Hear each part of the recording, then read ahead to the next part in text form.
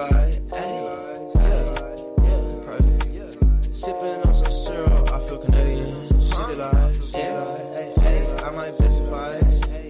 Ayy, city light, ayy, tourists just a city light, ayy. She live in such a city life. She just want a silly vibe. She said she just wanna have some fun tonight. She wanna have some fun out in the city tonight. Told that hoe you wanna sip some syrup like you Canadian. City life. How you make your money? I said, baby, I been fight. City life. Shout out my boy City Life, ayy. I get done, back up in the hoe. Swear, life day to day, such a project. Living in the damn project. They wanna talk, but they obsolete to me. Talk the talk, but they don't walk the walk to me. I be cooking, I be whipping over the walk. See, walk.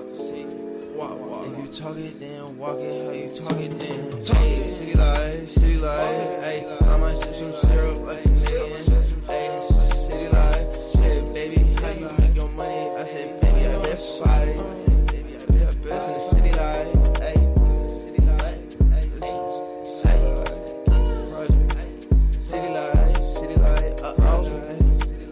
I said, this bitch wanna have a city life. Roll through to the city night. I said, every sip some syrup, you gon' feel Canadian. Ayy, said, yeah. God bless America, I'm American. I said, pull up to the city tonight. I am the GOAT capper. Do not go against my picks, or you will get demolished.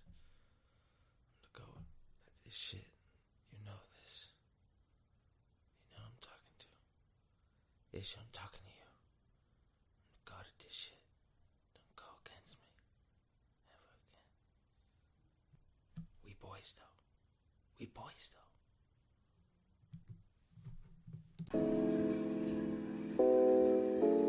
Yeah, that's all good. Hey. City light, ayy. Yeah. Sipping on some syrup, I feel Canadian. City light, ayy. I might specify. Ayy, city light. Ayy, tourists just a city life. Ayy, she live in such a city life. She just want a silly vibe. She said she just wanna have some fun tonight. She wanna have some fun out in the city tonight. Told that hoe you wanna sip some syrup like you Canadian. City life. How you make your money? I said, baby, I been fight. City life.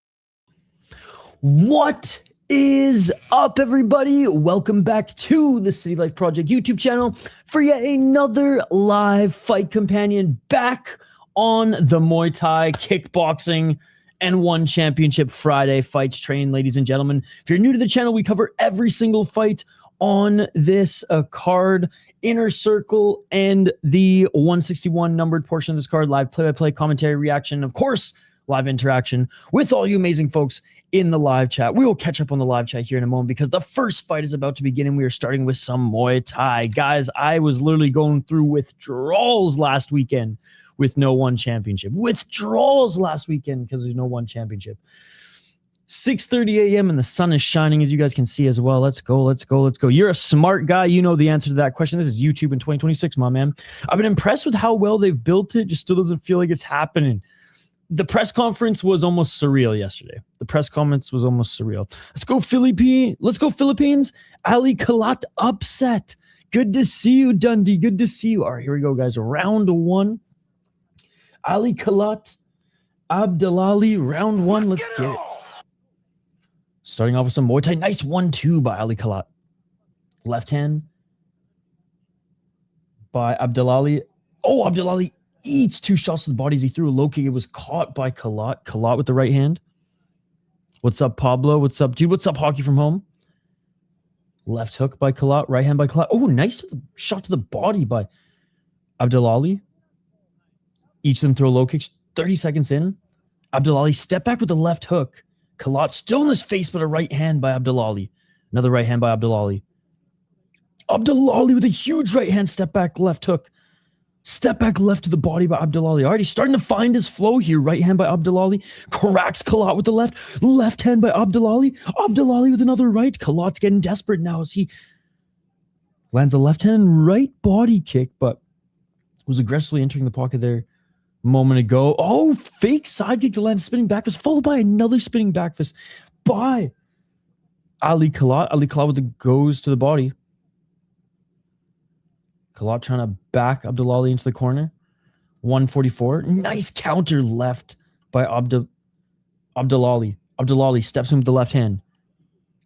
Happy Friday, everybody. Sorry I missed ACA yesterday. Some decent scraps, but we're going balls to the wall this weekend.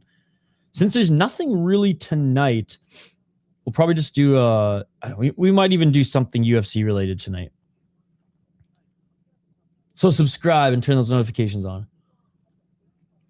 Left jab by Abdulali. Low kick, but not a lot on it, was Khalat. Khalat again with the low kick. Oh, Khalat setting up those overhand lefts and rights, but missing. Khalat started off this round so strong, but Abdulali, the more he eased into it, the more of a flow state he got into, and as soon as he found his range, he's been taken over. Low kick by Khalat. Front kick by Khalat there. 41 seconds. The judges in one love their pressure, but I don't think it was enough from Khalat. Also painful to admit that Pacio will probably win in under a minute. I don't think under a minute. That guy in LFA, I think, even lasted under a minute. And maybe not, actually. Oh, right hand. Another right hand. Oh, Khalat going for it here at the end and shaking his head. Abdulali got kneed pretty bad. Left elbow by Khalat, but a counter left hand by Abdulali. Left to the body by Abdulali. Low kick by Khalat. And that is it for the first round. Good round, man. Very good round. Oh, man. Abdulali landed more and the cleaner shots. It's crazy to say. Khalat started off and ended off stronger, but I think the moments in that fight that counted were Abdulali's counters. And when he just met him in the center, landing his hooks and stuff. So, I mean, I can understand why the judges give that to Khalat. Again, I know they really they really value their fucking forward pressure. Khalat definitely was the one who was pressuring more, but like, this wasn't one side only counter game plan. Like, Abdulali met him back in the middle a few times. Hey, what's up, Gary?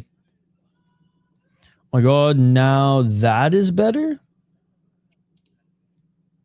What's better? 254 front kick by Khalat. Looking at Abdulali. Khalat trying to set up that right elbow. Khalat, he be over swinging. Apparently, Akbar Abdullayev is going to be on Dana White Contender Series. Oh, no way. All right. Well deserved. Good to see you, K1. How you doing, brother? Oh, Khalat eats a 1-2 by Abdulali, but a nice right hand by Khalat. Khalat with the left. Oh my! It's just tied up. It is. I did not actually. I bitched out and didn't get a haircut this week. I literally walked to the front door and I was like, you know what? I ain't giving Gary the satisfaction. I'm gonna save my $35. Oh, big right hand by Khalat. He hurt him. Left hand, right hand. I literally just tied it up today. Oh, left by Abdulali. Right hand by Kalat, left hand. Another right hand by Kalat. I didn't even take the fucking razor to my neck. I got fucking crazy ass neck hair still everywhere. It's fucked. Oh, big left to the body by Kalat. Right hand by Abdulali. Left hand by Abdulali. Another left jab by Abdulali. Someone's mouthpiece fell out. Okay, Kalat's mouthpiece fell out. So I was like, why the fuck? Oh, and it fell out again. I was like, why the fuck did the refs stop this? 117. Oh, left hand by Abdulali. Dude, what a fucking scrap to start off this card after a week break. Oh my God, Kalat with another right hand. Left to the body by Abdulali. Left by Abdulali. And the mouthpiece falls out again. Kalat, man. Why are you yelling at the ref? Kalat's yelling at the ref? Get my mouthpiece, bro. Fucking close your mouth. Bite down on it. Left elbow by Abdulali. Another left by Abdulali. Oh, he tagged him there. Kalat's getting pissed. Kalat's trying to find that straight right. Kalat, knee on the entry doesn't land. Dude, this is getting ridiculous. His mouthpiece falls off again. Bite down. Are you kidding me? 35 seconds. Oh, flying knee by Abdulali. It was a counter flying knee. And Kalat goes down. 1-2 by Abdulali. And Kalat goes down. Kalat back up to his feet. Back up to his feet. He's nodding, but he can't even keep that mouthpiece in before he got rocked. Front kick by Abdulali. Bro, take a point. Take a point. Mouthpiece fell out again. Take a point. The only excuse this guy's got a broken jaw and is just hanging there. Seriously. That's the only excuse. This has been 4 or 5 times in like 2 minutes. Left hand by Abdulali. And that is it for the second round. Abdulali, 10-8. Abdulali fights like Julian Lobos. Dude, that's a great comparison. Slow, but he's more accurate and he has knockout power and good counter when Ali Kalat's fast and aggressive, might slip up in pressure and needs to bum rush. It just took like a few minutes for Abdulali to get his range, and honestly his pure boxing is better. That's a stupid consensus. That is a dumb fucking consensus if you ask me. Gotta warn him, and now like 4-time mouthguard fall. I know, take away a point. If that's the consensus, that's why UFC fans are the worst sports fan base on the planet. Not MMA fans, UFC, bootlicking, plebeian, non-thinkers. They just follow the sheep. Bah! Tafa gonna get leg kick TKO by Silu. People were like, oh, that's such a... I'm so pissed off at the UFC for that matchup, blah, blah, blah, blah, blah. And it's like, why? Since Tafa is still on the roster somehow, some way, that is the perfect matchup. A former kickboxer versus still basically a kickboxer versus MMA fighter. And likely, very likely, the kickboxer they want to win will win. So it seems perfect. 235, left hand by Abdulali. And dude, the mouthpiece fell out again, chummy boy. That's insane. Overswinging now is Kalat, and you can tell his mouth's wide open again. Nice high guard by Abdulali. Bouncing around his Kalat. He was looking maybe to find a spinning back fist, but Abdulali's just on him, man. Abdulali, so smooth, and he's in full control right now. Abdulali missing with the right hand. Left jab by Abdulali. Kalat blitzing in. Clinching. Dude, how did Kalat eat that knee, by the way? I know follow-up strikes hurt him, but still. Nice 1-2 by Kalat. Kalat with the right. Kalat. Another right. Right to the body. Left hand by Kalat. Kalat with the left. You know what? Kalat going for it, man. Kalat's going for it. Abandoning defense here. Just a fucking swing. Abdulali just hasn't had a moment to plant his feet and land a counter. Abdulali with a body kick. Kalat with the body kick as well. Left hand by Kalat. Left hand by Abdulali. I thought his mouthpiece was going to fly out. Oh, no way. Kalat cracked him. Kalat cracked him. Abdulali stumbling backwards. Abdulali's hurt. Kalat smells blood. Kalat's just trying to knock him down. Abdulali's barely on his feet. Abdulali falls down. 10-8 for Kalat. 10-8 for Kalat. Oh my God, there's 1 minute left. There's 1 minute left. It's all going to come down to the first round. It's all going to come down to the first round. We're going to have some drama. We're going to have some drama. 1 minute. Oh no, unless Kalot fucking finishes the fight. Kalot with some shots to the body. Kalot with the right elbow. Kalot. Oh, Abdullahi. No, that's a standing 8 count, dude. What the fuck, ref? That's a standing 8 count. That's a standing 8 count. What the fuck, ref? I don't care if he lost his mouthpiece. You didn't. Oh my God, this is fucked. Kalot with the right elbow. That is a standing fuck. The fight is over. The fight is over. Looking to finish it. And it's all over.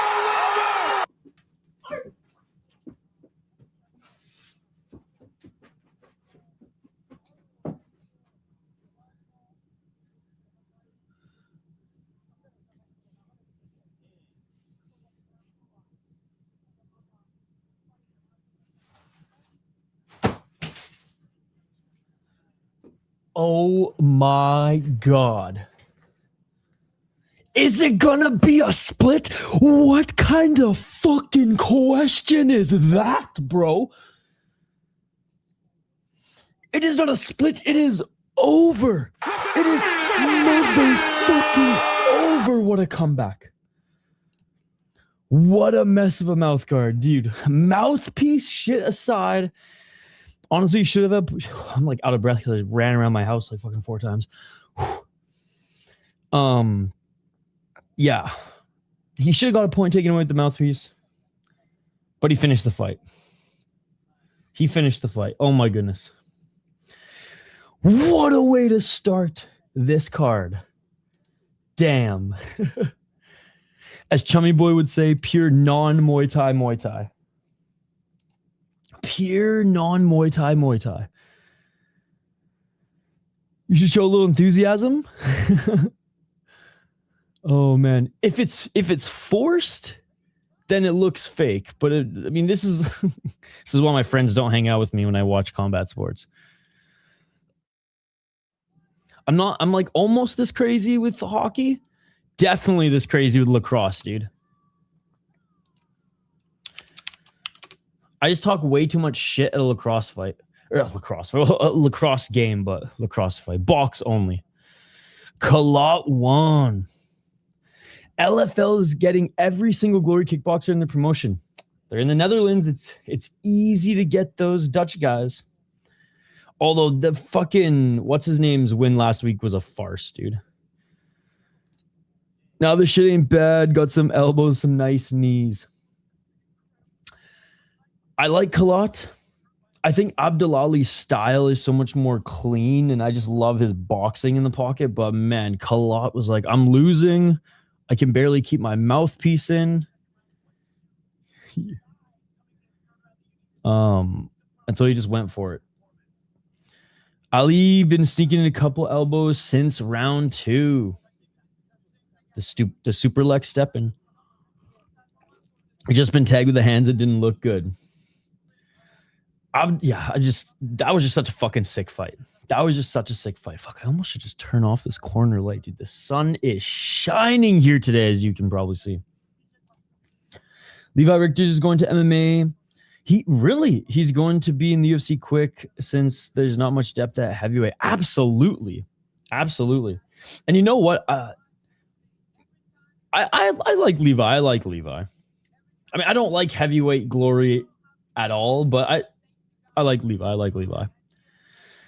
Nasty leg kicks, and he's tough. He can take fucking damage and still be there in the fight late, which I really respect about him. Hey, Ali Kalot got the butt. Let's go. Yo, no Ryzen this weekend, but I'm pretty sure it's next weekend. Do I have to watch Bisping being miserable tonight? Or is there anything else on? There is nothing.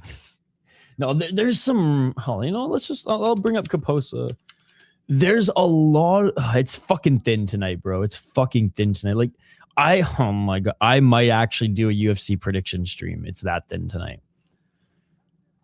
I might lean in heavily to yes, I'm milking this because Conor McGregor's in the name. It sucks that PFL MENA is like starts in a few hours. That if PFL was tonight, that would have been awesome. But obviously, I can't do a MENA card later because of the time zone. NFC's on tonight. NFC 190 in out of Georgia, United States, Georgia. Let's see how expensive the pay-per-view is.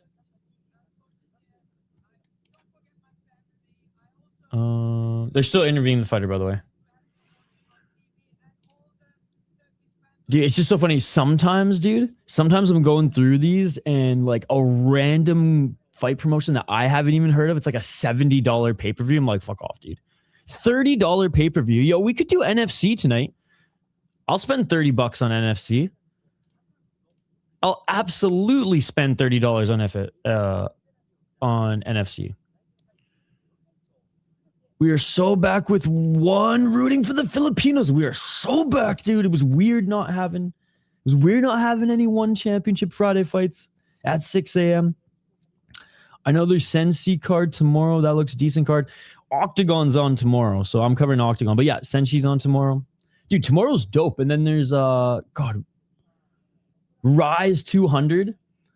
If Skate's not fucking hobbling over to his couch that hopefully got somebody on Craigslist to help move into his office to do Rise 200. Goddamn. I might have to fly to Idaho, move his couch, set up his webcam, and make sure he's got fucking his stream ready for Rise 200. Revalvish Kavanaugh is my most anticipated fight for UFC 229. That's mine too. And everyone is saying that Roy Val's going to get slimed out early. It's like, do you not remember how fucking durable Roy Val is? Although, I guess we'll see, because this is going to be a war. Kavanaugh's not going to take him down and try to ground and pound him, all right? This one could be it is going to be a lot of fun, and it's just going to be interesting to see if Roy Val can still take this damage. Honestly, Tom Case is almost... Never mind. I was gonna say he's almost more Thai looking than Dechualit, but just because Dechualit's kind of like he, if not for hanging out in the sun a little bit, he almost looks like more of their Japanese imports than the OG Thai. But we got another French fighter next. Oh yeah, I was gonna share this. So NFC is $30, and that is tonight. I'm dog sitting, by the way, for my friends this weekend, so. Likely after this stream, I'm probably just going to head over there. So if I do NFC tonight or something, it'll be in either my friend's kitchen or his office. I've been doing the last few in the kitchen because the dog's like hanging out around. Let's go, the legend, Eduard, landslide, Folayang, and champion Joshua, the passion. Is it Pacio? Or... Anyways. I just remember him having some fun and controversial of fights with Jared Brooks. It's weird that good old freaking the passion, a Joshy boy, still headlining cards in OONE. Patty versus BSD is also going to be great since both don't know what blocking a punch is. It's a good card. Okay, yeah, so NFC tonight, chat. NFC tonight. All right, by the way, Tom, I think it's Case. 26 years of age. He lost to Warpawn via decision in his debut. No shame in that. Didn't get knocked out. 18 years of age for Dechualit Silk Muay Thai. He's on a 4-fight win streak. 3 knockouts, 1 TKO. Keep the change. Beat Dosenko. Beat Simon Min. I have no idea who the guy from Uruguay was. And then beat Majid Sedali. Honestly, Dotsenko, good opponent. Simon Min, I'm going to go with Dechualit. I don't think he knocks out Tom, but this kid's dangerous. Green versus McKinney's a brawl for 329. Could be a great rounder too. The fight hasn't started yet. I'm going to say no, but if there is a knockout, it's probably Dechualit. Hold on, chat. I actually made myself some breakfast for once.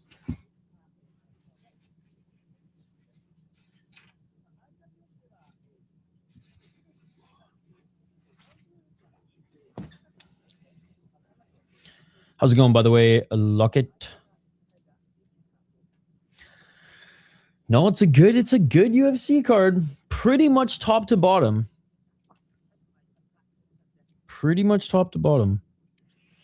Oh, I mean, it may not be in this fight, but it will eventually happen, and we will all cheer. So funny. One of my buddies who he's enough of a sports fan where he follows a little bit of the UFC. And I told him, I was like, oh yeah, you know, like Gabe Stevenson's fight nickname amongst the fans. And he's like, what? Minnesota guy too, big Gophers guy. He's like, what? Like loophole. He's like, that's amazing. I think only Carlo Booming Ong have consistent fight, and Lito, Thunder Kid, Adiwang love the way Lito Adiwang fights.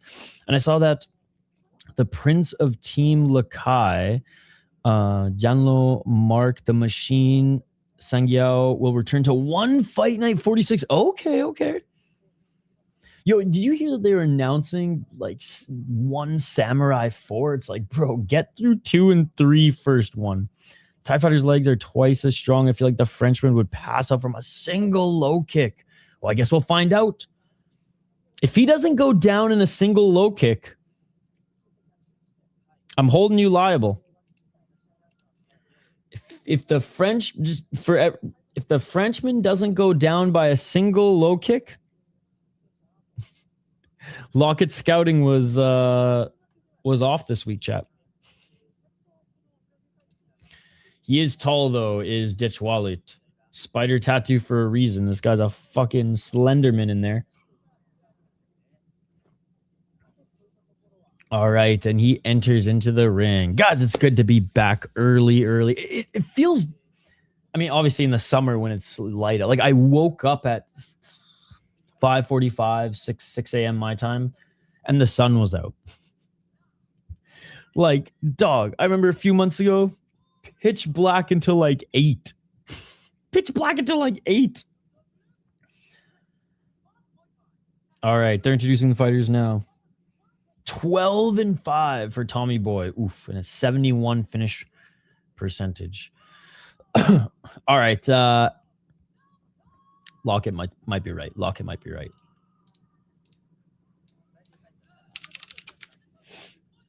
Yo, you guys see the poster for the Ryzen Atomweight Grand Prix?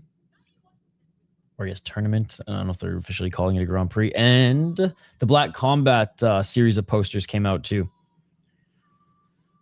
For Black Cup and the next card. Oh, and what was it? It was a Gladiator? Black Combat and Gladiator have an official partnership now. So they're going to be doing a lot of Gladiator versus Black Combat cards. A lot of Japan versus Korea cards. They saw one championship doing samurai shit, and they're like, hold my beer, motherfucker. All right, round 1, ladies and gentlemen. 256. Low kick by Tom.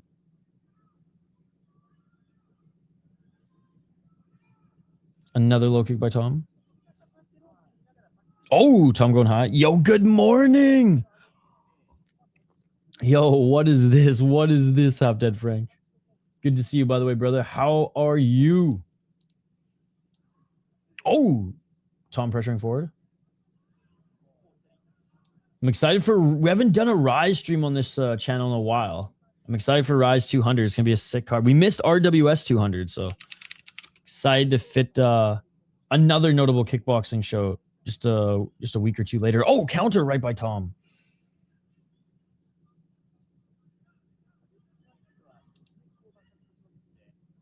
Low kick. Almost too low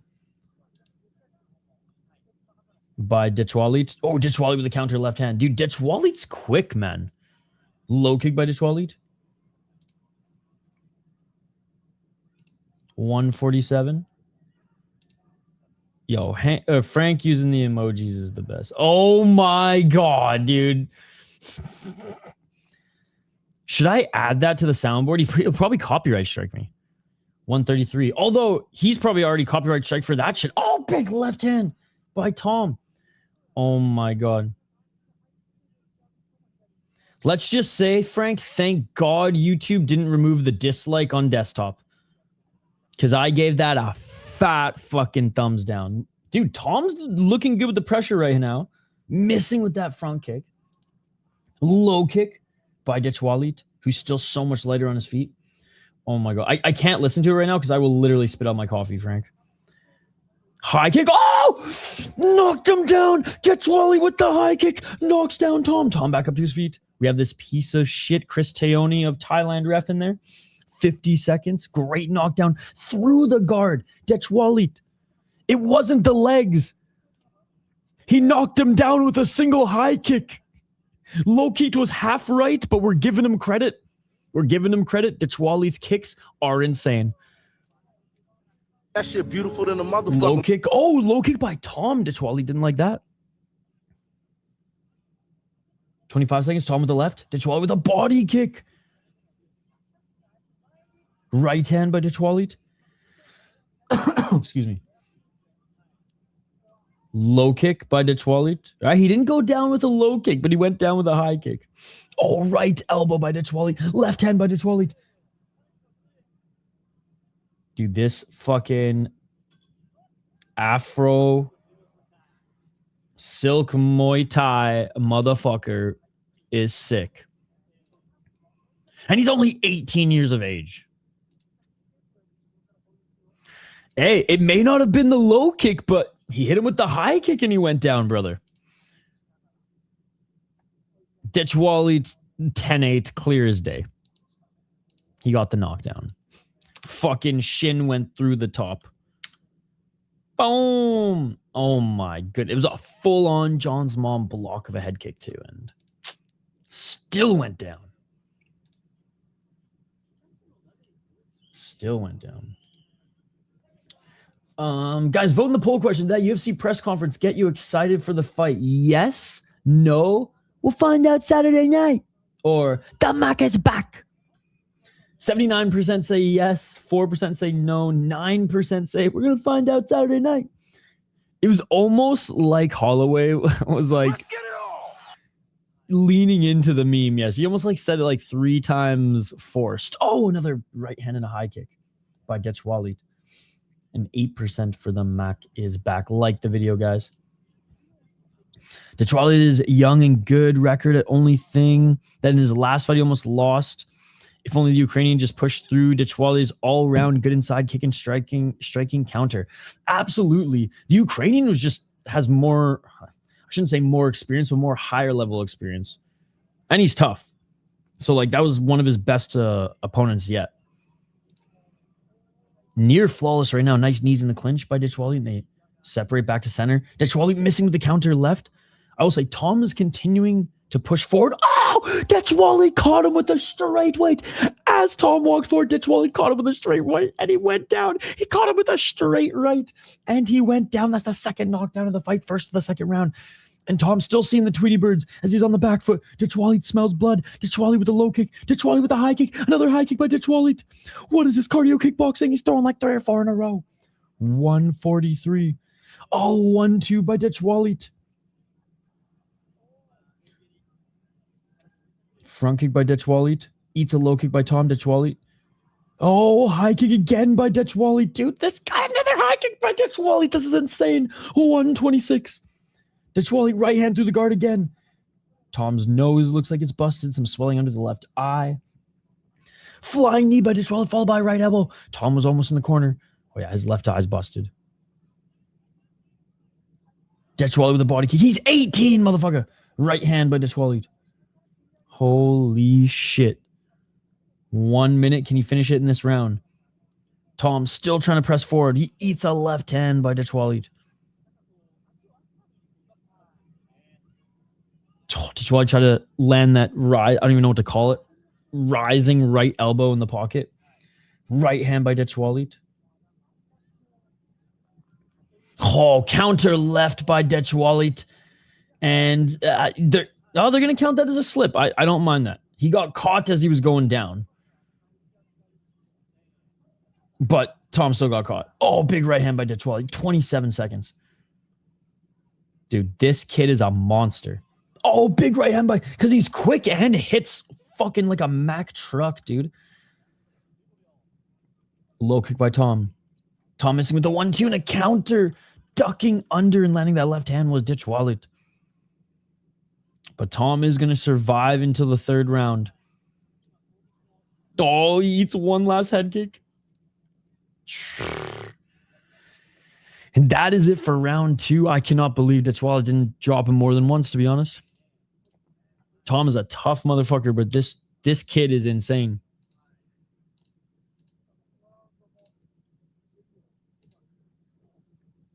I still think the Ukrainian that Ditchwalit fought in his last fight was better than Tom, but still, not a bad fight at all.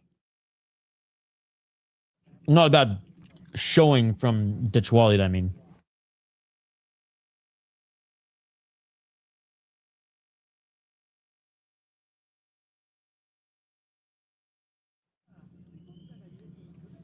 Sorry, Jay, I hate eating on stream, but I gotta work out and or do PFL right after this, so I need something in me.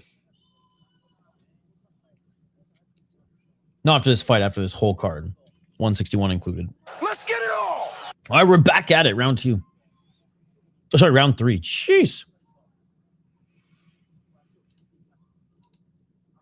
Oh, left hand by Ditchwalit. Ditchwalit with the right. Counter left hand by Ditchwalit again. Low kick by Tom. Low kick by Ditchwalit. Still with the speed. Oh, Tom with a sneaky left elbow by Ditchwalit. Cracked him to the left. Now Tom's hurt. Tom on the back foot. 226. Low kick by Ditchwalit. Tom recovered well. Ditchwalit with the right hand. Enough that he's still bouncing around, but he is not pressuring Ditchwalit like he was in the first round. Ditchwalit with the right.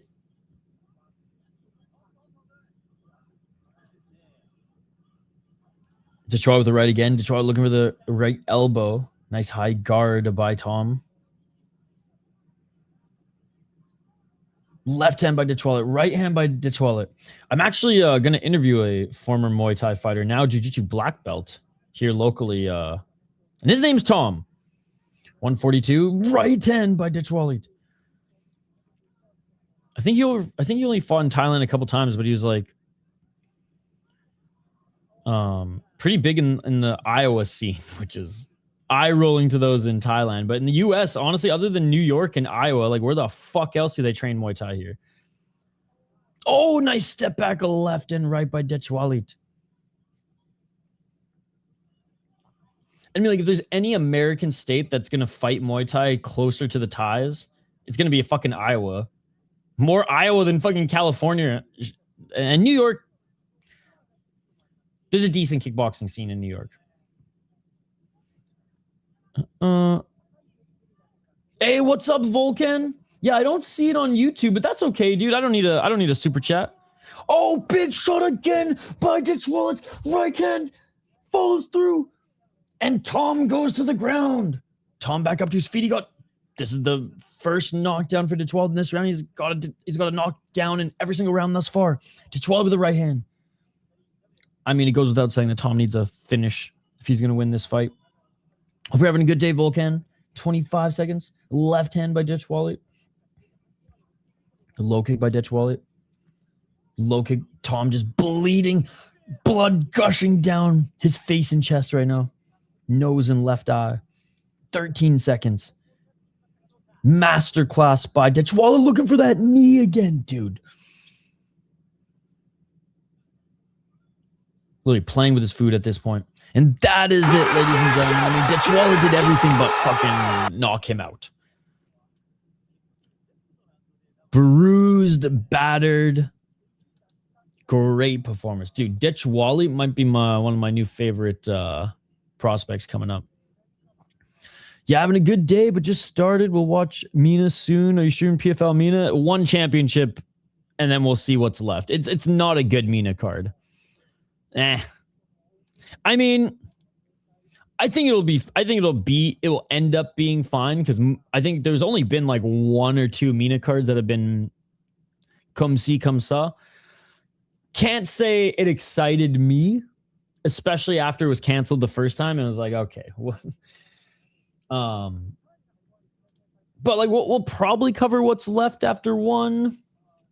It starts at the same time as 161, so we'll see. One will end sooner, but we'll see. If it started later today, then absolutely. But it's instead of starting at noon my time, it starts around like 8 or 9. I mean, I should hope so. If at the face-offs fighters decided that they didn't even want to look like they're going to go at it, I'm not even watching the card.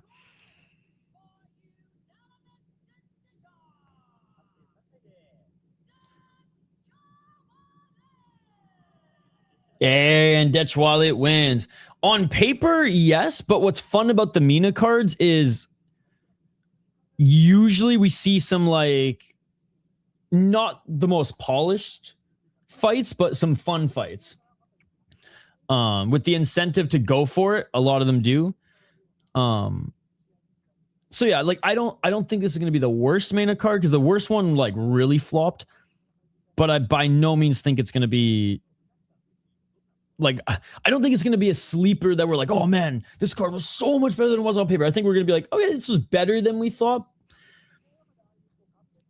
But I think it's closer to being ass than it is better than we thought. No, but that's what I'm saying. I don't care if they're your mechanic or not. That doesn't concern me. I mean, you watch Deep, right? You're a real MMA fan. You watch Deep. Dude, Deep are literally Katsu dog vendors who take off their shirts and walk into the cage. And Deep is way more entertaining than the Ultimate Fighting Championship. Now, I'm not saying this PFL Mina card is going to be more entertaining than the Ultimate Fighting Championship. I'm just saying I don't look at it and say, oh, Katsu vendor going to be a bad card. I've learned my lesson. I can say that's a plebeian fucking sheep UFC fan thing to say. Having said that, I've literally seen everybody, I've seen 80% of the Mina fighters fight. 80%. There's a few who I'm like, who? And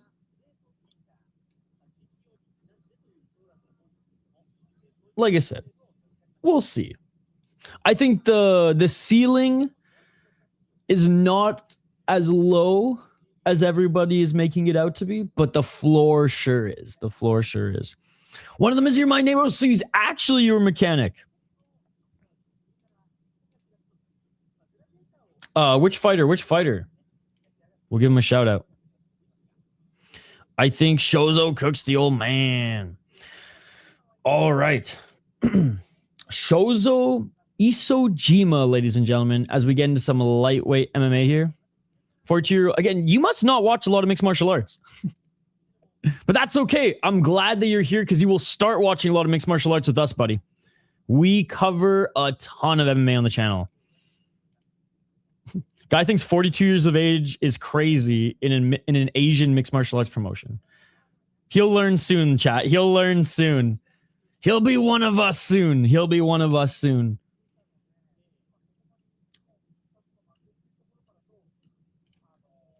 You do? Oh, well then why would you say something like this?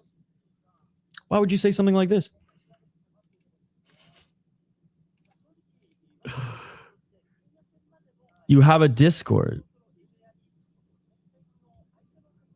Okay. I watch MMA, ladies and gentlemen. I have a Discord. This just threw me off. It doesn't matter. Oh, it does matter. 42 years old. Saying 42 years old is crazy in Asian MMA promotion. That's more crazy than the comment itself. Imagine saying that a 40-year-old in an Asian MMA organization is crazy. If anything, that's the new norm, brother. If anything, that's the new norm. But you're an MMA fan. You know this. All right, let's get to the next one. We're not talking activity. You said 42 years of age is crazy. Well, actually, you said 42 old is crazy. Win or lose, still rooting for Eduard landslide Folayang since 2011, a one championship pioneer. Literally had a 41-year-old on the Freedom 250 card. Nah, dude, 40. Yeah, 41 is fine, but 42 is crazy. 42 is crazy. All right, ladies and gentlemen. Uncle Eduard Folayang in the next one. Now, I'm not saying he's going to win by any means. I'm just saying that Asian mixed martial arts, you should be used to seeing 40-year-olds fight. You should be used to seeing 50-year-old fights at this point. Now, that shit's crazy. That shit's crazy. All right, let's bring up Tapology for this one. Since we do have a mixed martial arts fight. All right, Uncle Folayang. And look, I think one championship is like, okay, we'll give him a younger Japanese fighter in a 2-fight losing streak. That'll be even.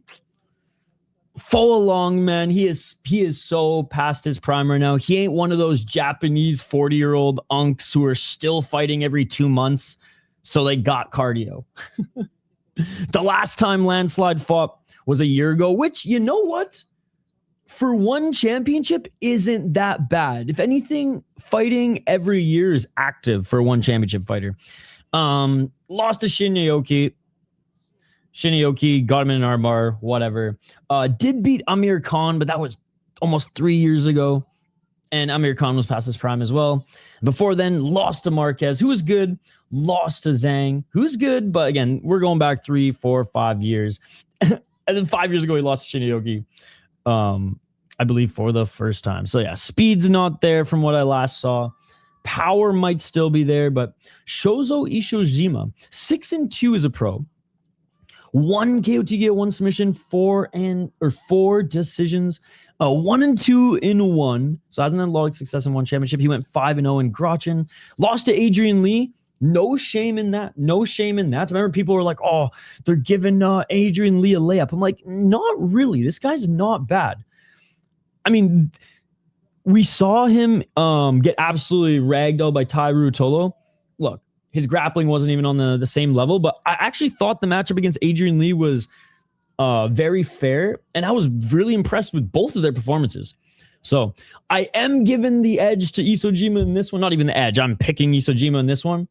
A prime Folayang likely beats the fucking shit out of him, but Folayang has not been in his prime, and he's literally in Shotru jail because Shotru only lets him fight once a year. Let's get it on. So there we go. There we go.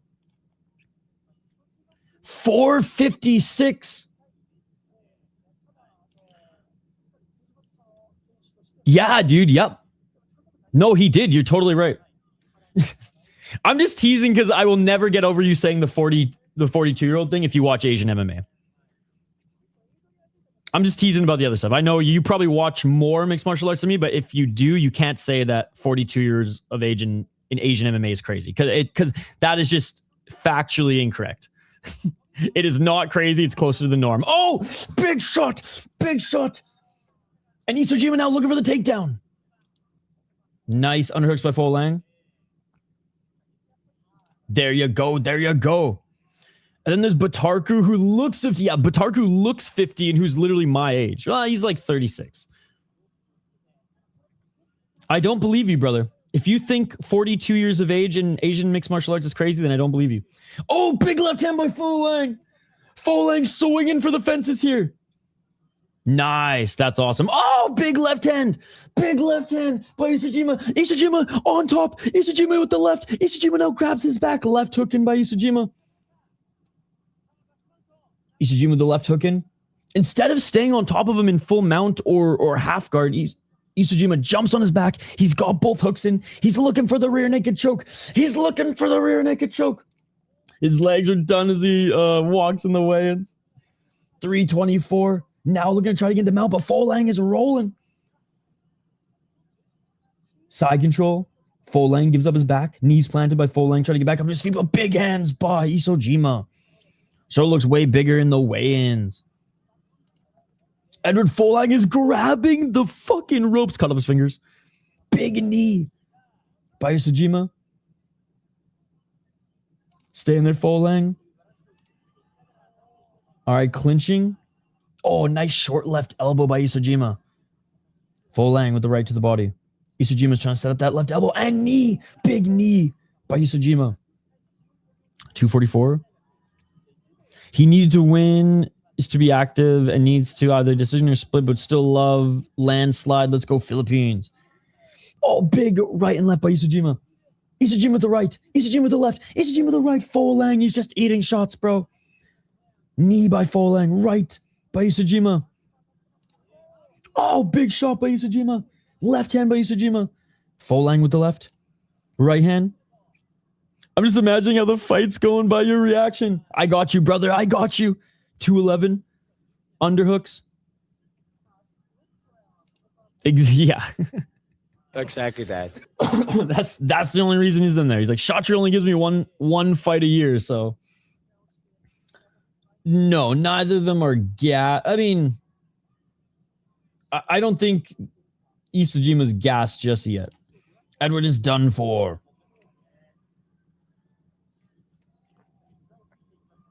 They might be gassed at the end of the round because he's definitely slowed down. I don't think he's completely gassed yet. Oh, Folayang cracks him.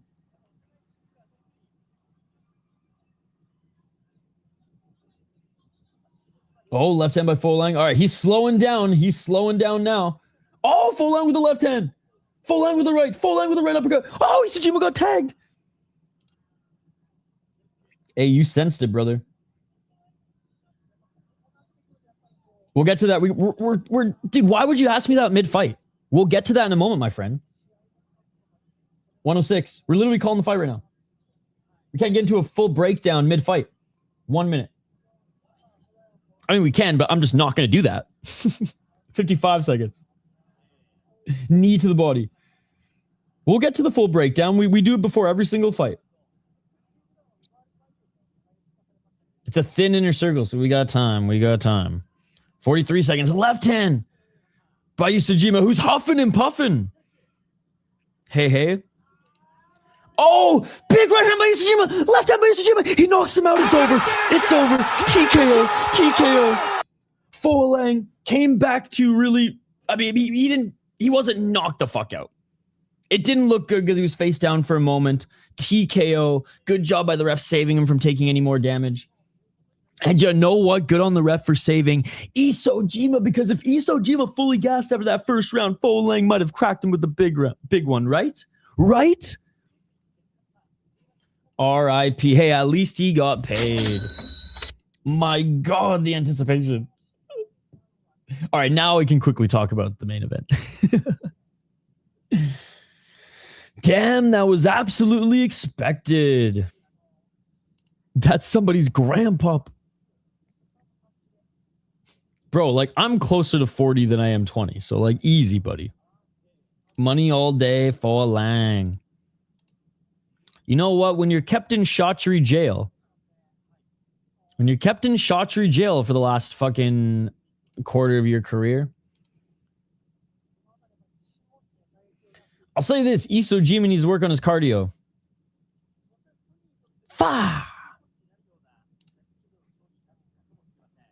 Well, I'm 33, but closer to 40 than I am 20 now. Even though I look 25. Even though I look 25, I'm gonna die when I'm 35.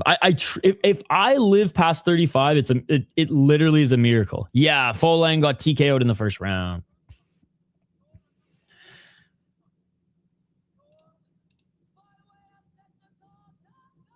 God, he looks like old and weathered like Ung Long in his last couple fights.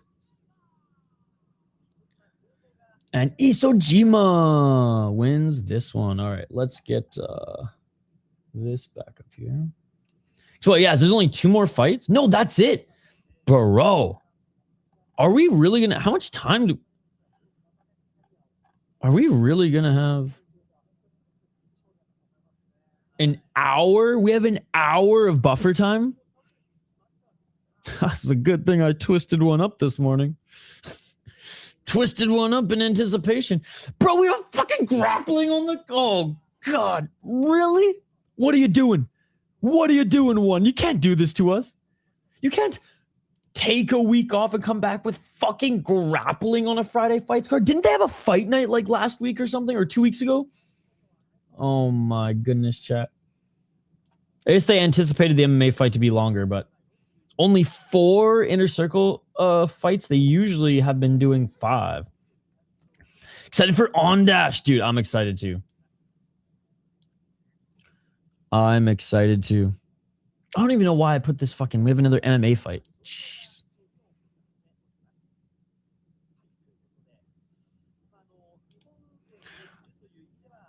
Two MMA fights on the inner circle and only 4 fights. Sheesh. What are we even paying for, chat? What the fuck, Shotri? What are we even paying for? I'm not paying for anything. Shout out to you next. But still, what are you all paying for? Excited for that too. All right. Folayang versus Mansur Malachiev. Malachiev is 14-1 as a pro on a 3-fight win streak.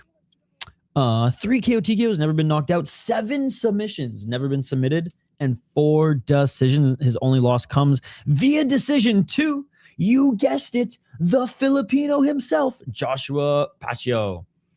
Lost via decision back in 2023. We covered that show. I don't know if you guys can remember. Since then, he beat Saruta, who was 21-11. He beat Bokang, which, good win. Bokan, he's fucking tiny, okay? He's like 4'11". It's still a good win. And then he beat Jared Brooks now. Jared Brooks past his prime. When Jared Brooks came into ONE Championship, he was fucking awesome. He was still, you know, major organization level. He was still competing and looking good in the UFC and Bellator. Shit, even had a little fucking cup of coffee in Ryzen. But yeah, he did not look good in the last Josh fight. It sucks because if ONE Championship was not half real MMA and was actual real MMA, then he would have beat Joshua in their first fight or in their rematch, and we wouldn't have had a trilogy because he beat him the first fight decision. Then he fucking slammed him on his head and they deemed it illegal. And then he beat Ballard back for the title, lost to Reese McLean, and then lost the belt. And then lost to Malachiev after in the second round. So and that was back in October 2023. I don't even know what the fuck is Jared Brooks only 33. I wonder what's next for the Monkey God. But anyways, I'm focusing way too much on the American there. Mansur, since losing to Joshua, yeah, Jared Brooks, Bokang, and Saruta. Before then was the Eagle FC champ. I mean, the league's kind of a farce, but he did beat an 8-1 guy, beat a 12-0 guy, 6-1 before that. So honestly, like before coming into ONE Championship, he was on a good 3-fight win streak, despite the organization. Jared Brooks is like the ONE FC Volk. Yeah, because Lineker's gone. Lineker's gone. He's now fucking boxing in fucking Brazil. Straight up, he won a boxing title in Brazil. All right, Joshua the Passion, 23-5 as a pro. 8 KO TKOs, 9 submissions, 4 decisions, and I thought he lost his belt to Yuya Wakamatsu.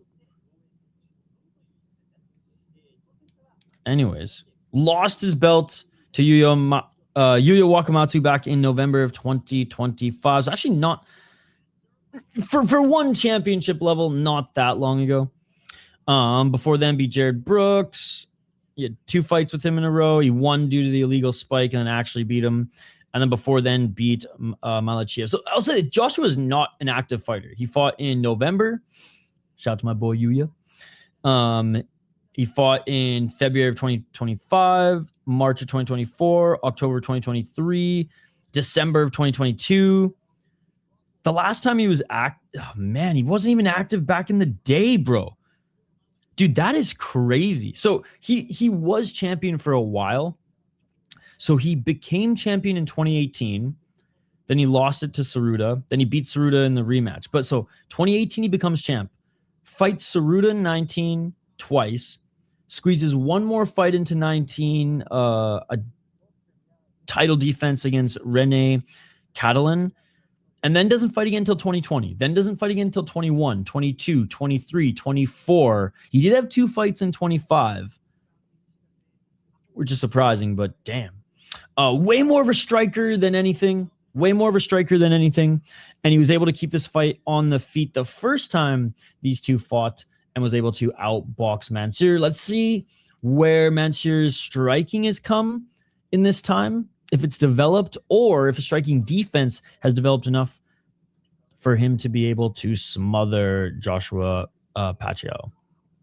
Let me know your pick in the live chat, ladies and gentlemen. 80% on Tapology are picking Mansur, but if we know one thing about Tapology is that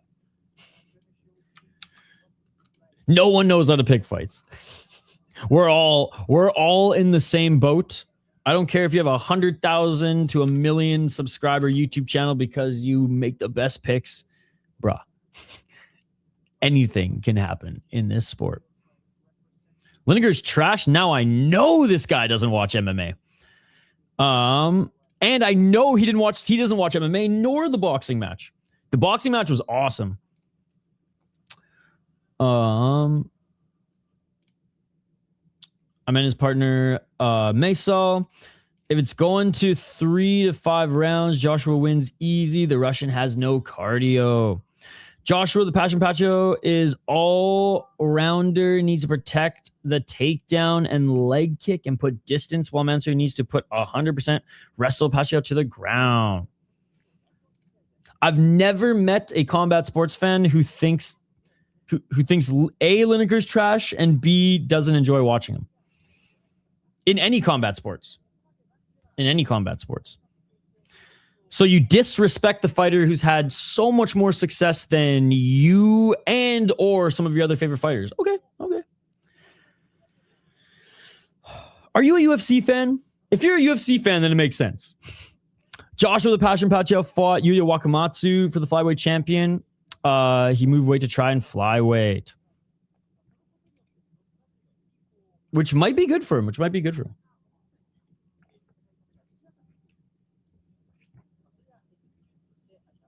Oh, yes, we are. Because your takes are just amazing. 42 years of age in MMA, or in Asian MMA, is surprising, which is not. And disrespecting Lineker, and he can't even spell his name, chat. He can't even fucking spell his name, bro. All right, making his walkout is Mansur right now. I wonder what the status, because I wonder, did ONE release him from his contract, or did he just go rogue and say, I'm fucking fighting in Brazil? Because I know he pissed hot, so he's not fighting MMA in a while. Unless KSW goes, yo, stone hands. Nobody has head movement in this league either.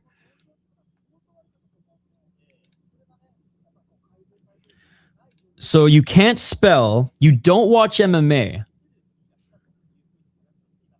What else? What else can't you do?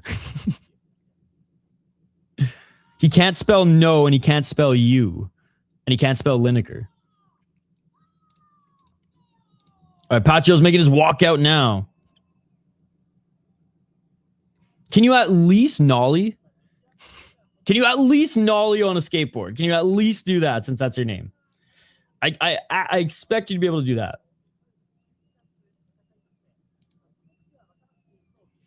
All right, walking out, ladies and gentlemen.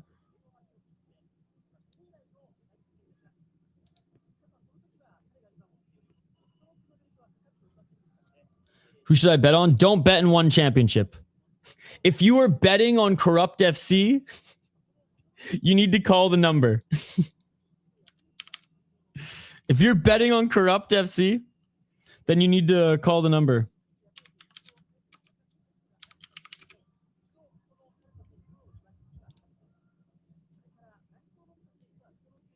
You missed an apostrophe, but we'll let it slide. You missed an apostrophe, but we'll let it slide. We'll let it slide. Still can't spell, but he's getting there. He's getting there. No, it's been a couple times. It's been a couple times. Oh my God, a fighter lost. They must be trash. I'm not even like a Lineker truther. I just think when UFC sheep and say dumb shit, I'm gonna read it in chat. I'm gonna read it. I'm not just gonna overlook it. And I expect you guys to do the same to me as you do. I see the clips in Discord. Hashtag are you in? I see him.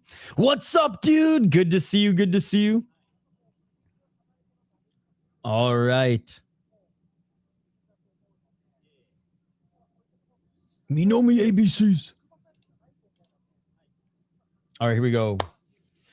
Well, they've dragged this on enough, which is good. I mean, if this goes 5 rounds, we'll probably only have 15 minutes of buffer time.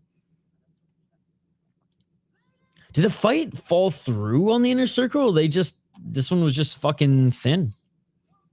This one was just a little thin mint.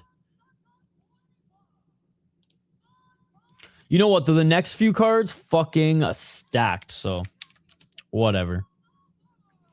It's going to be bad for McGregor. Dude, I will say the fucking press conference. I've been like, I'm not a UFC guy anymore. I wish I was. I just don't get excited for it anymore. But I will say this, that press conference got me excited. I'm leaning Joshua. Just like last time.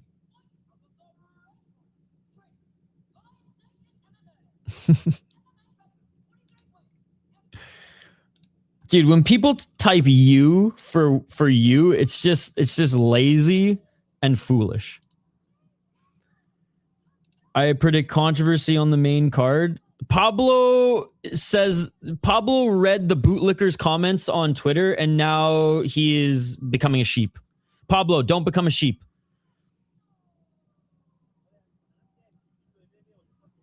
Dude, it's not even close. Dude, sure, but are you serious? Are you actually asking me why one championship is corrupt? Because the judges are very, very biased, dude. Biased, and there's no rhyme or reason as to how they score. They even go against the rules. The straight up scoring rules they go against if they want to. So again, if you were betting on Corrupt FC, you have a problem, call the fucking number.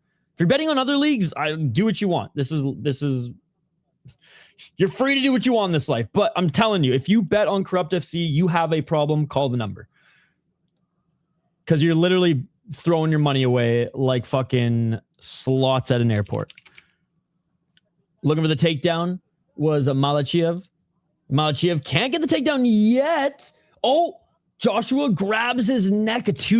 Maybe too overzealous there to grab that neck, as didn't get that left arm under the chin, and Malachiev now in the top position. Malachiev, half guard, 406.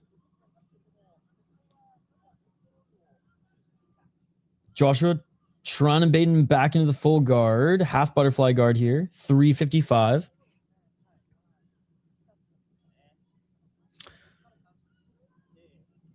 Still in the guard, shifting a little bit to the corner.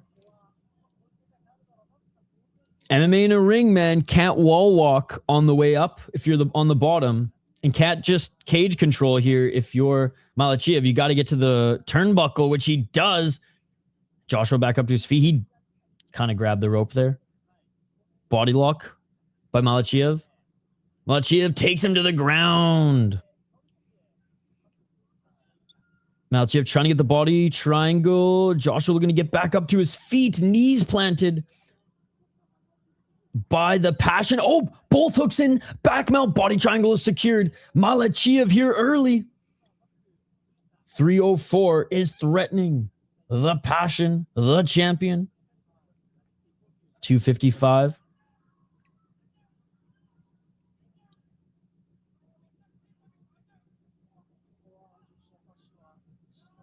Malachiev with a couple of rights, trying to soften him up. Right hand over the face, not under the chin.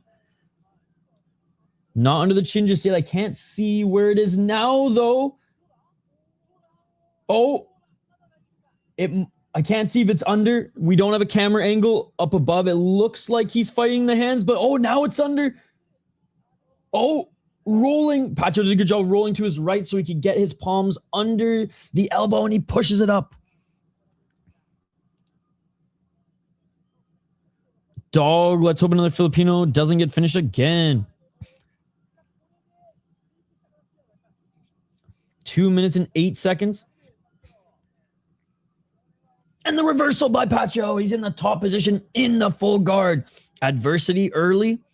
And as the chat was saying, as much as Nolly and I have been going back and forth, he was 100% right on Malachiev, and same with Dundee. He does slow down later in the fight. We're still very early into this fight, but he's the one who made the first move, and now Joshua's in the top position.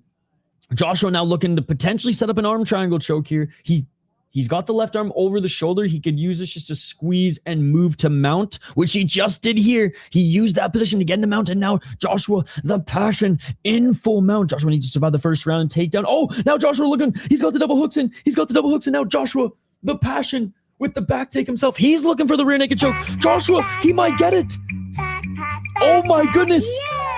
Oh, my goodness. The right arm is under the chin, but he does not have the choke sunk in just yet. All right, good job by Malachiev for fighting the hands. Yo, good to see you, buddy. Good to see you. Thank you so much for stopping by. 56 seconds. 56 seconds. Oh, right arm under the chin. It's getting tighter. Great job by Malachiev, who's just grabbing that wrist and trying to torque it down. Oh, it's over. Pacio chokes him out. He put him to sleep. Oh my God. He did it easier than the last time. He put him to sleep after getting his back taken. After having to defend the rear naked choke himself, he gets the reversal and he puts the Russian to fucking sleep. He put him to sleep. Oh my God, we have 45 fucking minutes to wait now till the next card. Holy fuck. It may be too early for this. Ugh, but I don't care.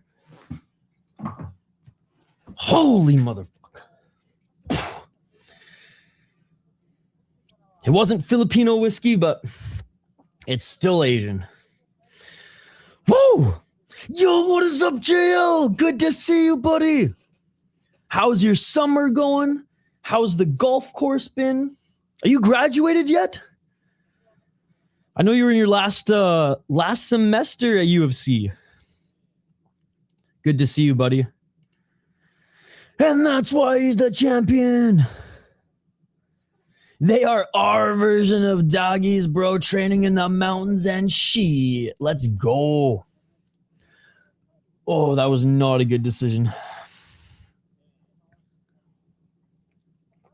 Let me chase it down with a little bite from this bagel, chat. Don't mind me.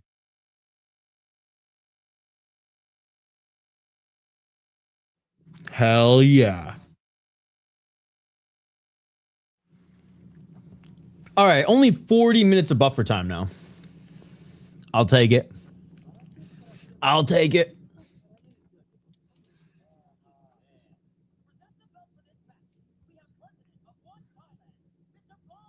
Shachi not even there, of course.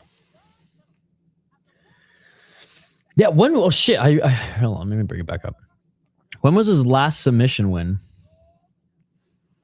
His last submission win was in 2019. He got an arm triangle choke against Rene Catalan to defend the title for the first time.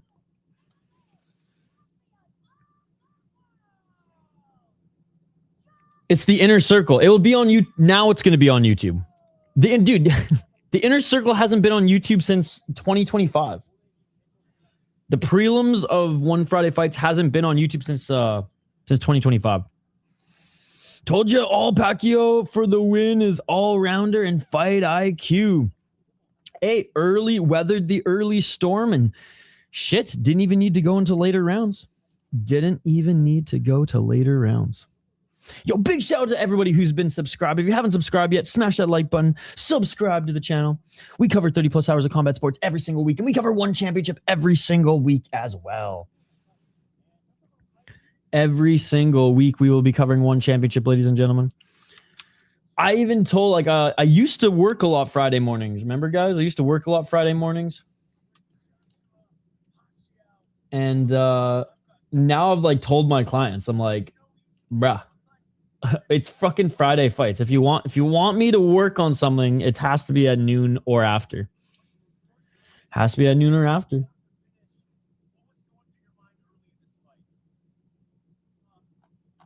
Oh, they're asking what was going through your mind earlier in this fight.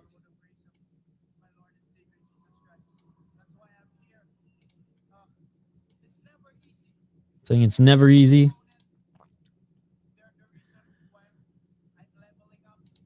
He said, my opponents are the reason I'm leveling up and still leveling up. He's only 30 years of age. 28 pro fights. And, if he was in a different organization, especially in this part of his career, he'd still be way more active. If he was in a different organization, he'd probably fight 3 times a year. Pacho's the next greatest Filipino after that girl I met in Thailand. Atta boy, hot Asian kid.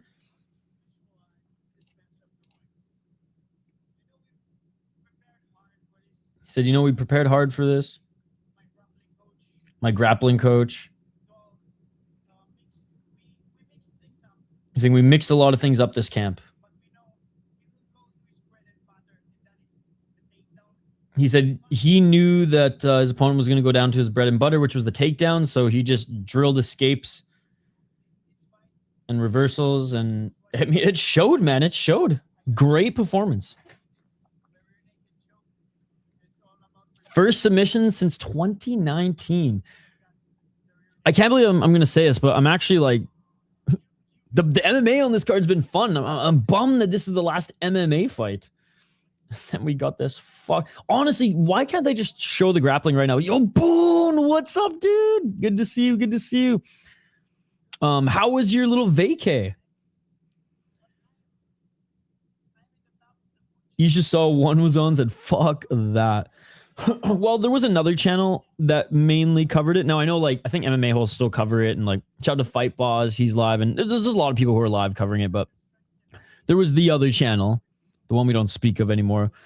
And, and that community was just so consistent with it. So I was like, whatever. It's the void didn't need to be filled. But then it did. Epic. Hey, I'm glad to hear, man. I'm glad. Dude, it's so crazy. I woke up at 5:45 a.m. for one championship stream, and it was already light out. And I'm like, oh, yeah. I dig doing one championship in the summer. In the dead of winter, when you're waking up at fucking 6 a.m. and it's dark for 3 hours, is whack. It's easy to get up when the sun's up. Easy to get up when the sun's already up. I don't even know why I have my corner light on. I'm getting blinded by the sun here. My office is a perfect size with and I love the windows are in the perfect spot to keep this sub-ground basement office literally as lit up as the upstairs of the house. But there's not really a good place to put my setup that doesn't have just sun fucking beating in my face at one angle or another. So I guess I could just invest in blinds. All right. We have a ton of buffer time, ladies and gentlemen. So tag me in any... We have a lot of highlights already from the weekend. Wednesday and Thursday MMA. I am glowing. I do need to shave, but I'm glowing. We're either going to cover PFL right after this, or I'm going to shit, shower, shave, workout, shit, shower, shave, or probably shit, workout, shave, shower. Those 4 things in whatever order as they come. And then if I don't cover PFL, I think you know what I'm going to do on stream? I think on stream, I'm just going to buy that NFC card, and we're going to cover that NFC card tonight. $30 pay-per-view. Support NFC. NFC 190. Shout out to them. Almost on their 200th show. So yeah. I mean, if there's like 5 fights left in PFL, maybe we fire that up. But because there's like no LFA, no Cage Fear FC, no Fear FC, or any of that shit tonight, no Luke's. This is the perfect night for Luke's. Yeah, I think we're gonna cover NFC. We've never covered NFC on the channel. Atlanta, baby, let's go represent. I almost just like hopped in my car and drove there, but actually, I really want to go to Atlanta. The music scene, the blues scene is like unbelievable. The food is unbelievable. I have some friends out that way as well, Boone included. No way. No fucking way. Okay, we're 100% covering it then. We are 100% covering it tonight. Dude, hell yeah. Formerly home of the Atlanta Thrashers. I hope it would be cool to see Atlanta get a hockey team again, okay? The Thrashers, I know no one gave a fuck about them other than Boone. But you guys had a sick team, and right after it moved, it kind of butted. Watching the press conference now, Cringe Connor just showed up. No, honestly, man, I'll say this, Josh. I didn't go into it with an open mind. I was like, oh, here we go. I think Connor did actually a great job. I think the press conference was really good. I mean, for you, like, he did a really good job. He did a really good job. It wasn't forced. It was almost like he was trying to reel it back, but then he just had to fucking be old Connor a little bit. The good promoting old Connor, not the yeah. And I feel like towards the end he got a little bit more comfortable again. I mean, he's always comfortable, but reacclimated, we'll say that. So I actually, and I'm by no means the UFC guy or the Conor McGregor guy, and I'm not going to let my bias seep in. It was a great showing by Conor McGregor. I mean, Paddy, BSD, and Holloway, boring as hell. Put me to sleep. Conor was the show, and it was good. Shut the fuck up. Yeah, he was like psycho crazy Connor then. But no, I quite enjoyed. I didn't enjoy the press conference because every UFC press conference sucks these days. But I was pleasantly surprised with his portion of it. You know what also makes it terrible is like there are no good questions. I know that is as overused than fighter pay. As far as like a topic of conversation, but my God, dude. Like literally the worst questions ever.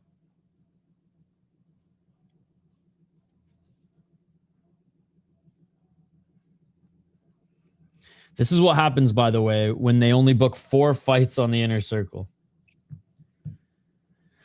All right, 1, 2, 3, 4. How many? No, there's more than 5 fights on the main card. Is this just that thin of a card here today? No, yeah, there's way more. There's 1, 2, 3, 4, 5, 6, 7, 8, 9.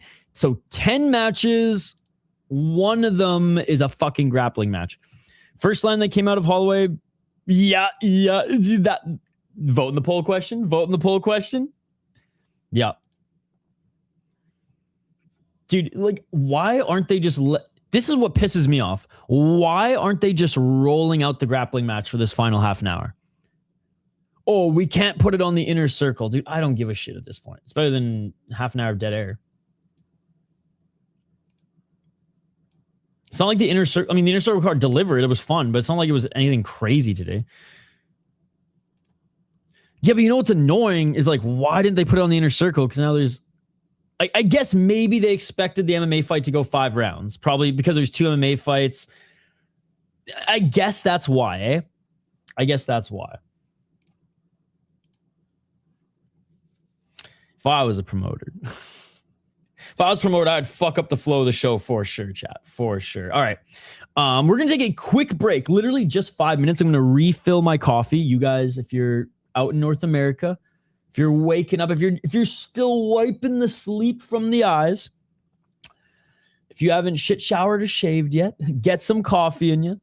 We're going to be back in like 2-3 minutes. And in 2-3 minutes, we're going to react to a ton of your guys' highlights that you tag me in on Twitter. And if you guys don't tag me in any, I got a lot. You can tag me on my personal account at VI Sports Talk. I'll be more opinionated these days on I guess I'm still very opinionated on my personal account. I'm going to keep my opinions on my personal account, and I'm going to keep, or I should say this, my critical opinions, my more critical opinions, I'm going to keep on VI Sports Talk. But I'm going to be more active on my City Life Twitter account now. But tag me tag me or tag either account in highlights. I think it's just City Life MMA. Not a real MMA channel is already taken, funny enough. Hey, have a good one, Boone. Yo, seriously, if you're not at the show tonight, hop in the live chat. I'm even more stoked to cover the show here tonight now.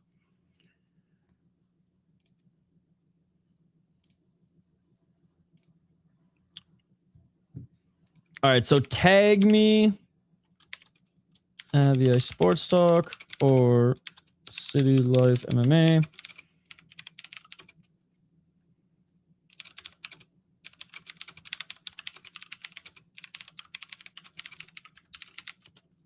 Cheers, man. Hey, have a great day at work.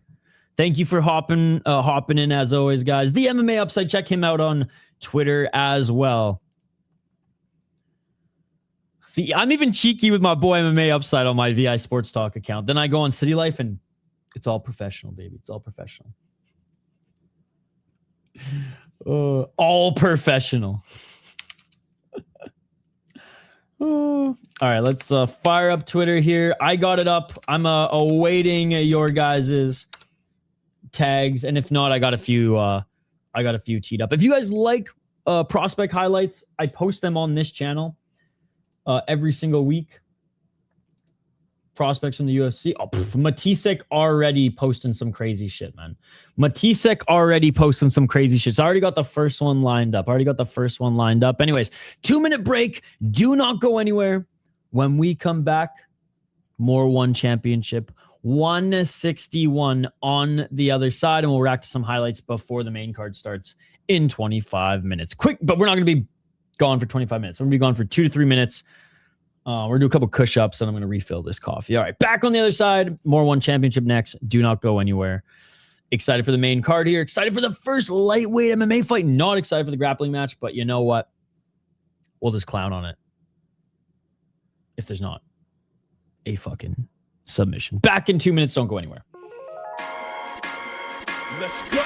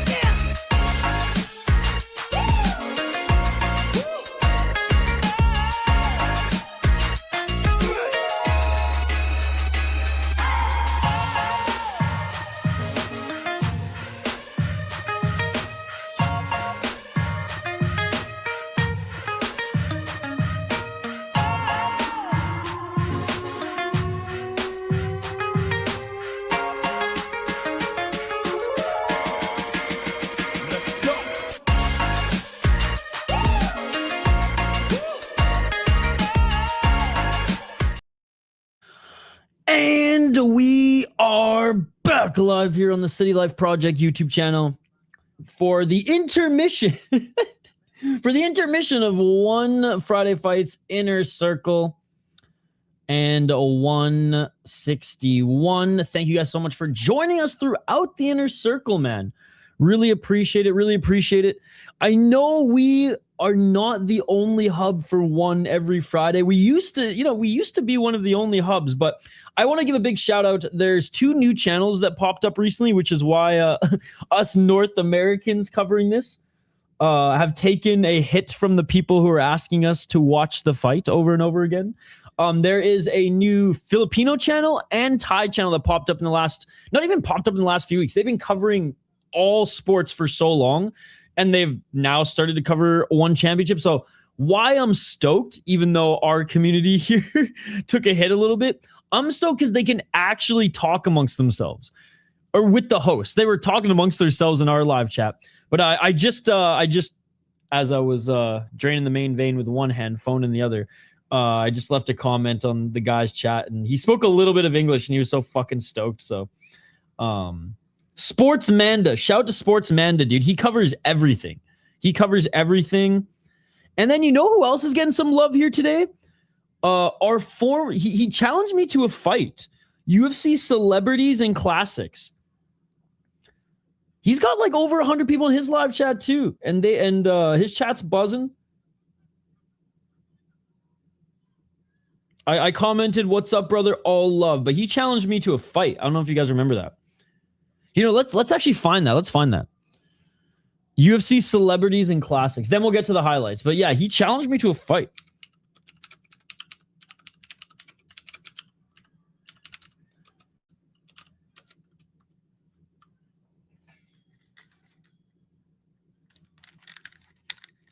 I forget what I think I told him. I was like, bro, you got to come down to my weight class, though. He's a good guy. Go check out his channel. He's been covering the sport longer than I have. UFC celebrities and classics. I remember this was like a year ago. Someone messaged me. They're like, yo, buddy challenged you to a fight. I'm like, why? Why? Bro, now Connor is singing away. Dude, it's so awesome. Getting the crowd singing. Honestly, that was one of my favorite parts of the press conference. Okay. Nothing but love, by the way. Nothing but love. But he challenged me to a fight once upon a time. I've seen that the guy City Life Prospect is having an excellent... It's project. Even Moicano said prospect. Guys, go check out UFC Celebrities and Classics. He is alive right now as well. Channel. And he's doing a really, really wonderful job in the world of MMA. Thank you, brother. And I pretty much appreciate that. But man, while hey, we appreciate you too, brother. I'm waiting for my professional debut, let the two of us fight. So he wants me to be his professional debut. Now, I respect the strategy. I've never fought pro anything. I didn't even fight fucking amateur. I fought martial arts competitions when I was in high school, all right? And like the only street fights I was in were dragging my buddy Marshall off the guys that he beat the fuck out of in college, all right? Hey, what's up, dude? Let's go. Let's go. Yo, I was just giving you a shout out. I was giving everybody who's covering this a shout out. And I was like, yo, we don't have beef. We've never had beef, but I was showing the chat here. You called me out for a fight. And I said, it's a smart strategy because you got fucking height, reach, and weight on me, brother. Bro, about that not buying it, Connor snapped. No, dude, it was good. It was good. I'm willing to participate in this fight, and of course, MMA rules, because that's what I train. I think I said kickboxing or something, and he's like, no, MMA. But let's just see how tough you are inside the cage. Let's see what happens. Has to be a ring. Has to be a ring. I don't fight in cages. When the octagon door closes. Let's fight, brother. Whenever I visit, you know, we should just go to Thailand. We'll have a couple beers. We'll do a little 3-round spa, and the winner gets the next round. But I will say, it's a smart call out because I am maybe 5'8" with my Blundstones, maybe 5'8", and right now 140 pounds without the hoodie, 138. Oh. If you have a camp you can win, do it. No, but yeah, stoked for all the homies here. Love, because it is like a sub community of the mixed martial arts YouTube scene who cover OONE and some of these other wacky shows. And our boy here is always covering everything, man. Covering everything. Just want to give a big shout out to him, despite the fight call out. I'm just going to throw another couple comments in his chat here, then we'll move on to reacting to highlights.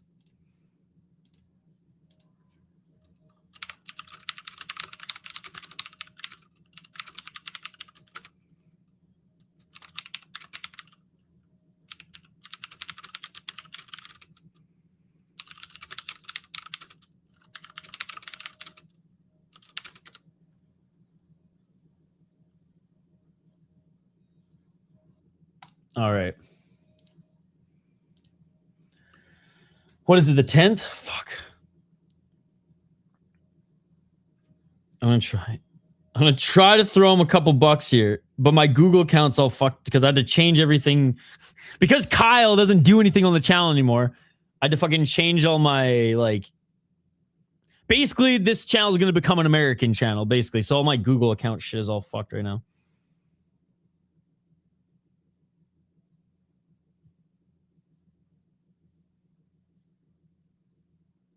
Let's say beers on me.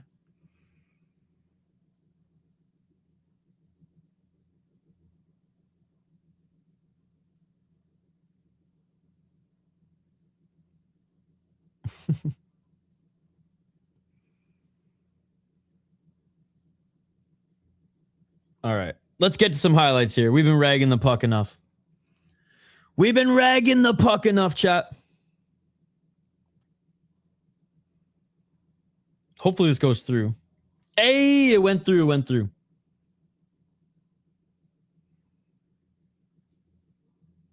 went through. Dude, he's holding 100 people in his live chat right now. Fucking rights, man. I'm fucking stoked. All right. You know what else I'm stoked for? Some fucking highlights, chat. Let's get into it. All right, so this occurred yesterday. We're just going to jump on Matissek's channel here. Again, check out my new Twitter account. At City Life MMA, hashtag not a real MMA channel, hashtag at City Life MMA. So this occurred yesterday. Gabro Samsani at Game Breaking Bad in Georgia, not Atlanta, Georgia, NFC, which we'll be covering tonight. We're talking like the motherland of Marab. I don't care all these other people. I would never cheat on you, bro. Oh, you're the man, uppercut. You're the man. Hey, we do love spreading the love though, like hopping around the channels, giving a like, saying what's up. Sometimes saying City Life sent you. Some people come over here and we get to expand everyone's community. That's kind of like with Skate and I. We've like his subscribers come and say what's up. My subscribers go say what's up. I mean, pretty much we have the exact same community, which is cool. But I guess what I'm trying to say is I wouldn't have been able to, and look, I'm but a speck of dust in the like social media sphere, which that's totally fine. I recognize it and own it. Hashtag not a real MMA channel.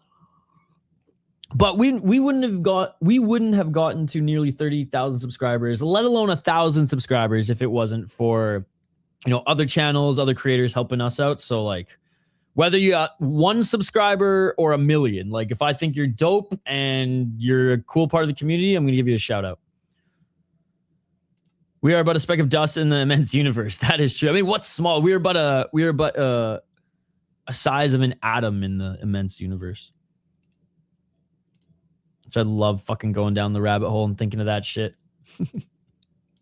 Psychedelics or no psychedelics, just perfectly sober and or on the caffeine. It's fun to go down those rabbit holes. But anyways, maybe not an MMA stream. But... All right, so this is like small gloves boxing. Speaking of home used to follow. This is where the highlight came from. Oh my god, dude! Thank God the ref saved him. Oh, big right hand, and then the left was like a super necessary shot. Jeez. Good thing the ref was in there. I mean, good thing the ref is like twice their size. Wearing jeans is a fucking wait.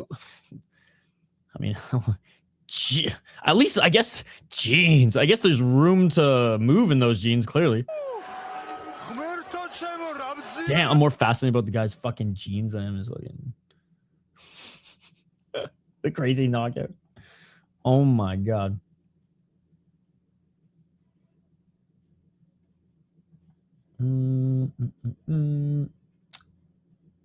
All right. I guess that's all that Matisse had from this week, but we got some midweek MMA, and I'm looking to see Matisse might not have shared any of the ACA stuff. No, just Tough Enough. Damn. All right. Well, we'll go to our boy Red MMA. I know he shared a bunch of the ACA stuff. You know, let's just jump over to that now.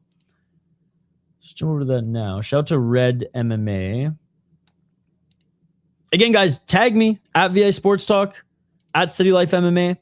Tag me in any highlights of the week, as we're just going to hang out and react to them until the main card of ONE Championship starts in about 15 minutes.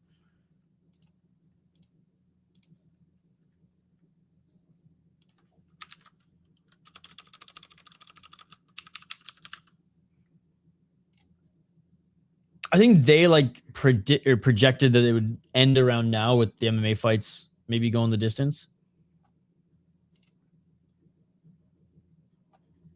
Friday fight is supposed to start in 10 minutes. It is. Well, it's been started.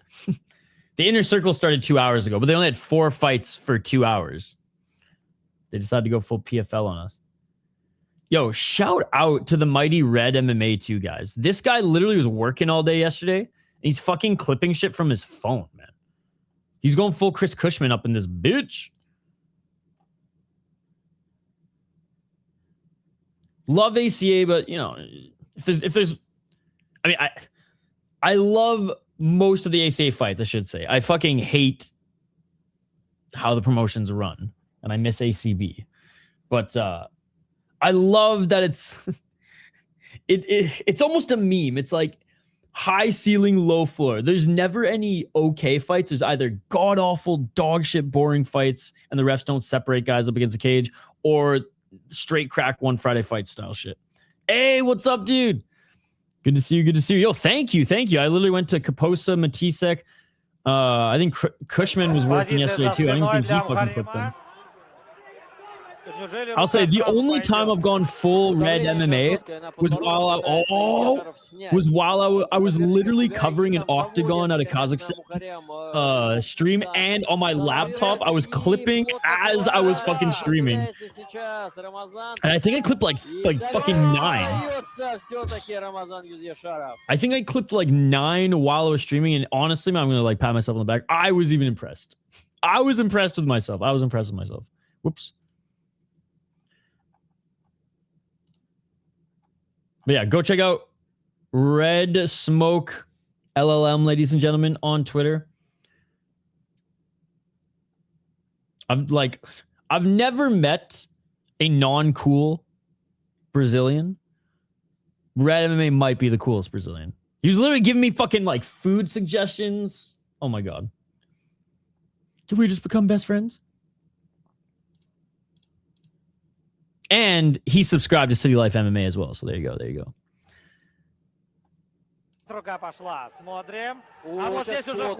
Sorry.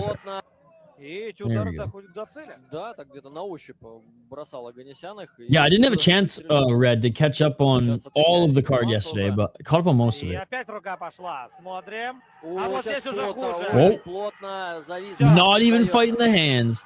И It's, всё-таки это досрочная I get it because like I do the exact same thing, but it's just funny to see it when it's like when you know you're going out and instead of tapping, it's like I'm just gonna wait a couple seconds because like maybe I'll decide to try to push the elbow up one last time and then go out. It's always funny to see it because like I'll do it.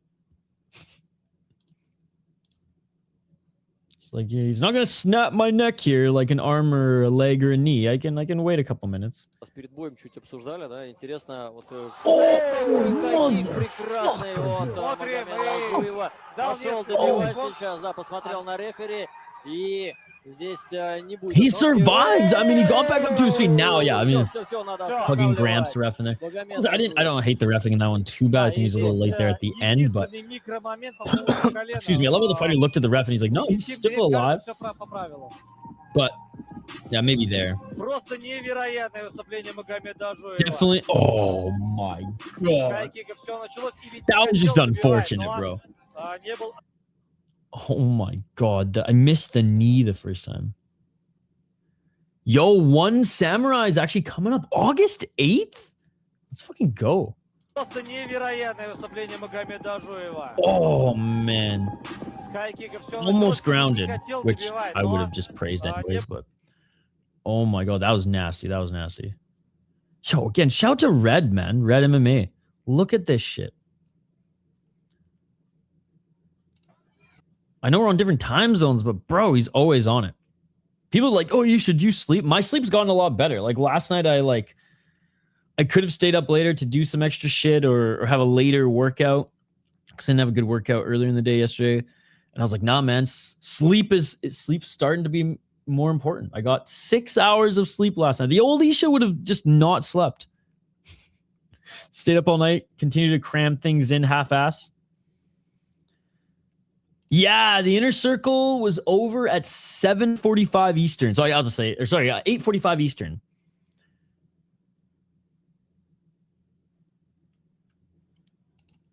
All right, here's another highlight from ACA. Dude, these are highlights that all occurred this week, by the way.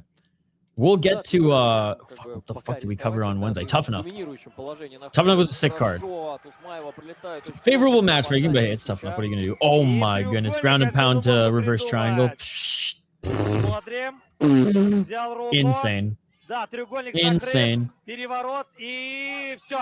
That was love that. It's such a fucking power and just such a power move. Such a dominant move. Gets him giving up top position. Ground and pound. And like it's crazy when guys also throw elbows in those sequences as well. Yeah, put it this way. There are a lot of niche submissions that I don't know the name of, so I'll just give the general name to. Like I always mix up Ninja and Darce, so I just say Darce. And then Chris Cushman always Isha, no, that was his reverse guillotine. No, that was Mother's Milk, which was amazing a couple weeks ago. Or was that last week? Anyways, and then you see like a triangle. I mean, that wasn't technically a reverse triangle. There's probably a name for it, but for lack of a better fucking term, it's a reverse triangle. And then it just kind of became a triangle. Yo, how we feeling about DeBella Zhang too? I think DeBella pieces him up 5 rounds again.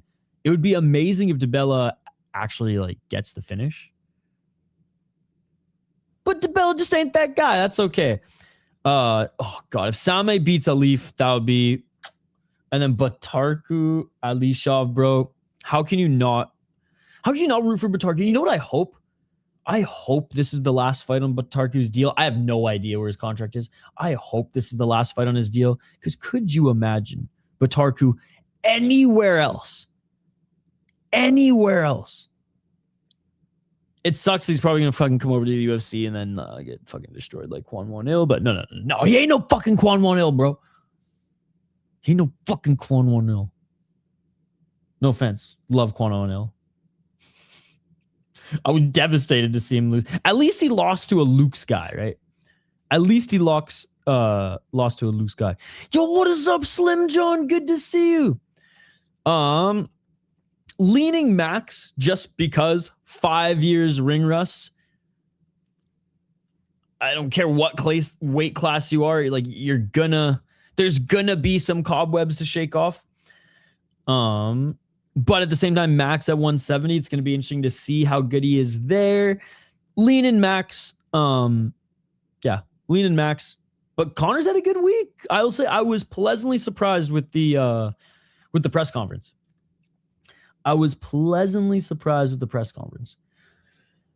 Excuse me. He's doing a very good job of selling the fight. And that's Connor's bread and butter. All right. We should have time for at least another highlight or two. The Inner Circle should be live on YouTube in like 3 minutes. A lot of decisions yesterday, guys? I guess there's so many fights in ACB. I shouldn't even say a lot of decisions because like there could be like 8 decisions and also 8 finishes on the same fucking card. That's how big they are. Just a little ground and pound action here, nothing special.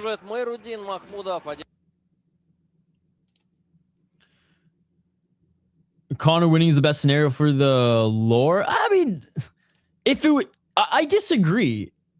If it was because he beat Max before, is that why?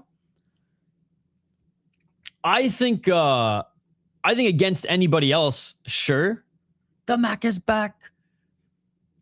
But against someone as big of a name as Max Holloway and someone still as dangerous as Max Holloway, I don't know.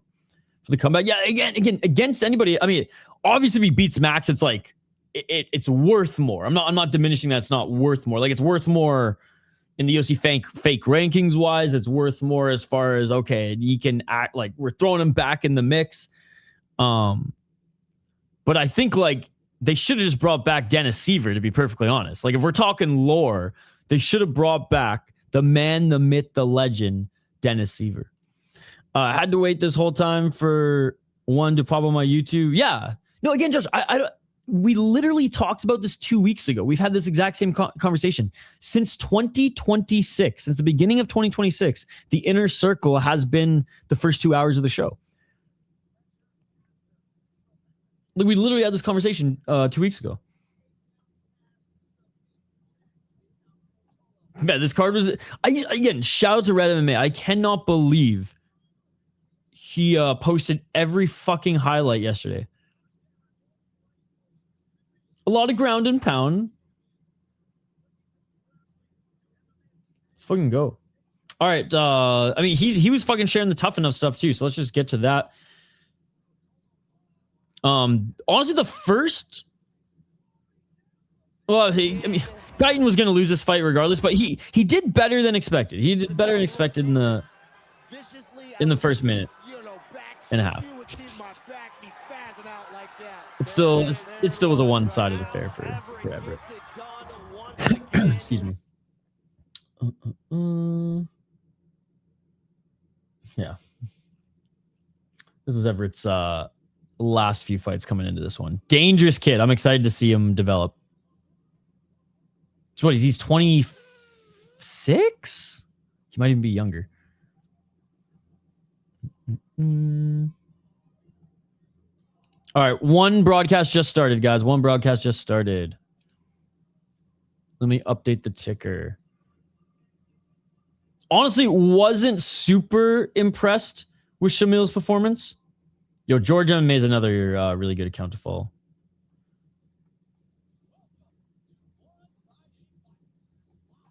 Anyways, the broadcast has begun, so we're just going to move on to that. Oh, yeah, the leg kicks here.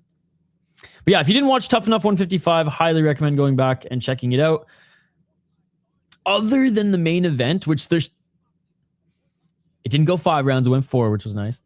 Other than the main event, it was meh. It wasn't that good. Or sorry, other than what am I saying? The main event was meh, wasn't that good. The rest of the card was awesome. God, I'm still fucking I'm still fucking shaking the sleep or rubbing the sleep from the eyes. All right. Welcome back, everybody. Welcome back. OONE Championship 161. And we got an MMA fight to start. And the MMA fights have been like the last few weeks. The last few cards on OONE Championship Friday fights. The MMA fights have been good. The MMA fights have been good. I feel bad for any of these guys who win contracts because they're going straight to Shatri jail. But most of them have gone to bonus because they've gone to finish. So there's that. What I'm getting at is this fight's probably going to be great. It's probably going to be a lot of fun. We're probably going to see a finish, if not a war. And then we have a fucking submission grappling match after.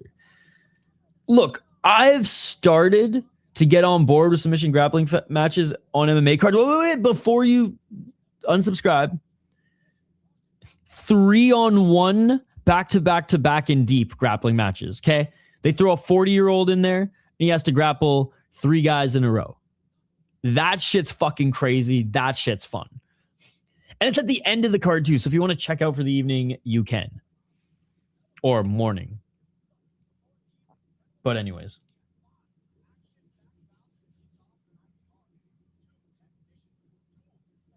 All right, ladies and gentlemen, let's but anyways, enough about the grappling match. We will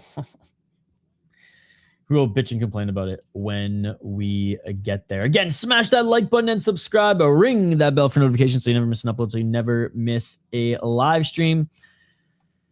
Inner Circle wrapped up, and we're getting right to the action here. We got 2 25-year-olds fighting in lightweight MMA here. Ming Soon Kang representing Korea. Yusei Iwakura representing Japan. Last MMA fight on the card. We're heavy MMA on the Inner Circle. All right. I'm going to update the poll question for this one. We'll just gauge who you guys think are going to win the fights moving forward. Let's update it here. Hey, 73% of you are excited. Had a twister even. Dude, how sick was that, right? How sick was that? Dude, I fucking love Deep so much. As wacky as it can be, as low level as it is, like, it still just delivers on entertainment. And then you get the high level fights that are just, basically rising level fights. I found something the other day, a show on YouTube out of Japan called Breaking Down. Yes, Mikuru Asakura's league. I don't think we've done a live stream for it, but we've definitely talked about Breaking Down. Yeah, so it's Mikuru Asakura's league, and like it's also a reality show, and there's been a lot of controversy because some straight up like criminal assaults have taken place during the filming. Like waivers weren't signed and people are still getting like just jumped mid-set, mid-fucking, MTV Jersey Shore type drama shit going on, and then motherfucker gets elbowed in the face or drop kicked or whatever the fuck it was. So I know Mikuru's facing some legal and like societal pushback right now on it, but it is fucking crazy, dude. They'll strip sign guys right out of prison or like former Yakuza affiliates who like can't get work or anything like that, and they'll be like, "Oh, you want to fight one round fucking crazy fight and be on our show here?" A lot of Ryzen fighters have competed on that, and shit, even K1 kickboxers have competed on that as well. But yeah, Breaking Down, dude. When I originally wanted to cover it for the channel, and it was like almost $60 USD pay-per-view, and I'm like, I can't. I was like, I don't even know what this shit is yet. At the time, I was like, I can't do it. I don't even know how you can watch it now in North America. I really don't. All right, you say Iwakura, because I don't think you next wants to touch it with a 10-foot pole. He's making his debut, ladies and gentlemen. He's making his debut. I'm just going to update the poll to who wins. I should just have fucking Tapology up for this one. Min-Soo Kung. I'm pretty sure he's making his fucking debut too. Yeah, he's making his debut too. Couldn't put him on the Inner Circle because they are two nobodies. But let's see where they're from and where they fought.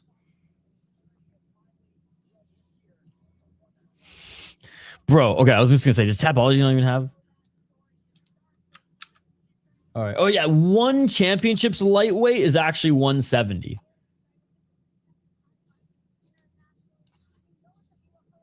Some big boys here.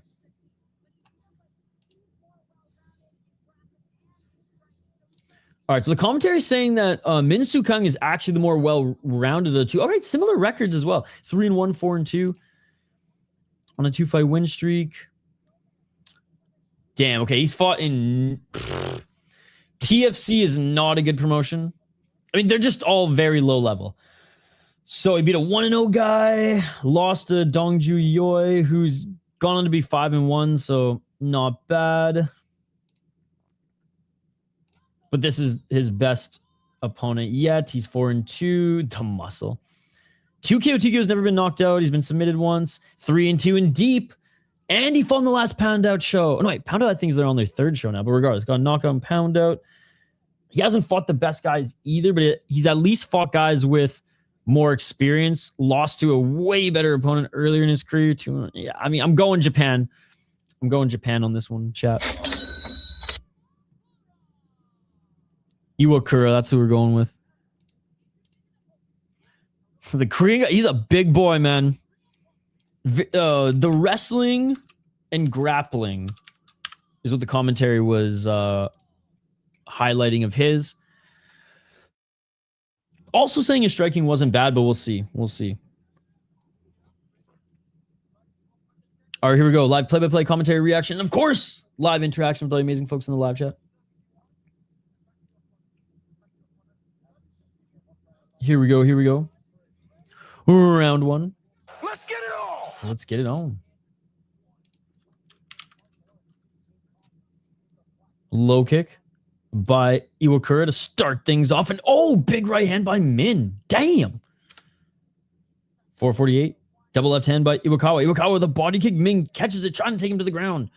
Big shots. Oh, 1-2 by Iwakawa. Iwakawa cracked him. Iwakawa hurt him. Right hand by Iwakawa. Oh, big right hand by Iwakawa. Min's hurt. Min's hurt. He's seeing the Tweety Birds. He falls to the ground. Iwakawa follows him. Iwakawa with some big right hands. Trying to get back up to his feet right now is Min, and he does, but he's going to get kicked in the face. He gets kicked in the stomach. Big right hand by Iwakawa. Iwakawa's fucking him up on the feet. The muscle. The muscle. Who is this guy? 170 Asian Sean Shirk? He was the muscle shark, right? 408. Desperately trying to get into the clinch or time a takedown. Was that of Min again? Oh, big right hand by Iwakawa again. 353. Stalking him, pressuring him into the corner.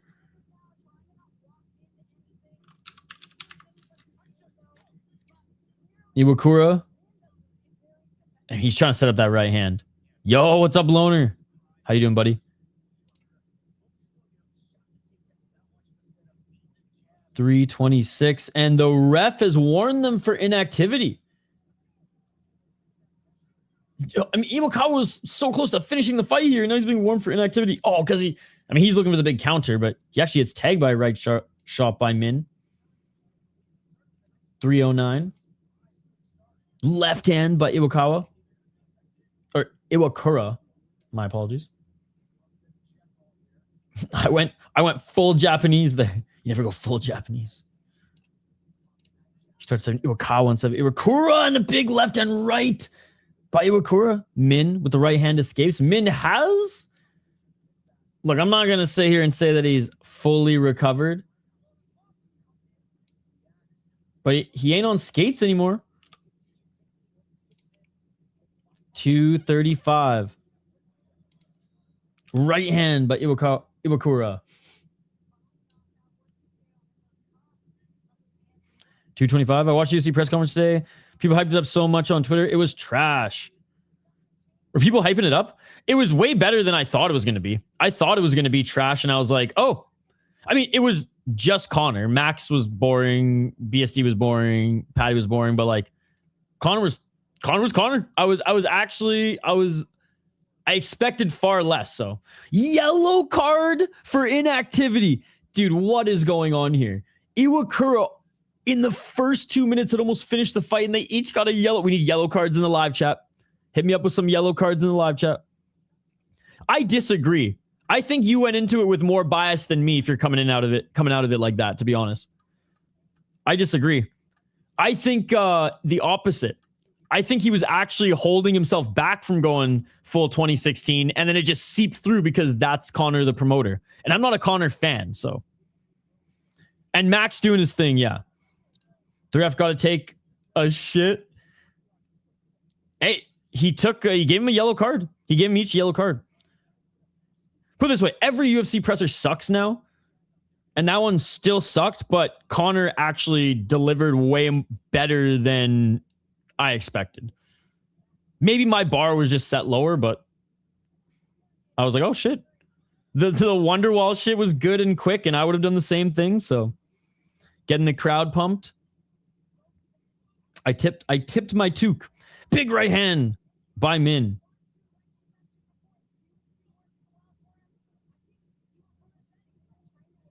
$43 seconds. But it was a letdown. See, again, I disagree, but that's just me personally because my bar for UFC press conferences is below the dirt. So, like, I don't even watch them anymore, to be honest, unless I'm literally taking a shit. So, and I used to never miss any embedded or anything like that.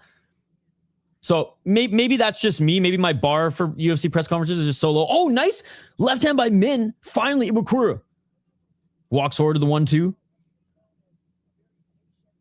I guess Iwakura is just being too patient here. I mean, big left hand by Min. Oh, big right hand by Min. Or he's just gonna fucking lose the fight. What the fuck's going on here? Min with the big right hand, and he tagged him at the end of the round. Oh my goodness. Oh my God. What just happened? Oh, dude, they used to be so good. They used to be so good. Dude, they used to do them after the fights, too.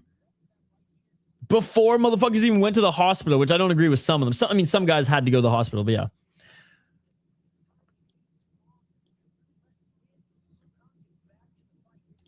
Dana actually used to be fun at pressers now. He's like, what? That's a dumb question. It's like, right, fuck off, Dana. Why don't you ask me that some other time? When, motherfucker? When? Yeah. Anyways. And honestly, I think press conferences are bad too because the people asking the questions these days don't ask good questions.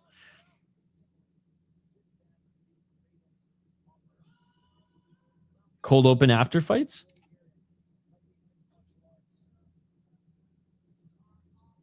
$4.56. We're back at it. Let's get it all.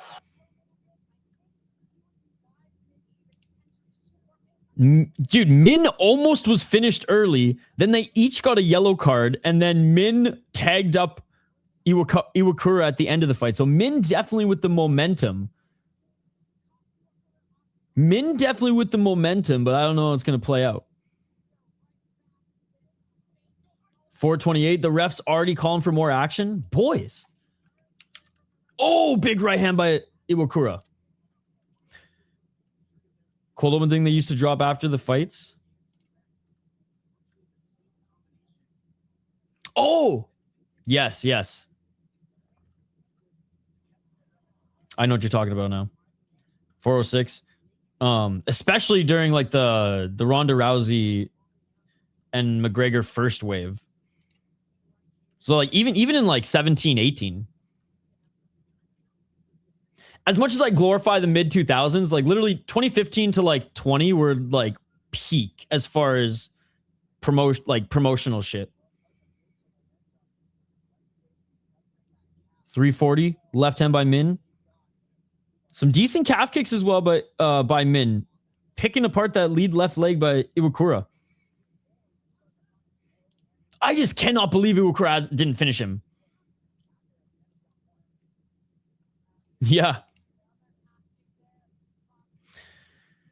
Not completely stopped. Because like every now and then there'll be some stuff, but like it definitely like it dove and then it spikes a little bit and then deeper dive and then spike a little bit. But yeah. I mean, dude, I was the most hardcore of hardcore, like UFC in particular, as well as other MMA, but oh, Min just knocked him down. Min just knocked him down. God! Fuck, I just punched the fucking ceiling so hard by accident. Oh my God. Fuck. I was literally just jumping for joy and I fucking just smacked the ceiling. Oh, right on a stud. Oh, right on a stud, or I would have punched a fucking hole through the drywall or fucking stucco up there. God damn it. Let's fucking go, bitch. Let's fucking go. What a comeback. What a comeback. Right? Right? Dude, 100%, because that's why my dad started watching MMA. Well, he's also like a martial arts junkie. Fuck, man. That hurt. It would have been funny if I punched a hole through it. I would have like moved the webcam and showed you, but like I punched the stud there, bro. Or like I don't even fucking know. Oh, anyways, what a comeback. Yellow card for inactivity. Almost got slimed out in the first round. Comes back in the second round and knocks out Iwakar. Well, that's what you get, bro. That's what you get for refusing to... Not refusing. Well, you know, kind of. You got a fucking yellow card. Refusing to finish the fight. Let's fucking go, Min Sung. The most unassuming 170 pounder. I mean, that's Korea for you. I fucking love Korean fighters, man. They can look like they've just graduated from the sumo academy and still go 3 rounds too. It's awesome. Not that this one needed 3 rounds, but God, I stubbed my toe on my table saw leg sticks out a little bit in my garage, and I fucking nailed my toe the other day, and it is black right now with a big fucking cut in it. Now I just fucking smoked the center knuckle. Literally, my house is 2-0, man. Fucking dominating right now. All right, here we go. Next match, ladies and gentlemen. We got Jahan versus the Boom. That is right. Fatipan, also known as Boom, up against Jahan. Dude, they didn't even give him a fucking bonus, bro. I guess because he got a yellow card. They can't give you a bonus if you got a yellow card. Oh my goodness. Emotional damage. That's hilarious. Poor guy. Oh, well, I hope they invite him back. This was his debut. Maybe this can just be his thing. He doesn't do anything in fights until it's fucking time to do something in a fight. And then he gets the finish. All right, let me update the poll question.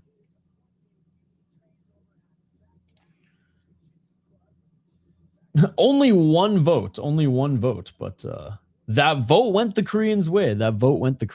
All right. Who do you guys have in this next one? Again, they're grapplers. Let's see if I can find any information on them. Jahan making his debut. Is there any information on this guy?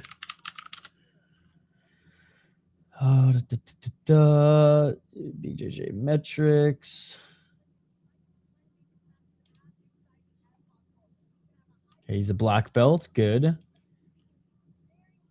He's got 4 European gold medals, 4 silver medals, and 4 bronze medals. In the European majors. And then in Munich, in the GI title, he won the Budapest tournament, Munich tournament, and Amsterdam tournament.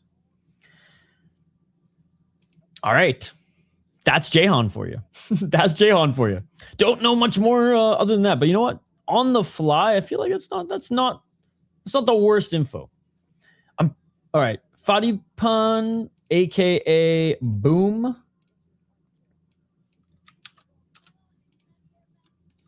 Yo, what's up, sis? Good to see you.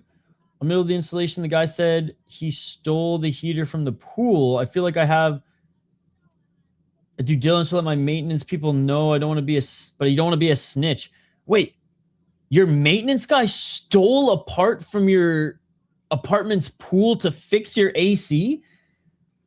That is a conundrum because, like, based and, like, what a beauty, but also, like, bro, you couldn't have stolen, like, the neighbor's fucking pool. Why do you got to steal from, like, my community pool?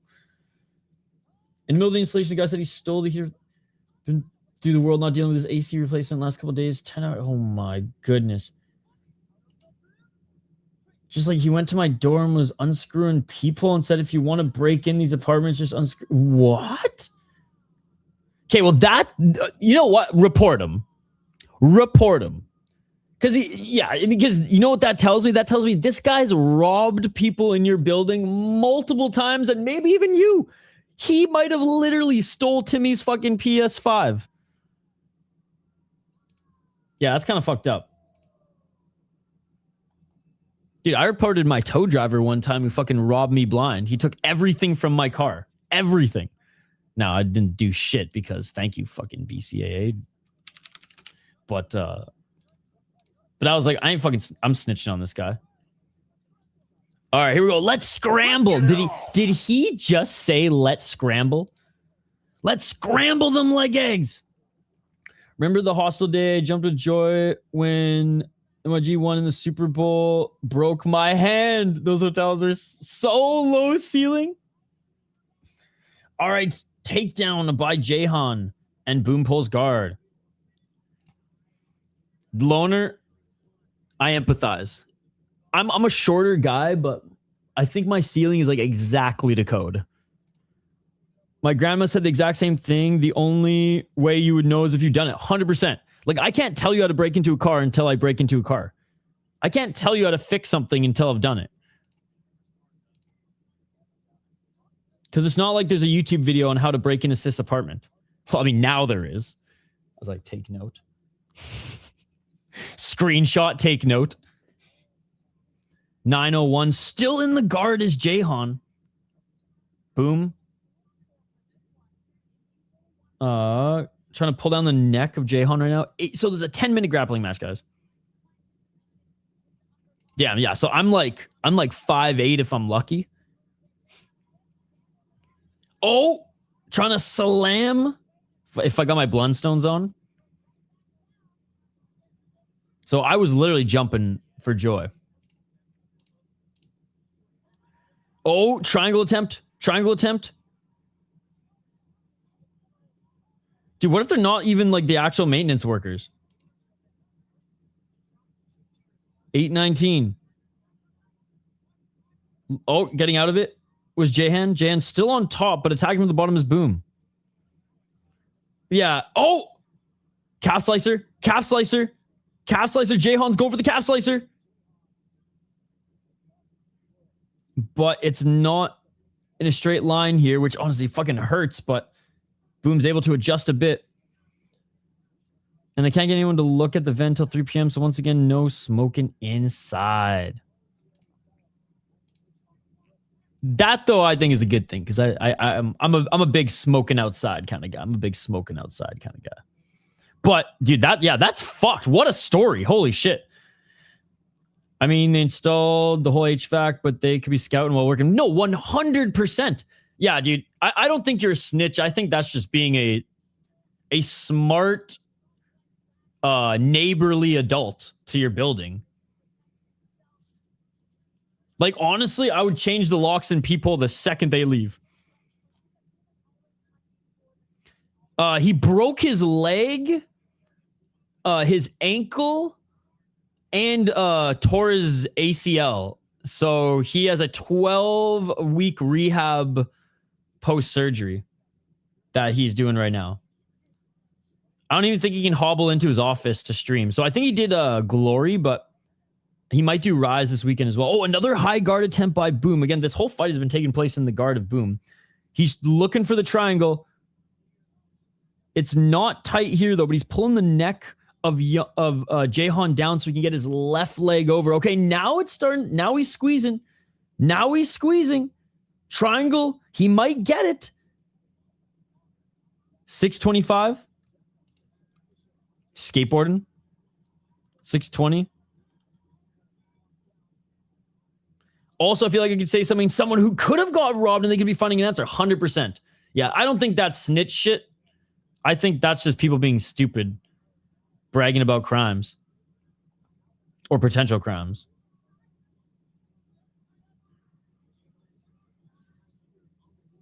Yeah, not very carefully. Now heel hook attempt by Jahan. At least this is out of the guard. Oh, Jahan might get this. Holy shit. Oh, good job by Boom pushing literally off his ass for leverage. Hilary was laughing about it. He's like, the maintenance means goofy. He was asking what happened to the heater. I'm not going to tell him I stole it. Right? And if it's like a weird sense of humor, it's like, well, you're just fucking dumb if you think it's a funny thing to say, oh, I know how to break into your apartment, son. It's like, dude, fuck off, dude. Oh, escaping the heel hook again was Boom. You know what?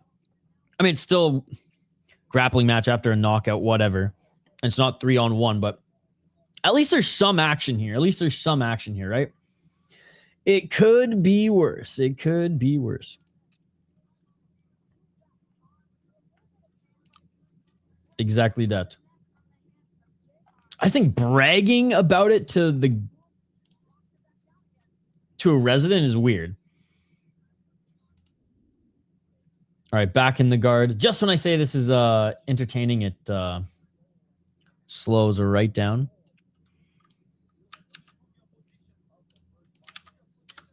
.432. Oh my God, we got 5 more minutes of this. Oh, triangle attempt again. It needs to be over the shoulder, but it's under the right shoulder, and Boom doesn't care. He's just pulling the neck down, dude. A lot of trades happening in the House of Unaware Owners, especially in New Mexico. Honestly, I just hate having people run through my apartment all day. I like to have it just myself. 100%. Luckily, most people who've done like work for me, even in my last place in Canada, have been like friends, or like me and my roommate and I would just do the work. But yeah. Oh yeah, and you have animals. Yeah, and you have animals. 348, still hunting this triangle. He's going to have to reposition it if he wants to do over the shoulder, but Boom has trapped the shoulder and neck of Jahan. All right, let's go. Well, let's go. 331.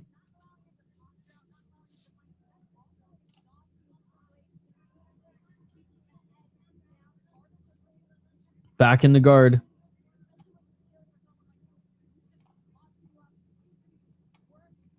Jahan was aggressive early, but it's kind of slowed down a little bit now.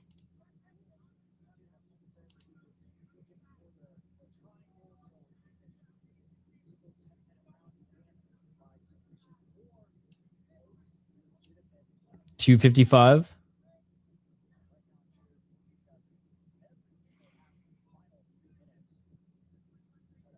All right. Just under 3 minutes, and looking for that triangle again, but that left leg under the armpit, that right over the shoulder. Okay, now potentially could go for the arm. Let's see what Boom has. You told me the house before put 5 different dogs in the bathroom and you could hear him clawing the door down. Oh, man. And he said he used to big whites to build a fortune. What the fuck? These weird contractors. He's like, dude, stop talking to me. Oh, in this case, I guess it's good that he spilled the beans. Full mount attempt by Boom, and Jahan reverses back into his guard. 159.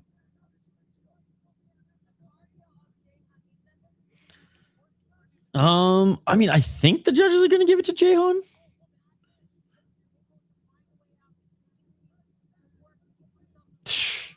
He just would not stop talking. Dude, he's probably... Yeah, I don't know. I'm interested... Did he look like he... Did he look like he has smoked meth in his past? Oh, pulling down the neck again, desperately going for this choke. Jahan seems to be fine, though, chat. Jahan seems to be fine.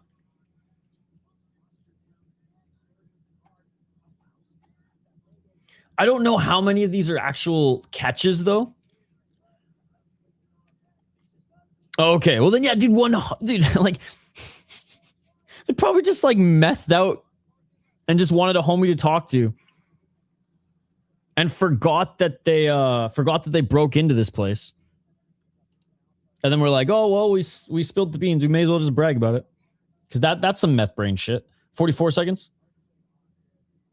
I'm just picturing like Badger from Breaking Bad, but not in a toque. Oh, finally he got it. He's going to get the triangle. 32 seconds. Finally, it's in the right position. Unless Jahan has a fucking steel neck or... How can you survive this? 22 seconds. This is tight as fuck, dude. And it's... Oh my God, Boom lets it go. Boom lets it go. Bro, it was finally in position there. He's been trying for it out of position this whole time. That was finally in position. 10 seconds left. Okay, Boom's probably going to win now. I mean, I imagine like at least 2 of these triangle attempts is going to count as a catch. But that will do it. Who the fuck knows? We will find out in a few minutes, ladies and gentlemen. I imagine Boone's going to win this one. Yeah, freaking. Uh-oh. What is going on? Jahan was like, oh man, my neck's like, yeah, dude, no shit.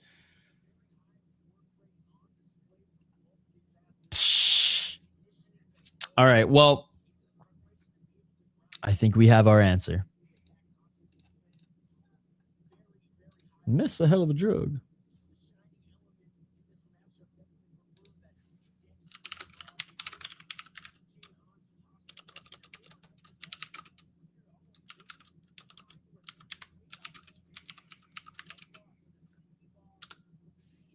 All right, we are awaiting the official decision. Is there no kickboxing on this card today? Is it just Muay Thai? I know there's no more MMA. Muay Thai. Oh, one kickboxing fight. One kickboxing fight.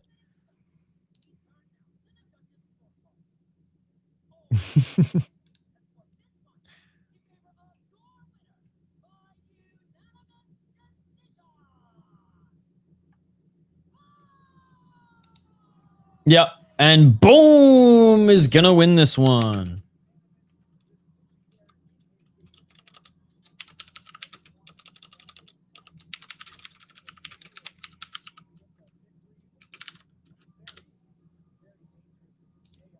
Hey, a lot of submission attempts on the bottom. I don't hate it. I hated that we had to watch that on a fucking Muay Thai Friday Fights card, but hey. Let's hope this next one makes up for it. And look, we've seen worse. We've seen worse. Yo, by the way, the T-Dead guy he moved to TFF. By the way. I think I'm going to go find him right now, walking around, just tell him to keep an eye on Kyle.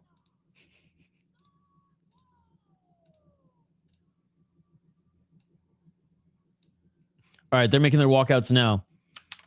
Yeah, no interview or nothing. Just, all right, on to the next one. Thank you.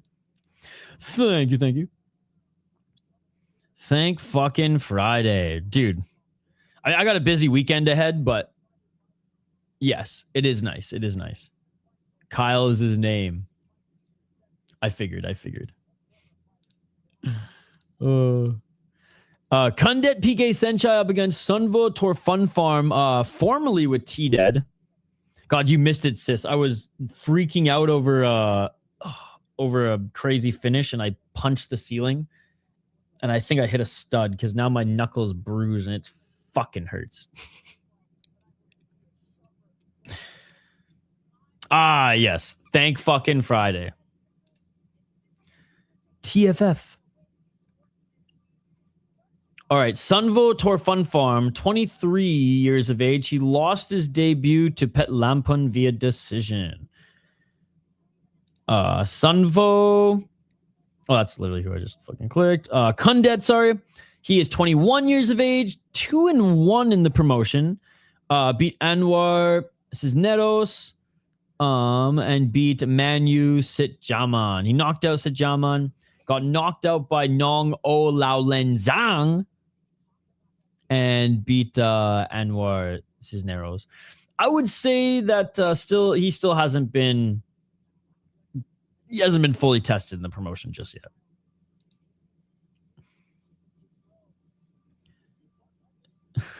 Jeez. That is cold. That is cold. All right, blue corner, Sunvo is in the cage. No, I think I'm actually going to spend $30 and cover some Atlanta MMA, Atlanta, Georgia, NFC. NFC.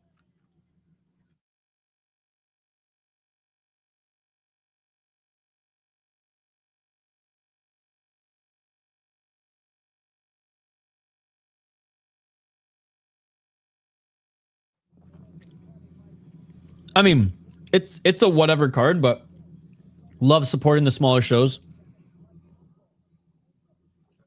Pretty big card too. And you've probably seen OONE MMA in the live chat. One of his buddies and training partners is fighting on the card, so I told him to go there. He's from that area. I feel bad saying something because they were hard to cool, but I don't have any loyalty to them. I have loyalty to the place I've lived for years.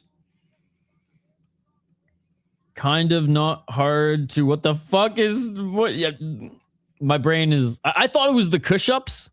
I thought it was the push-ups. Why the fuck didn't we take a push-up break during the fucking grappling match? But yeah, no, you're a good neighbor. You're a good neighbor. And it's like, what are they going to do? Break into your house again if they find out you snitched? Dude, change the fucking locks and fill that peephole with cement. Fuck them. Fuck them.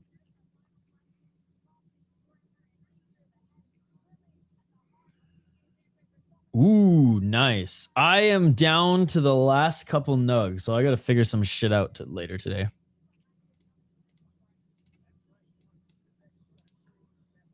I am dog sitting for a buddy, and I do know where his stash is.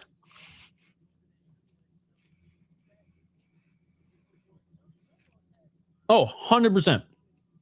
Yeah, 100%. Red flags. Yo, you know what's crazy? I was just listening to a hockey podcast, and there's this one North American who went and played in Russia for his last couple of years, as some former NHL players do, because they can still dominate that league or do well in that league and make like $1 million. And there was one story, it's very similar to what you're talking about here, where in Russia, when you're on the road, sometimes you're on the road for like literally 2 weeks, sometimes up to 18 days. And he said that his landlord would charge him like extra cleaning every month too, which he just like was like, whatever, hire a maid, I don't care. But then he came back early from a road trip because he was injured. He was sent back early before they went to the complete other side of the fucking country / continent. And his locks were bolted shut. And so he's like, what the fuck? So he's knocking on the door, and the peephole opens up, and it's fucking landlord. And his landlord's like, sorry, we thought you were gone. He's like, what do you mean you thought you were gone? And it turned out every road trip that he was on for more than like 10 days, fucking landlord would move Helga and his whole family back in. Fucking son's wife and kids, literally sleeping in his bed, just chilling. And then that's why they charged him the cleaning, because then they would clean everything before they left, so that he didn't know that they were there. And the landlord was charging him like fucking 4,000 USD, not rubles, back in like 2011. Crazy story. And he said that he's like, when I saw them, he's like, look, man, I don't even give a fuck tonight. He's like, I just want to sleep. I just got back from fucking Novokuznetsk in Siberia. So just like, just whatever, sleep here and just get Helga and the fucking kids out tomorrow morning. And so he walks into his room and like Helga's like in the bed and he's like, oh, you mind like sleeping in guest room tonight? Because, you know, we kind of using your room. He's like, yeah, whatever, man. I'll sleep on the fucking couch. Just leave in the morning. Dude, it's Russia. Uppercut. It's Russia. You guys have to listen to some KHL stories. It is the wild east there. North American rules don't apply in Russia. If you tried to sue that landlord, the judge would laugh, take your money, probably find a snitch charge for you, and shake you down for another fucking 10 grand. Dude, even the trainers in some of these teams would like steal these guys' sticks and be like, I think I know where they are, $5 grand. And the players would pay them $5 grand USD. Oh, look, we found your sticks in the back room over here. Like, dude, KHL stories are some of the best sports stories on the planet. When I was growing up, I had a kid from Siberia in my school. He was like 7'1" in 6th grade. Dude, I had a Polish kid in grade 9 who was annoyed that you couldn't legally drink at 14 in Canada. Because in Poland, he literally was like, you look, he's like, it was like Wisconsin. He's like, I think 16 was the actual limit, but he's like, if you look over the bar table, they serve you beer. So he was pissed that we weren't able to drink at 14, while I'm just like, bro, I haven't even had Mountain Dew, let alone beer yet. Still haven't had Mountain Dew.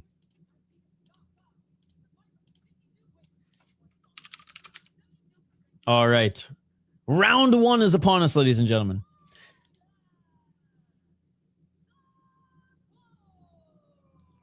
Mean kinda's bullshit. Let the man get drunk. Right? Actually, we found a karaoke bar downtown London, Ontario that would take our student IDs that clearly said we were 14, 15, 16, 17, and 18, because that was my cousins and I were all there. And they just served us Red Bull vodkas and beers anyways. Until fucking one chick left her student ID there and the school fucking probably sued the fuck out of the Korean bar. Some kids are just built different.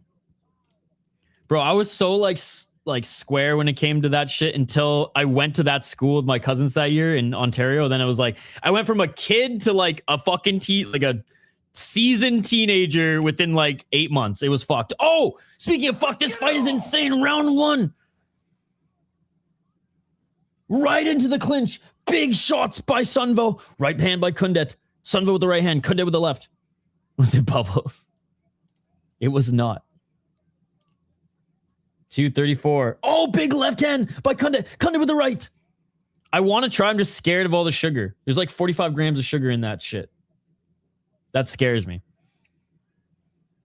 That scares me more than fucking Bonnie Blue Raw, dude. Drinking a Mountain Dew. Chlamydia, whatever. 45 grams of sugar. 208. Oh, just missing with the left uppercut. Not whatever, chlamydia. Thank God I've never had to experience that, but my poor homie in college. Pretty boy didn't take care of himself. Got the clap. 152. Oh, big left uppercut. Right hand by Khundet. Right to the body. I mean, it makes you feel better. I drink a couple cases of vegan. I can still run 5 miles out of that blue. Like, it doesn't make you out of shape. I just feel shitty and my skin breaks out, and that's the thing. Like, I can't even do too many, like, I can't even have too much pasta and my skin breaks out. True. No, yeah, for sure. 111. I'm just fucked in the head also, right? So if my skin didn't react so much, maybe I'd be a dew fiend. Double left jab by Khundet. Khundet with the left to the body, right hand by Khundet. Khundet with another left jab. Oh, Khundet over swinging with that left elbow. Sunvo with the 1-2, but Khundet's he's quicker and he hits harder, man. He's more of a dog as he's eating some of these low kicks as he enters the pocket there. How you doing exploring the car? No, 100%. 35 seconds. Like, if you're already a slob and you're just slowly killing yourself more with sugar, then it's like, what are you doing with your life? But balance is key, and I'm still trying to figure that shit out. I tend to go overboard on things. Left hand by Khundet. Right hand by Khundet. Dude, how has Sunvo not been dropped yet? Nose bleeding. Body kick caught by Khundet. Left jab by Khundet. Look for that step in left uppercut. And that is it for the first round. Khundet fought at an insane pace that first round. An insane pace. I feel like I'm in super good shape, and I really don't do anything not healthy. I really don't do anything not healthy. I've been drinking, eat a couple of meals occasionally that are unhealthy. Yeah. No, I mean, from what I gathered, other than the cinnamon rolls that, again, with your height, you like walk up your fucking stairs to your apartment and you've burnt that shit off already. Honestly, I wish I could stop Mountain Dew. I just don't have anybody to push me to stop it. I don't have an alternative. See, I guess for me, like, coffee is my thing. Coffee and water. Coffee and water. I don't even, like, beer, like, it's not even that I drank beers every day, but I did like a casual beer. I drink casual beers. I used to drink some casual beers. But yeah, I don't even, God, I've had beer in my fridge. It's probably going to go bad soon. Whoa, all right, round two. Let's get it all. Yeah, I mean, same. I'm like, we talk about how like healthy and how much we work out and shit. And then we sit here for 10 hours. But that's the thing. When I'm not sitting here for 10 hours, I'm either with homies, working, or working out. Like, it's... Oh! But it's balance, right? The biggest challenge of life is not the challenge to stay alive. It's the challenge to balance things while you're alive. 225. I'm beyond addicted to Dew. Like, if I were to not drink a Dew today, I get such a migraine and probably be in the hospital. That's that sugar, man. That sugar addiction. No, I'm addicted to caffeine, so I hear you with coffee. I don't get migraines, but I get angry. Oh, big right hand by Khundet. I ban more people and call people fake MMA fans. I only called one person fake MMA fan here today, and I made it very clear that was tongue-in-cheek, but he's since left the chat. Lately, plyometrics and fucking squats for days, bro. Like, I stopped going to the gym, and I've acquired some weights in my house, but a lot of plyometrics, a lot of hill sprints, hiking. Oh, some big shots to the body by Sunvo. And I try to do a minimum of 500 squats a day, but I've been slacking. I only did 350 yesterday. I shouldn't say minimum. I try to do 500. And anywhere between 300 and 500, I'll accept if it's been a long day. High kick. But I just do them throughout the day. I just have like a wooden bamboo bar I put behind my neck, and I just fucking squat. Sometimes in meetings, if I don't have to be live on camera, I'll just be squatting the whole time. Jaromir Jagr did 1,000 a day every day, and that's what kept his longevity in his NHL career, amongst other things. But so I feel like I want to keep doing as many squats as I can do. Above 300, 500 is usually the goal every day until I'm fucking 50. 40 seconds remaining in the second round. Nice job in the clinch by Sunvo. Sunvo doing better in the second round. Khundet definitely slowed down a bit. Right hand by Khundet, left by Khundet. Oh, Khundet missing the counter left by Sunvo. Dr. Squat. Love that method. I do with pull-ups and push-ups. Greatest strength gain I've ever had was do this method. Absolutely. I keep fucking ripping my... This guy used bigger nails. I ripped my trim a couple times with the pull-up bars. But yeah, no, in this plyometric sequence that I've been doing, there's a lot of push-ups. There's a lot of, actually a lot. I was fucking, my chest is still sore from doing a bunch of push-ups, and even like crazier types of push-ups too, where you just like fall, push yourselves back up, and then almost like jump back up. Anyways, that is it for the second round. Great second round by Sunvo. But yeah, I mean, every human's knees are gonna go eventually. So I figure if I'm gonna do plyometric shit, like now's the time to build up some of that, continue to build up some of that strength, so I'm not killing myself when I'm older. And then, you know, when I'm in my 40s and 50s, I'll just become a fucking gym rat, get on all the fucking HGH, all the peptides, shave my fucking head, grow out a big beard, and just look like a fucking yoked Osama bin Isha. Can I even say that? I'm fucking Persian. I'm not even fucking whatever the fuck he was. Saudi, Afghani, fake Afghani.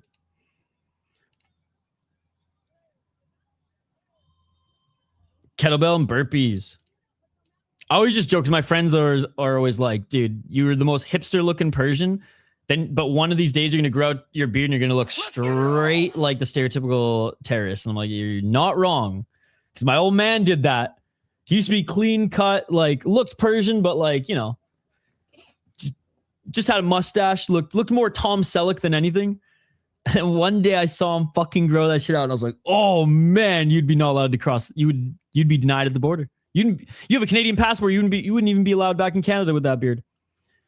All right, 222. Let's focus in on the final couple minutes of this fight, as it has been straight action. And I do think it's 1-1. Khundet round 1, Sunvo round 2. Knees to the body by Khundet. 210.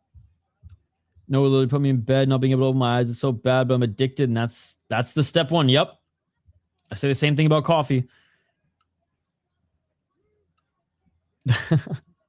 Yeah, sometimes it takes time. Uppercut, I do risk ups. It's kind of whether you slide your wrist up and 145. Do I care about it specifically? No. Am I excited for it? Absolutely, because I get excited for pretty much every match on these cards except for the grappling ones. What about you, Heaster? And they go to the ground. I mean, I'm curious to see how Rhouni does. But I cared more about just the event as a whole than that particular fight. 116, more knees. Honestly, Sunvo might win this. He's being the one dictating where this fight is going this round. Personally, I don't know, Pacio, I personally haven't kept up with... Oh, that fight already happened. That was the Inner Circle main event. What was your thoughts? I thought it was pretty good. I had low expectations, and I mean, the press conference sucked, as every single UFC press conference sucks. But like, he delivered. Yeah, dude, that was on the Inner Circle. The Inner Circle is always before the numbered portion of the card. It has been anyways all year. Oh! Ow! Big knee in a right hand. Sunvo just knocked him out. Oh my God, Chad, he's out cold.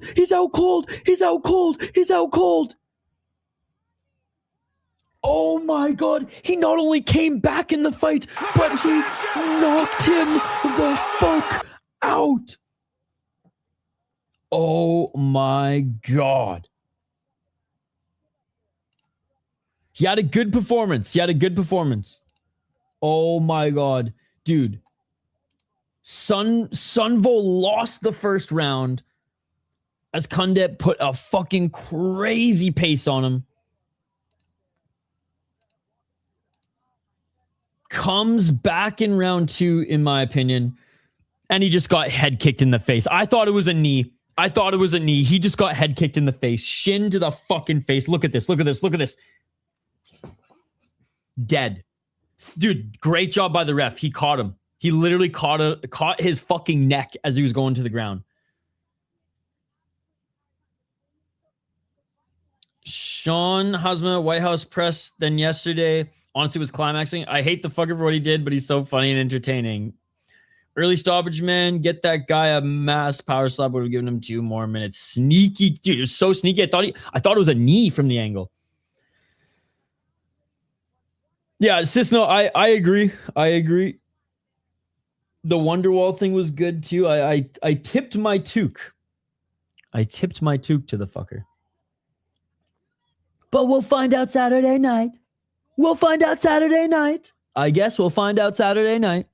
Man, that kick. Early stoppage. Bot. Oh, yeah, he's getting bot. We haven't seen many bot bonuses. Oh, I haven't yet, but I bookmarked it. Yesterday, I put my phone aside. I didn't go on social much, and I just grinded fucking work because I still have one podcast to finish before the weekend officially starts. The streaming weekend, I guess, officially starts. I hope Max wins. Nice. Okay, well, I'm excited to watch it 100 times. The anticipation is building up. I got a few things in the queue actually bookmarked for my next long poop breaks. My last poop break, though, yesterday, this morning, was catching up on the press conference. All right, so he's being interviewed right now by the greatest translator ever, who's got a blue... You can barely see it, but he's got a dark blue shirt. Very simple in his soul wagon style. I'm wishing for the weigh-in show. Or waiting for the weigh-in show. Oh, is that about to start? I haven't watched the weigh-in show in a while, but they seem to have a lot of fun. Nico started yelling shit. You mean in Arabic? And Alex just started going crazy. His eyes are completely white. They went back. His head. Okay, I'm excited. Or Sneeko, sorry. I'm waiting for the weigh-in show.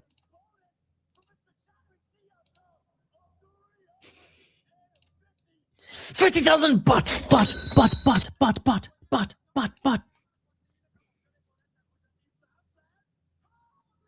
Let's go.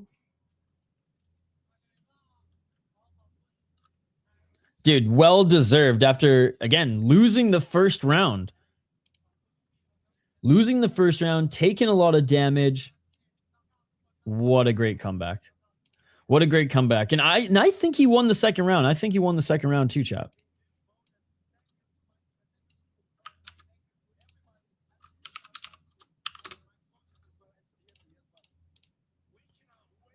$30 took over, yep. Better be more than 50K bot.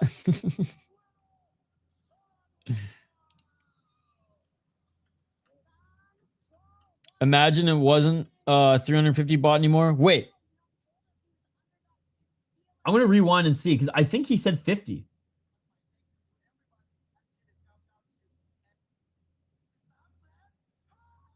I hope it's 350. Okay, hold on. I'm double checking because it might have been me just catching the end of it.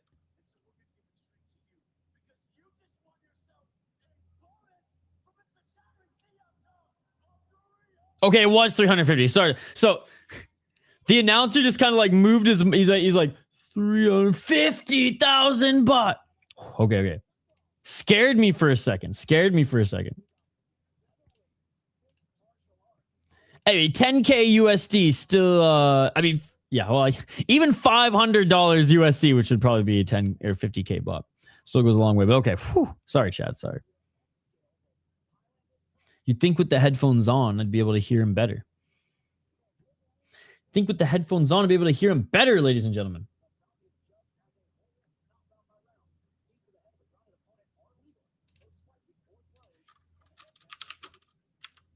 All right, 1 second. We'll get to the breakdown here.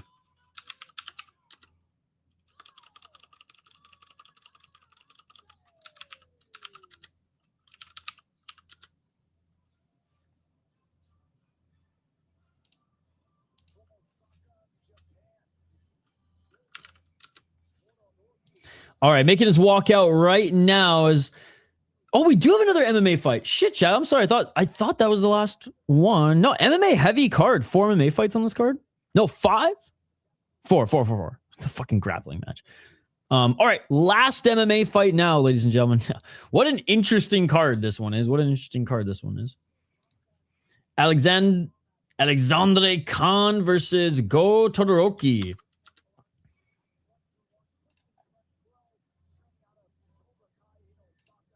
No way, dude. I knew it was coming. Literally, the adpocalypse was remember the last 3 weeks? Remember how I've been complaining about how crazy Tapology's been with the ads? Here we go.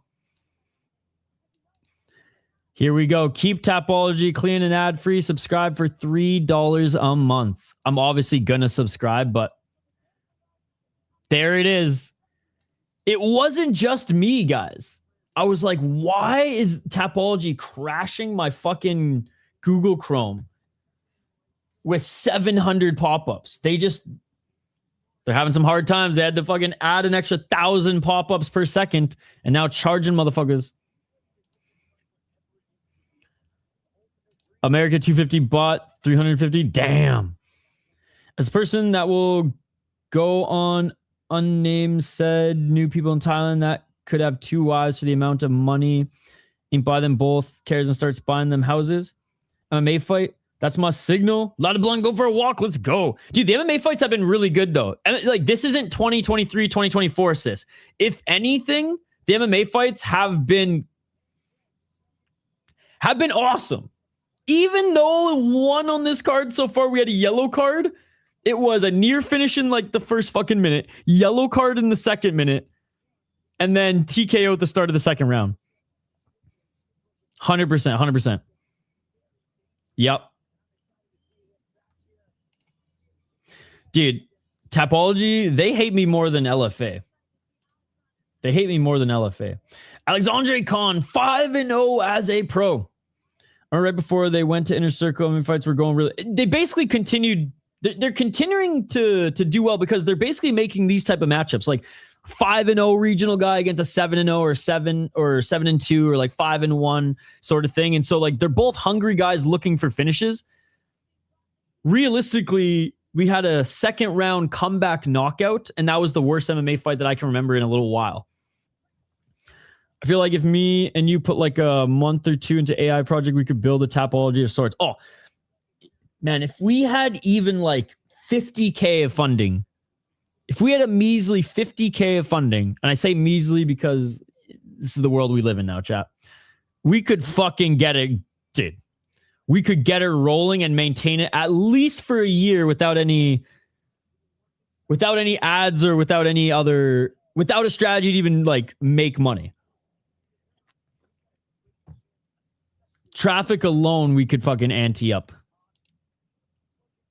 Call it non-adsology. Oh my God. I feel like, yeah. I got a buddy who could literally, yeah. I have friends who are, you think I'm nerdy. Holy fuck.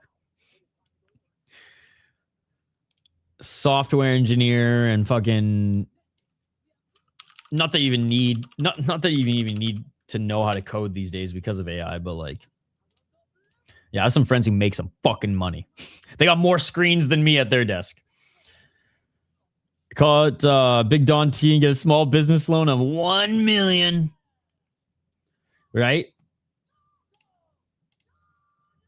I will forever love the just how it's like the hockey DB of fights. I don't use elite prospects, even though it's probably better. And I don't use Sherdog, even though it's probably better. Just because I love the layout of this, but man, time's gonna have to change. As soon as Sherdog adds like a landing page like this, like a versus page, we're Sherdog. We're Sherdog people.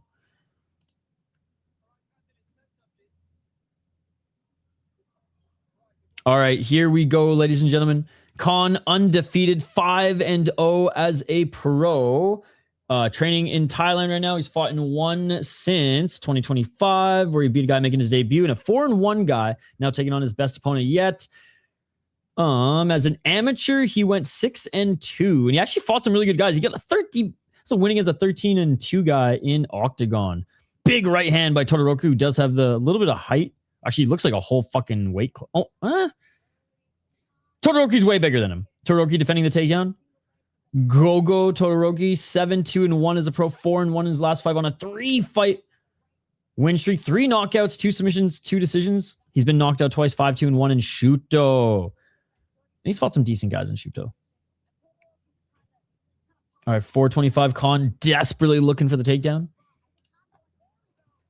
Oh, and Khan gets it, but Todoroki in the top position. And they're back up to their feet. Todoroki now with the takedown.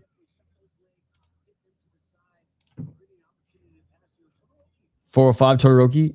Half guard, but ass to the mat. Back to the ropes for Khan. Remember when, dude, yeah. That was like almost 5 years ago now. 346. Back up to the Todoroki, the nice knee to the body. Team go. Dude, hell yeah.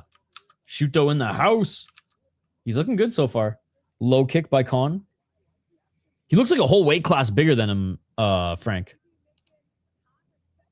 326. And great job by Todoroki keeping this on the feet. Khan unable to get the takedown. Fucking Khan from Thailand. Trains in Thailand. And he's going for takedowns? Bruh. Low kick by Khan. Khan missing with the right hand.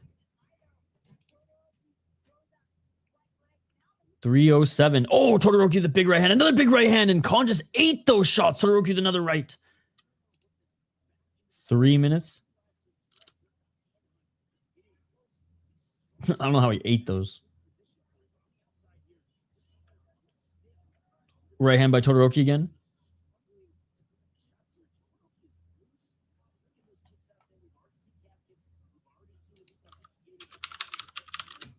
.238. Yo, what's up, Chris Clark? Good to see you. Good to see you, brother. Oh, another big shot by Todoroki. How's the start to your weekend going? And I extend that question to the rest of the chat as well. Low kick by Todoroki. Crazy to think, but there's a new generation of UFC fans that will be watching their first Conor event. Yeah, that's wild, bro.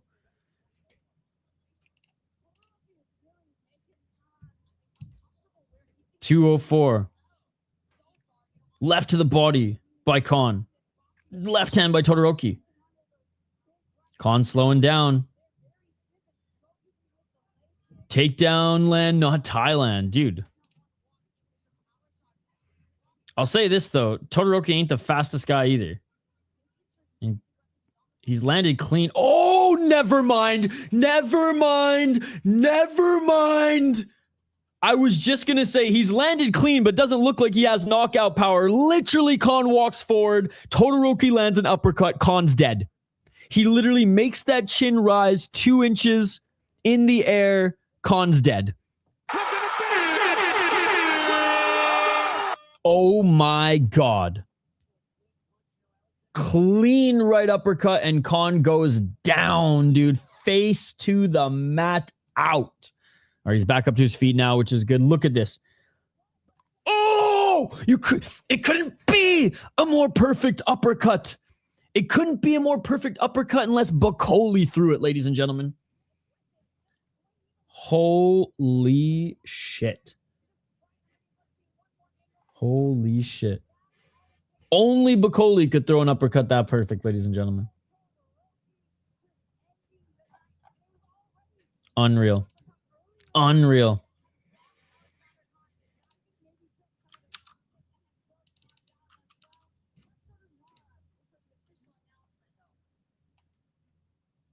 Damn.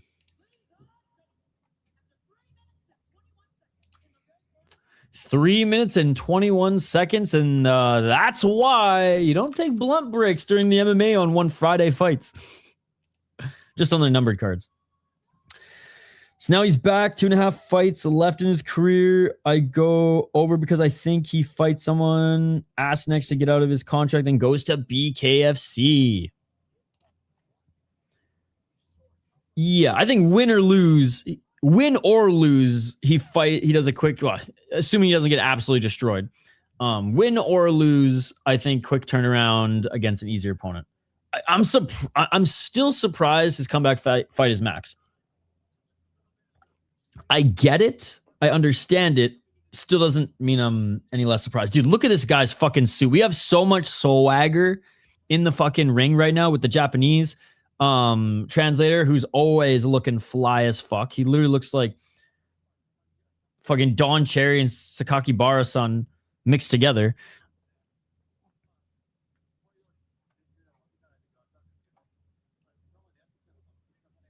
I'm still on the first trail.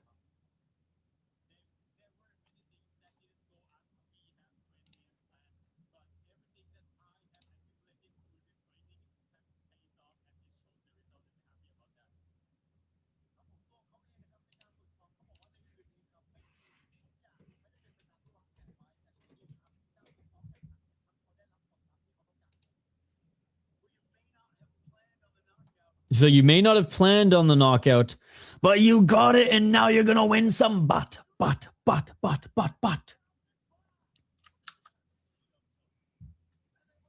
Let's go. Let's go.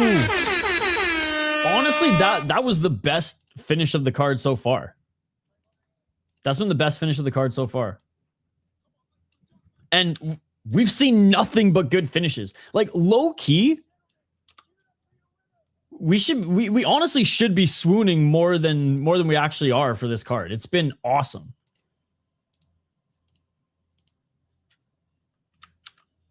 Literally, the grappling match just took the fucking sales out of our wins, or the wins out of our sales, or whatever the fuck the saying is.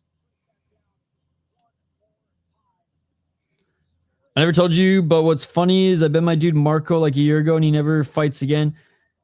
Hope he forgets because I don't have 100 right now. Bro, I owe Shane $100 and he hasn't forgot because I keep talking about it on every stream like an idiot.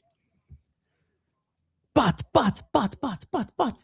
I owe Shane $100 USD. Bro's Canadian, man. He's going to be laughing.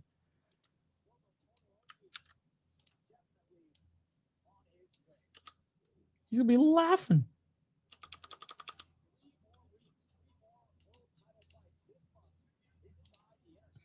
All right, sorry. I'll get right back to your comments. Just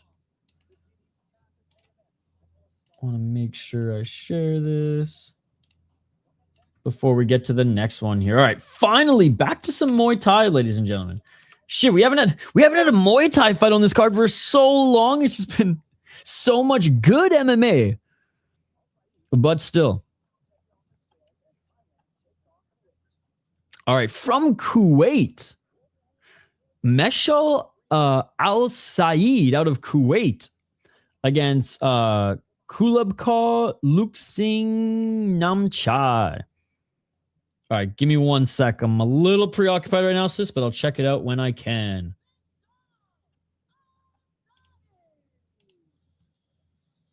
All right, making this walkout right now is the Kuwait. Is it Kuwaitian?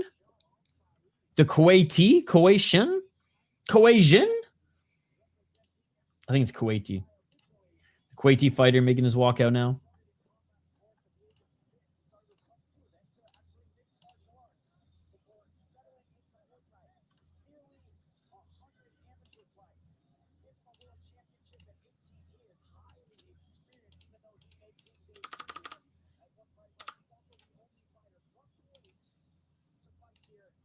The only fighter from Kuwait to fight on a stage this big in Muay Thai.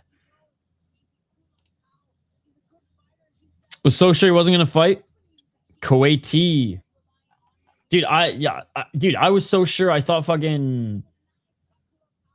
I was so sure I thought that motherfucking Elon and Zuckerberg were going to square up before him.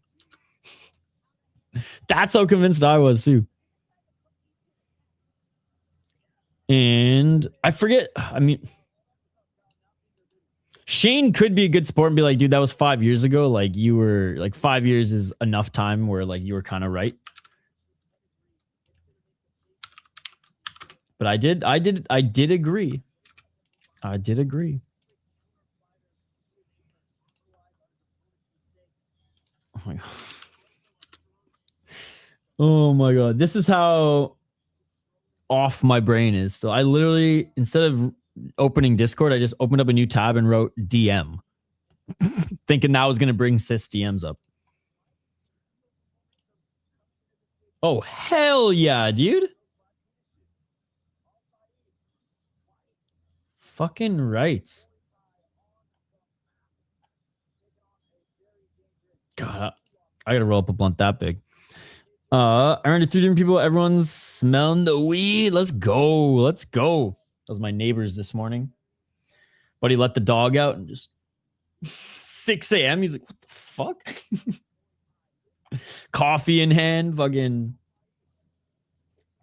Honestly, there's so many others. Like within the last 3 weeks, so many other channels have started streaming ONE Championship that like I was actually just saying what's up to all the new channels. There's one from the Philippines. There's one from Thailand. And then our fellow MMA and UFC streamer, we gave him a shout out as well. But yeah, the dude, I'm stoked that all the people who are asking to watch the fight have a place to ask to watch the fight in their native tongue now. It's against the rules, not so much hell yeah, more of go the other fucking way. Isn't it legal there? Or I guess maybe not in that park. Maybe not in the park.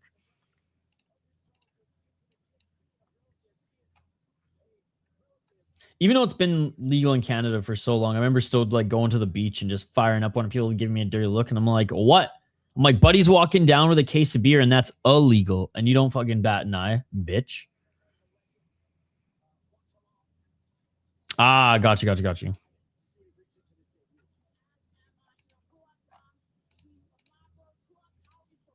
All right. Kulabka is making his way into the ring now, ladies and gentlemen. Who do you have in this one? Who do you got in this one?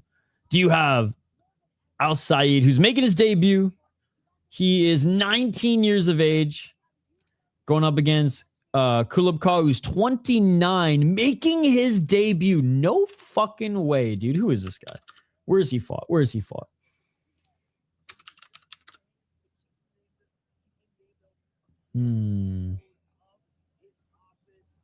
God, I can't find any info on him. Well, I guess we'll just... Hopefully ONE Championship gives us a detailed tale of the tape.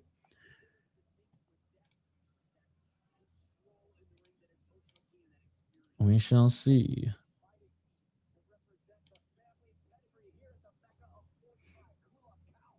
He's never made the UFC, bro.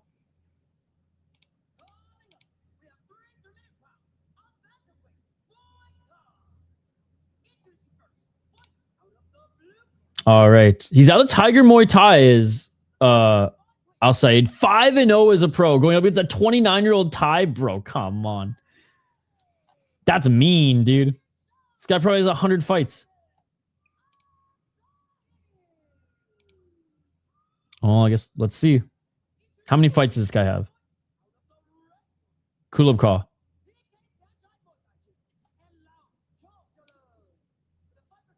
$60-18. All right, unless this fucking Kuwaiti is a hell of a prospect, I can't imagine he gets this one done.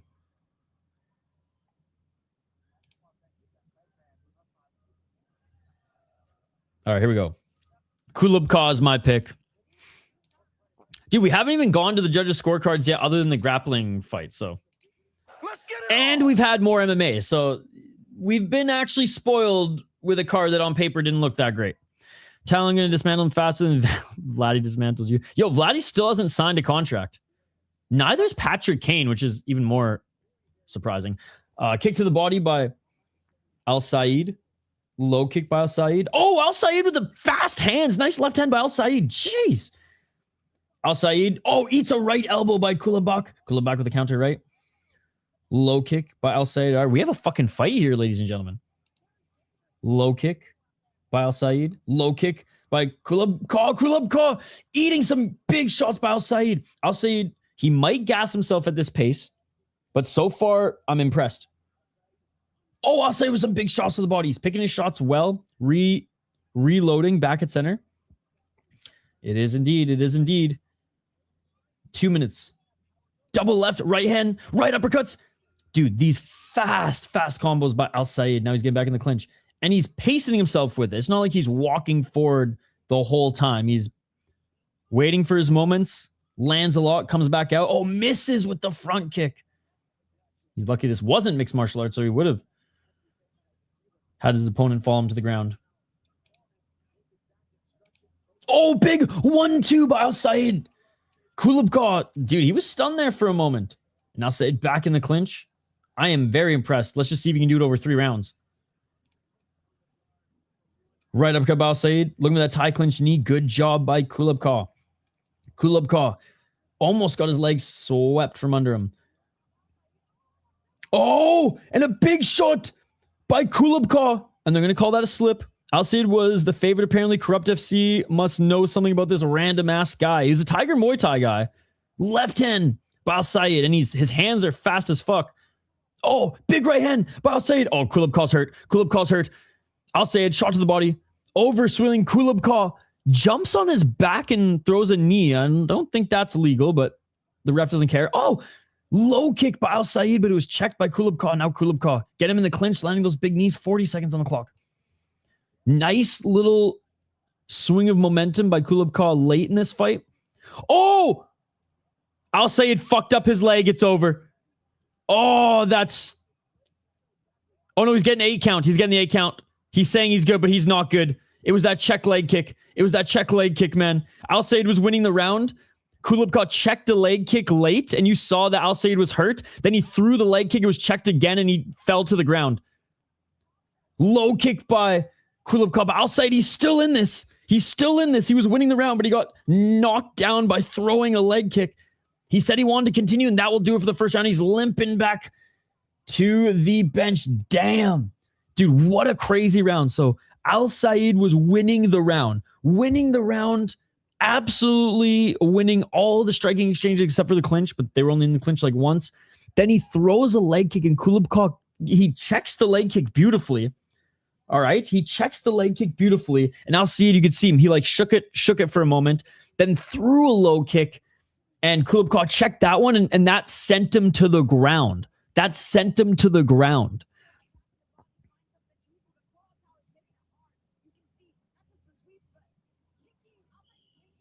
He kicked Kulubka, and he got a standing 8 count because his right shin is that banged up right now.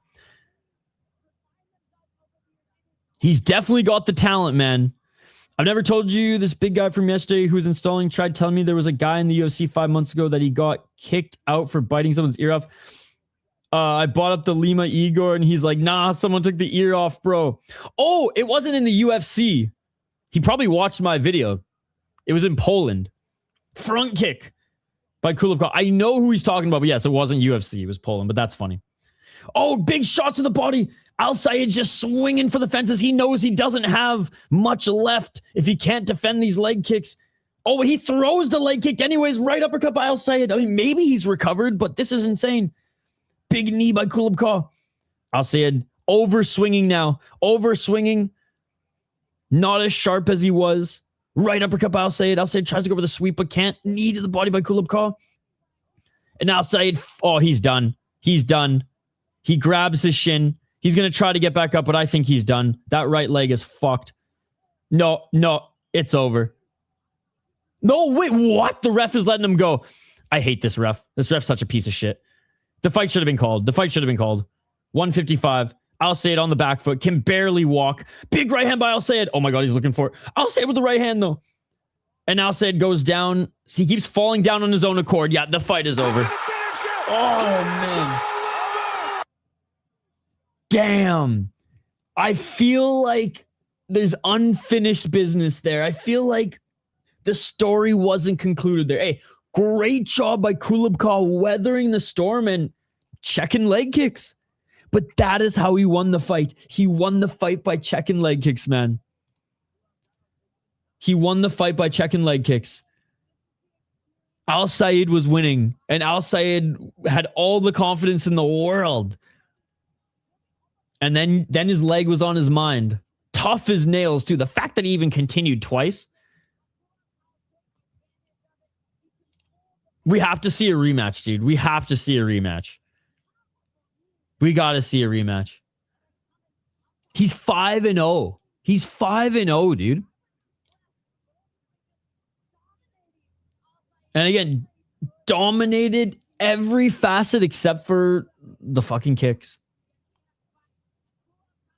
Yeah, he can't even stand in the ring for the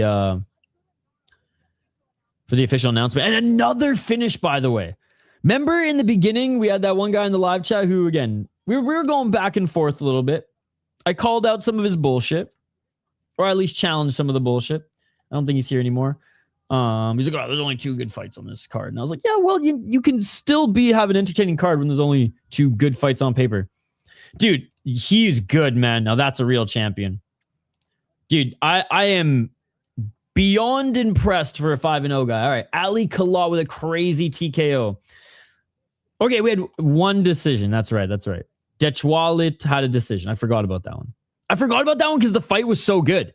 You know, I totally forgot about this one because it was nonstop action. I thought Dechwali finished him because he knocked him down once. No, he knocked him out once in every round. That's why. He knocked him down in every round. That's why I thought there was a finish. Anyways, great fight.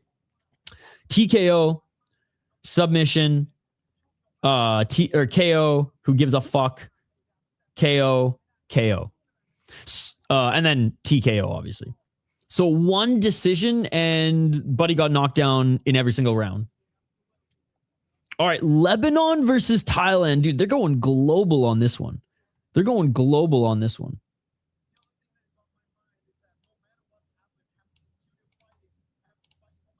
Said, no matter what happens, I got to continue fighting. I got to fight for my team.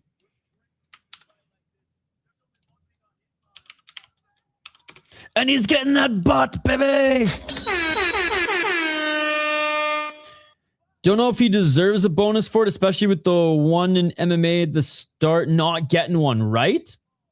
No, but he got a yellow card in the fight. That's why he got a yellow card. Can't get a bonus if you get a yellow card, apparently. Record 11 KO in a night, not excluding Inner Circle. Don't watch the Illuminati. 5-0. Again, a country like he's the first Kuwaiti kickboxer and Muay Thai fighter that I've seen. 5-0, fighting a Thai with 70 plus fights, bruh. And the only reason he lost because of fucking leg kicks. The skin color on Omar looks nuts. It is almost a solid, like, God, I only know it in French. The color name. I don't even know what it is in English. Hold on.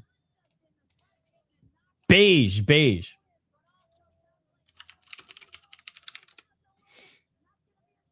just pronounced. It's the same fucking word, just pronounced different. Beige. That's so funny. I'm like, I only know it in French. Literally the same word. Oh, he looks dead.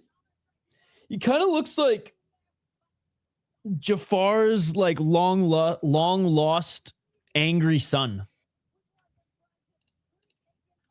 who like hates Jafar as much as Aladdin because he's got fucking daddy issues.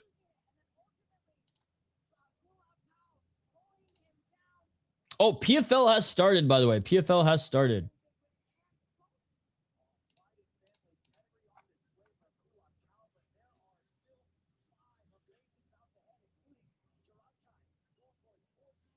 Beige, are you dead?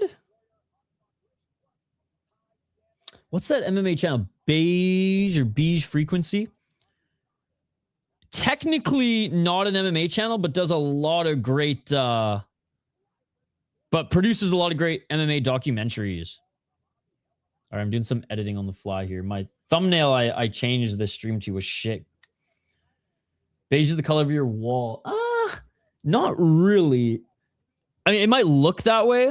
It's actually more of like a green off-white. Like on the way to being puke color. It works because the trim is like white. But yeah, it's more of like it's like a... Now, I might be colorblind a little bit. but it's got like a little greenish gray tint more than beige. It's more on that side. Less yellow. Yes, less yellow than you think. All right, we got Lebanon versus Thailand in this next one, ladies and gentlemen. Yeah, like a green off-white is the best way to describe it. The best and worst way to describe it. Oh, nasty liver kick in PFL, guys. Here, I gotta quickly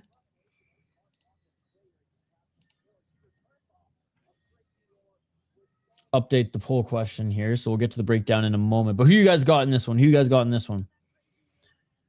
Do you got Klarob or do you have Omar?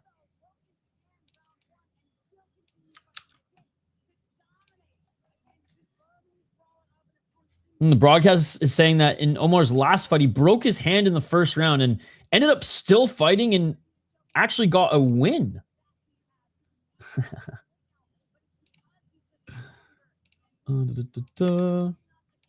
God, I hope wherever Vladdy goes, he gets fucking paid, man. No more PTO or any of that shit. He had a fucking tremendous season. He had a tremendous season.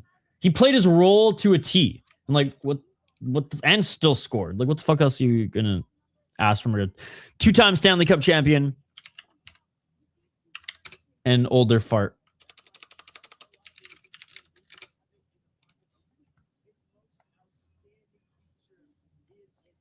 All right, smash that like button if you haven't already, chat.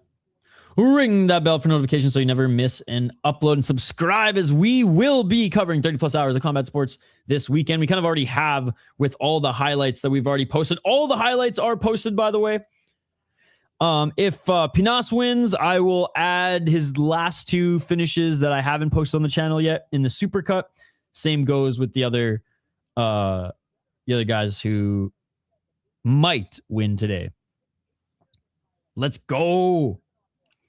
Scale of 1 to 10, how sad would you be if he signed with Toronto? 30. Yeah, I'd be pretty fucking sad. I'd be pretty fucking sad. I'm pretty fucking sad, but Toronto can't afford him, so. This music sounds like he's at a 70s disco night. Bro, I'm sure Lebanese... Actually, dude, Lebanese music is dope as fuck. I was seeing this Lebanese girl for a little while. I guess we're still on good terms. I should honestly message her. She posted the other day, does anyone have a TV? Mine broke. I literally have a free TV sitting in frame right now. Maybe that could be my in again. Dude, she is gorgeous. And we stopped like kind of hanging out because she was going to move. And then she didn't move. So, fuck yeah. I should honestly, fuck working out today. I'm going to deliver this TV to this Lebanese chick. Anyways, Lebanon. Good stuff. Good stuff. No, I haven't. Dude, I actually totally forgot to even load it up. Jeez.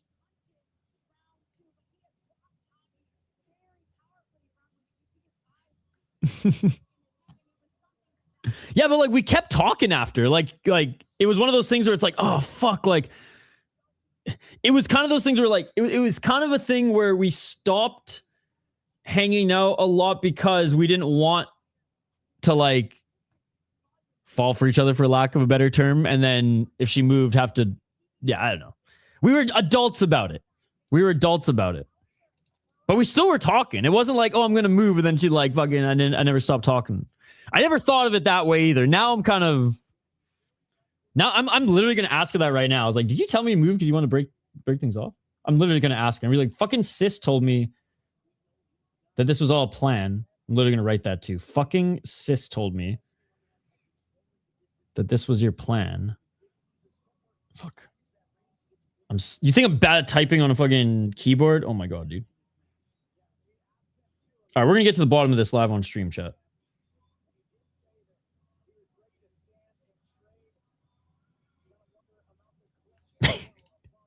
I mean, free TV and the Persian kebab. I mean, shit. Okay. She's at work, so I don't... We'll see if she replies. I just turned on my notifications for my Instagram. So, right? It's a fucking like it's a shit old, not even smart TV.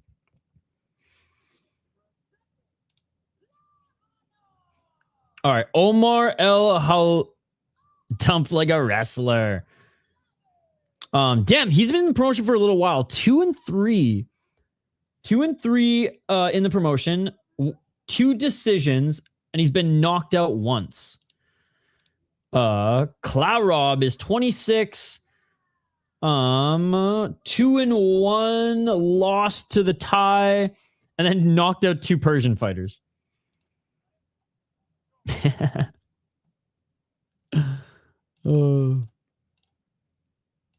I think from Colorado originally too. Colorado or Arizona, I don't remember. Omar gonna lose.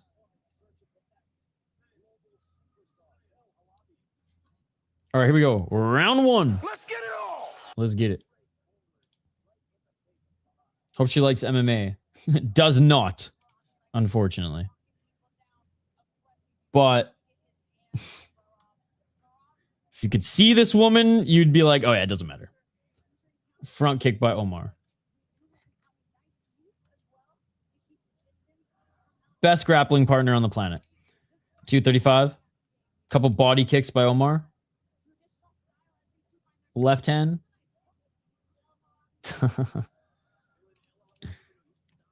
Oh, nice low kick by Klarob. Klarob with another low kick. El Halabi. Front kick, right uppercut. Left hand by Klarob. Low kick by El Halabi. Low kick by Klarob. You are the MMA. Just like slide fucking headphones on before she wakes up in the morning. You love MMA. Super Lek is the best. 151. Unified rules is fake MMA. Suddenly she's just yelling superior rule set. Out of nowhere. 139. High kick by El Halabi. Low kick by Klarob. Oh, nice right hand by El Halabi. Halabi with a low kick. Nice counter left by Klarob. That's awesome. Nice left by El Halabi. Oh, they're just swinging in the pocket now. Looks like the 2 exchanges are coming from Klarob as he's done more. Oh, as far as causing more visible damage on Halabi. Right uppercut to the body. Right uppercut in the clinch by Klarob. Klarob eats a front kick. They both got the fucking Muay Thai back tattoos.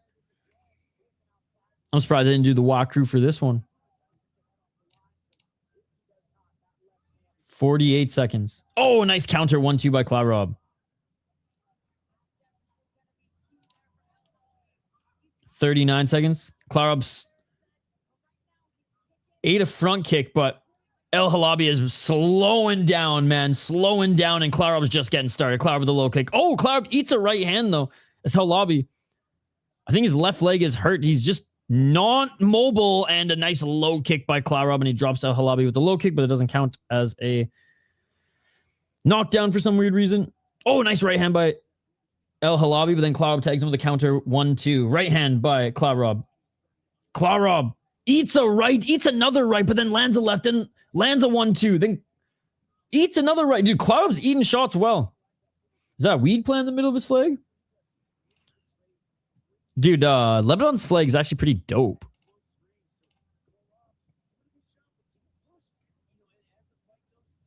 All right, that will do for the first round. Omar's tough. He's continuing to walk forward even after he's taking a lot of damage. They're each hitting each other with a lot of shots. Omar is, yeah, sure, he's the one who's slightly pressuring more, but Klarob shots are just clearly doing more damage. Damn, that nose deflect a punch, bruh. Right? This round's not close for me. No, that was all Klarob. Wait, what? You think Omar won the round? I am 100% tie in that round.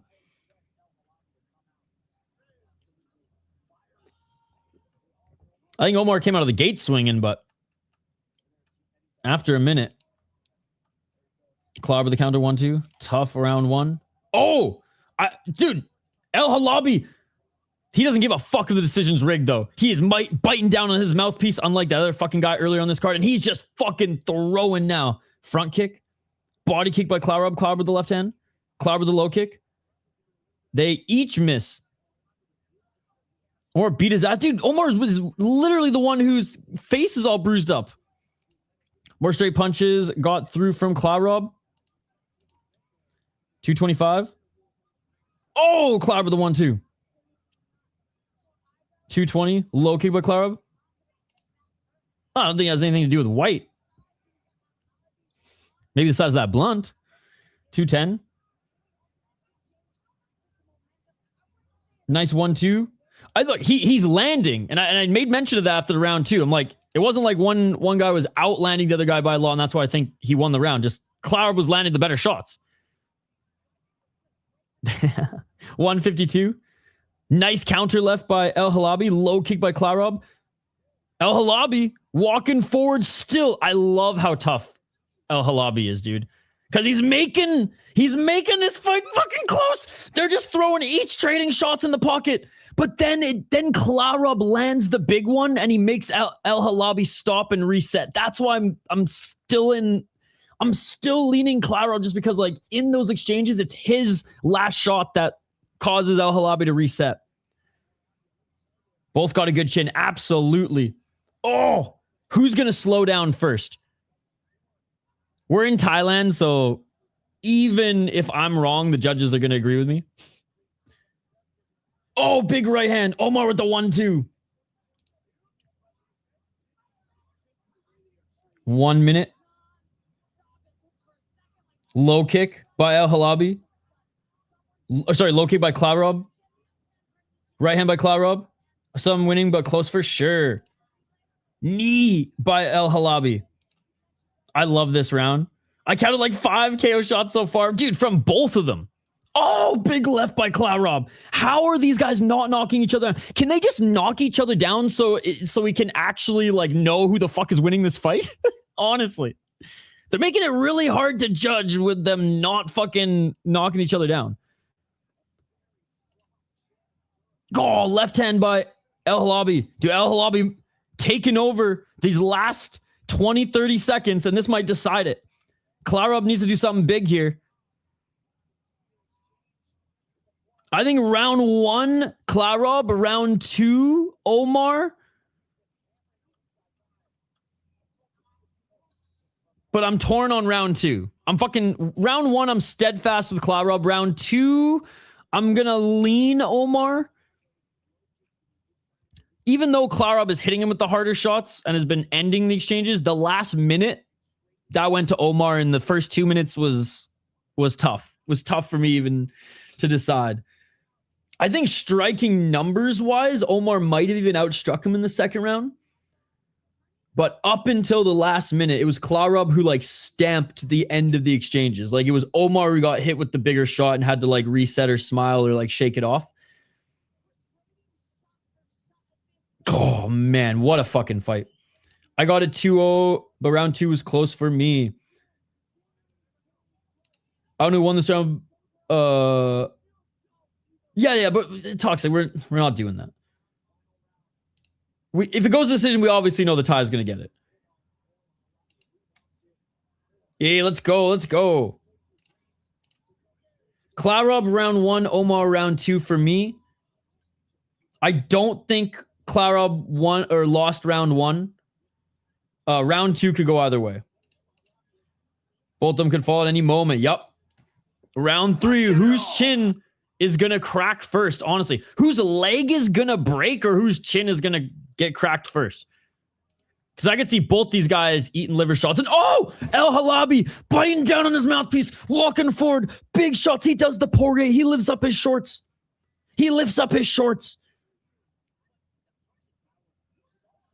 Beautiful left hand by Al Halabi. Left elbow by Klarob. 2:22. It started. 2:16. Oh, big left hand by Klarob. Klarob with the left elbow. Klarob going to town. Nice right hand by Halabi. Klarob with another left hand. Klarob with the left. Klarob knocks out the mouthpiece of El Halabi. Dude, good sport by Klarob. Says, you can have your mouthpiece back. I'll just keep beating the fuck out of you. After he throws a body kick. Klarob with the left. Klarob with the left elbow. 146. Another left elbow by Klarob. Oh my God. How is he not dead? How is he not dead? Halabi on the back foot. Klarob with another elbow. Another elbow. How's El Halabi? This El Halabi might be the toughest motherfucker I've ever seen on the planet. He's just still throwing hooks while Klarob's just trying to elbow the fuck out of him. Right hand by Klarob. Front kick by Klarob. Oh, left hand by Klarob. Right hand by Klarob. El Halabi is running on fumes. 1-2 by Klarob. He can't buy a knockdown. He can't buy a knockdown. Left hand by Klarob. Right hand by Klarob. Right hand by Klarob. Left hand by Klarob. El Halabi is on fucking skates, but this guy cannot get knocked down. He just cannot get knocked down. Right hand by Klarob. This is insane. Oh, Halabi with the right hand. Right hand by Klarob. Phone booth. Phone booth. Phone booth. Phone booth. 42 seconds. Right hand by Klarob. This is insane. This is insane. This is insane. 35 seconds. What the fuck, chat? They have not stopped throwing. They have not stopped throwing. This is Holloway versus Gaethje, 10 seconds, but for 1 minute and 30 seconds. They have not stopped. They have not stopped. 20 seconds left. They're still going. They're still throwing. How the fuck is Halabi on his feet? 12, and they have not clinched once. They have not clinched once. Fuck boxing. Why would anyone watch the sport of boxing when this exists? Why would anyone watch the sport of boxing when this exists? 1.5 minutes, no clinch. Boxing is the shittiest combat sport on the planet because that would not happen in boxing. They would hug each other and sniff each other's fucking farts, ladies and gentlemen. Oh my God. I don't know why anyone even gives their fucking time to that shit fucking sport compared to this one, to be perfectly honest. And this isn't even a sport. It's just a glorified bar fight. The sweet science can fuck off. The sweet science is, I'm going to hug you for 12 rounds. Nah, bro, you throw in the pocket until someone fucking goes down for 1 minute and 30 seconds. That was a whole boxing round of throwing in the pocket. Let's fucking go. Sorry, boxing is getting some fucking strays here. I didn't even plan this rant. It just happened. Unbelievable. Both of them, they're fucking mad. That might have been one of the greatest moments in combat sports. That went on longer than the Takayama fucking... Oh my God. That's insane. Dude, that might be like one of the best combat sports sequences we've ever seen. Like Don Fry, Takayama, step aside. Gaethje, Holloway, step aside. That was cooler than both of those. They just clinched when you said that, but that may be the second best fight I've seen. Dude, they didn't clinch. The fight was over. They hugged each other. They hugged each other. And Klarob wins the decision. I think it's fair. I think it's fair. I think round 2 should have gone to Halabi, but it was close. That's one of those fights where even if all 3 rounds go one way, like Halabi could have won the first. I don't think so, but could have won the first. Definitely could have won the second. Holy shit. Holy shit. It sucks that they're not getting money for that. It sucks they're not getting money for that. Motherfucker's leg gets hurt. And his opponent gets the the money, but we see these guys go to war, literally shave years off their life. Literally shave years off their life. Unbelievable. That was insane. Sorry, I gotta quickly tweet about it. That was insane. How do you not get double bought, right? That was insane.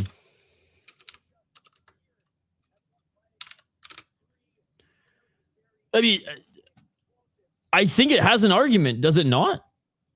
Like that might have, I think that is up there with Don Fry, Takayama, up there with Justin Gaethje. I think it's better than Justin Gaethje, Max Holloway. People are gonna be like, oh, but there wasn't a knockout. I don't give a fuck. There was a minute 30 of nonstop action versus 10 seconds and a knockout.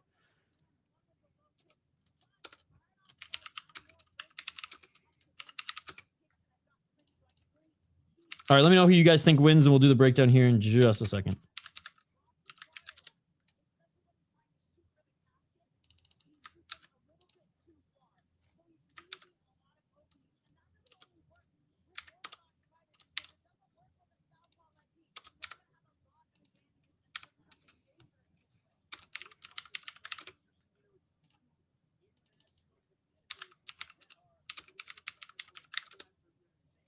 Yeah, step aside, Gaethje. Step aside, Max. Step aside, Don. Step aside, Takayama.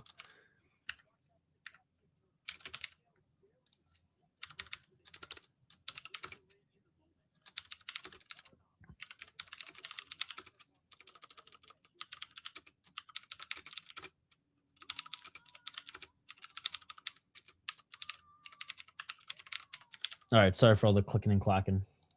Had to get that out there. Had to get that out there. If Twitter's even going to work today.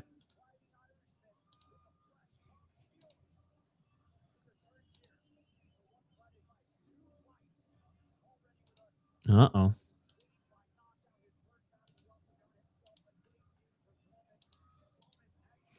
Hopefully you guys can see me. I can't see you anymore. My whole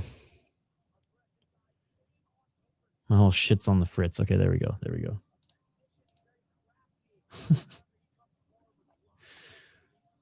Fucking Chrome just tripped the fuck out. Okay, anyways, we're back at it. I think that's my favorite Friday fights, I think. Should have PFL left with all these finishes, even with that going, right? Loved it.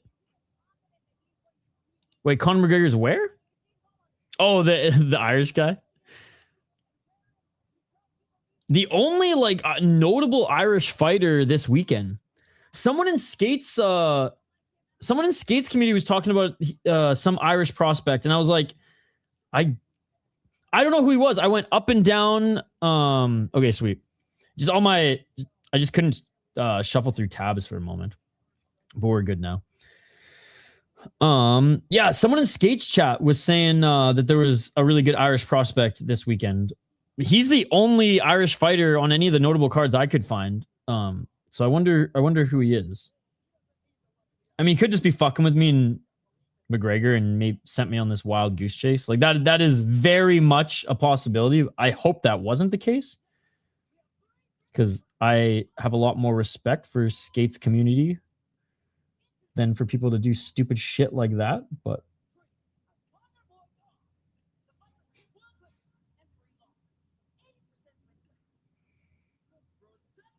oh, is that you, Toxic? Oh my god. Okay, who's the prospect? So I don't know everyone's username in Discord because I'm dumb. Who are you talking about? I literally was like going through, dude. I went through every fucking card. I literally went through every fucking card, and I could not find who you were looking for. I even went over the NFC card.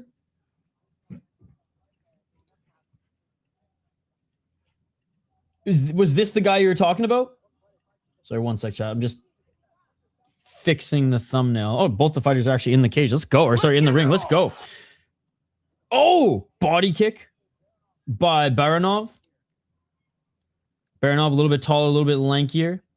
He's 23 years of age. 2-1 in the promotion. Win against an Argentinian, lost to Kalat, and beat a Japanese fighter as well. Baranov, 23. Well, whoops. Actually, sorry. Baranov, 2-1. Only lost to Kalat. Tom, on a 2-fight win streak, 2 knockouts against an Iranian fighter and a tie. All right, sorry, chat. Let me get back to this. The pacing, too good, too good. 155, nice knee on the entry. Both these guys are actually pretty tall. Body kick by Tom, high kick by Baranov.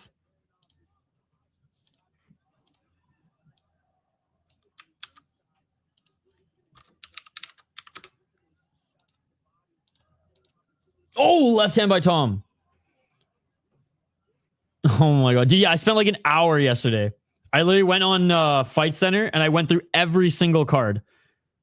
You know me, man. I'm hardcore. I don't know when you guys are trolling or not because I take everything you guys say seriously. Passionate about the fight chat, my man. 137. Swing and miss with the right hand by Baranov. He better be. He better be. Left hand. Right knee. This Irish prospect better be in Switzerland. I'm fucking so stoked for that card. Oh, big overhand right by Tom. Nice spinning elbow attempt, but didn't have much momentum on it, and he eats a knee by Baranov. It's all good. It's all good. I fell for it. I fell for it.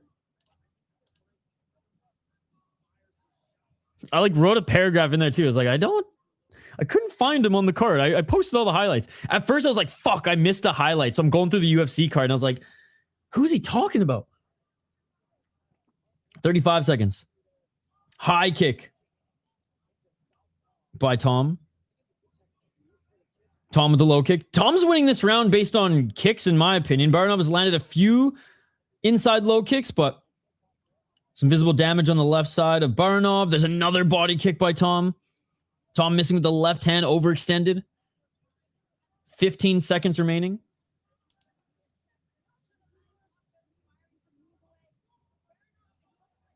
Another knee by Baranov. Oh, and Tom throws him to the ground.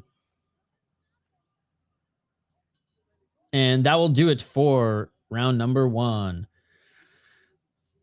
Yeah, 2 tall, fucking lanky white boys throwing. Slight edge to Tom. More visible damage on Baranov. Neither of them were like more the aggressor to really kind of stand on that as far as the judging goes. I'll say Baranov blitzed a little bit more and he looked better in the opening. But I think as Tom settled into it, started to get the better of the clinch exchanges, started to get better of the kicks. And they haven't really been squaring up in the pocket much. I think Tom's been throwing really good overhands. They just haven't been landing. They've just been going over the head of Baranov.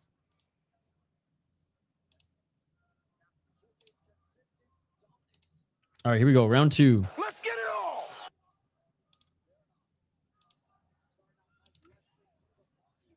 And a nice shot by Baranov early, and Tom cracks him, and Baranov goes down. I think he hit him with the elbow. 246. Oh, no, a knee, and big left hand by Tommy, right over him. Body shot by Tom with another right hand. Baranov swinging with that left. High kick by Tom. Tom trying to set up a left hand, but ducking under it, or doing the full Neo was Baranov. Left hand by Tom. Right hand by Tom. Another left hand by Tom. Baranov didn't like that. Left to the body by Tom. Knee by Tom. And Baranov, he's out. He's out. He's out. He's dead. He's dead. He's fucking dead. His eyes are rolled in the back of his motherfucking head, dude. Oh my God. Tie clinch knee through the guard, and you saw Tom's eyes roll back, his soul leave his body. It got the fuck out of Lumpinee. And we have another finish on this card. This card has been absolute straight crack cocaine, ladies and gentlemen. We had a guy in the chat earlier who's saying that there's only going to be 2 good fights on this card. I said, man, this could end up being like deep. This could end up being like deep. And holy fuck, ladies and gentlemen, it really is. It really is turning out to be like deep, i.e., so many fucking sick fights. So much entertainment. Despite it being lower level.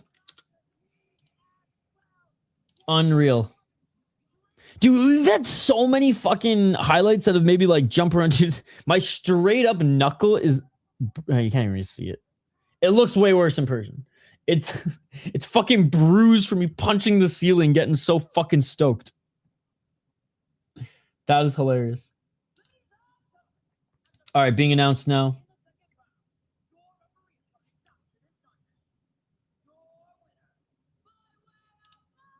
By way of knockout.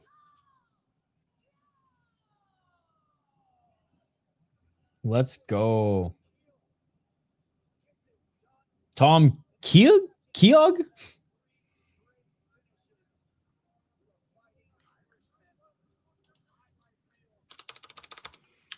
Is that how Connor's going to do it? Tie clinch knee in the pocket. He's fighting Max in the pocket and he goes ducks under instead of his step back left. He goes tie clinch.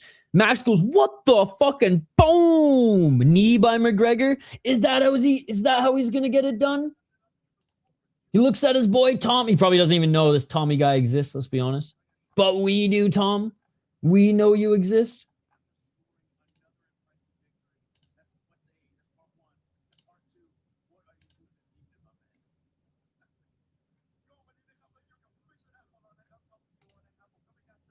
Let's go, let's go. I love the Thai translator after the English question. Man, I don't want this to end. We're already at the featured fight. It's so crazy how fast these One Friday Fights cards go. Like, we'll be streaming for 5.5 hours, and let's just say like a 3-hour UFC main card drags on fucking long, like nail on a chalkboard long compared to this shit. Even if there's good fights, I always feel like UFC's longer, even though it's not sometimes. But these cards go by so fast, dude. Knee later, boom. Funny enough, an Irish guy is main eventing RWS tomorrow for the welterweight title. Akingbade has also made the Sensei card as a replacement for the tournament. Okay, well, Senshi card, sorry, for replacement. There you go. I guess RWS was literally the only card I didn't look at. Literally the only card I didn't look at yesterday when I read Toxic's comment. Okay, now I know. That's who I thought you were, Toxic, on. But I get you and TG1 mixed up on Discord because he's got short names. Made him his breakfast cereal. 2 Irish prospects. There you go. There you go, Toxic. 2 Irish prospects, just not in mixed martial arts. Just not in mixed martial arts. Okay, I actually have to drain the main vein now, chat. So give me 2 minutes and we'll be right back for the featured fight. Don't go anywhere. More ONE Championship coverage on the other side. Let's go.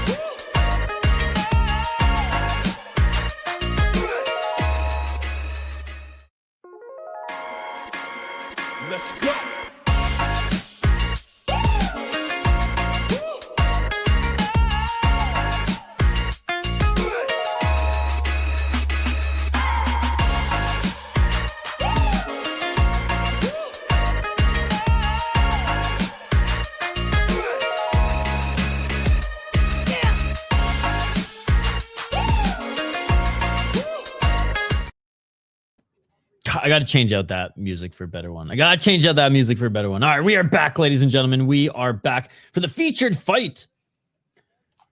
Tonglampoon time. Tonglampoon. God, I was like squeezing the last little bit of coffee from my fucking French press. That's what I was doing.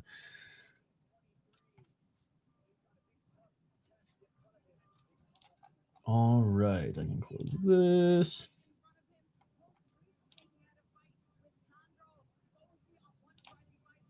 All right, I updated the goal. It's an easy one, but honestly, I'm still going to stream NFC regardless.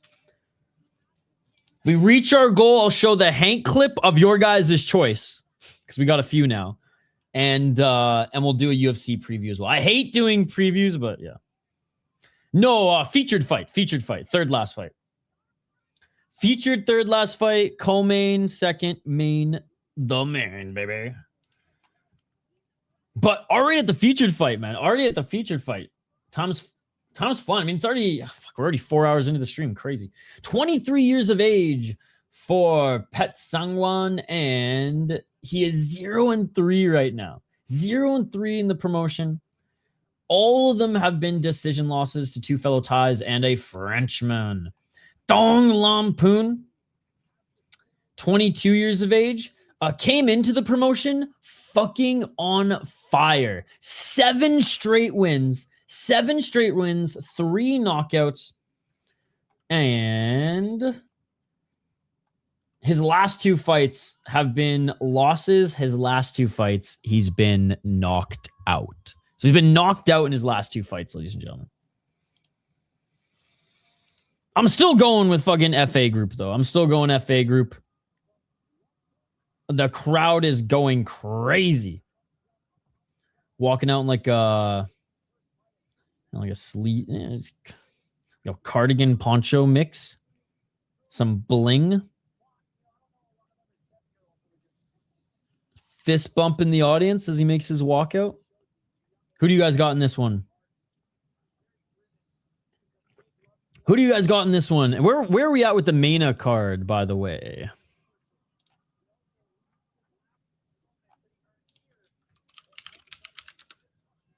Because I know that started.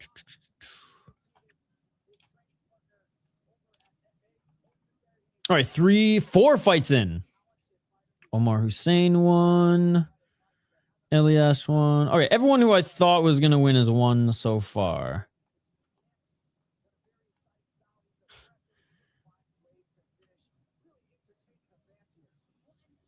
We'll see if Malik's going up against the... Malik's probably still going to win, let's be honest. Yusuf probably going to win. Although, Diani could give him a good fight. Diani, obviously way more a striker. Akhmouch is going to be a fun one. Honestly, Akhmouch against Zuad is probably one of the best fights on the card. I think Tarek will beat Kabani, but that one might be fun too. I haven't watched any of Hazim Kayali. Apparently just a wicked amateur fighter.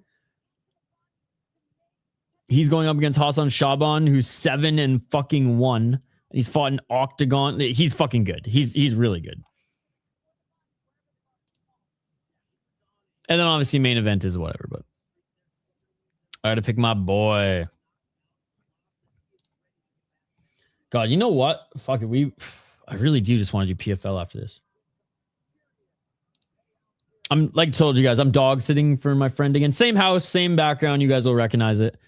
But I still got to pack, workout, shower, shave. We'll see. We got 3 more fights left on this card. We'll see where we're at with PFL. It started, I think, just like half an hour later than this card. It is what it is. It being in that region has to start earlier for us, but it would have been perfect if it was tonight.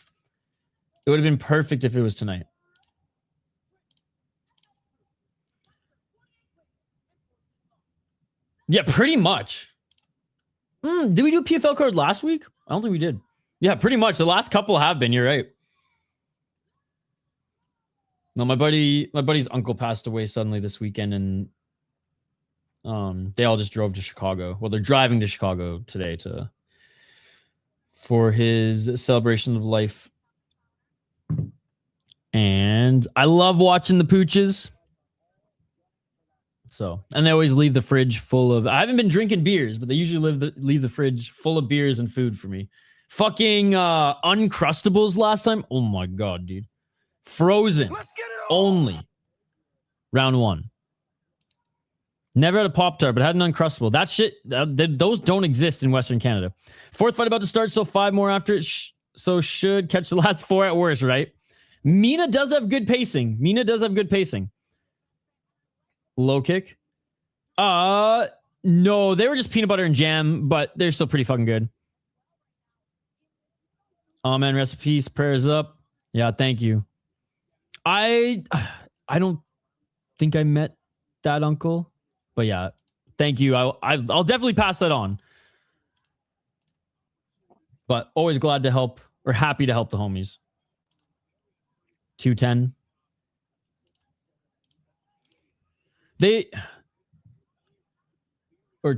Nice 1-2 by Pet Sangwon. He was battling cancer, fuck cancer, but it came crashing down pretty quick. Okay, noted. I've never had the honey ones. I've had the chocolate and the peanut butter jam. Nice step in left elbow by Pet Sangwon. Pet Sangwon to the right. Pet Sangwon's a little bit tall, a little bit lankier, and he's utilizing that reach beautifully right now, but nice job by Tonglampoon. Tonglampoon, he got knocked out his last 2 fights. He loves to make it a scrap. Low kick by Tonglampoon. He's trying to get into the pocket. Oh, knee! Flying knee by Pet Sangwon. Dude, Pet Sangwon's looking damn good so far. I mean, Pet Sangwon needs a win. All losses in the promotion. Oh, nice job by Tonglampoon. Left hand, low kick by Tonglampoon.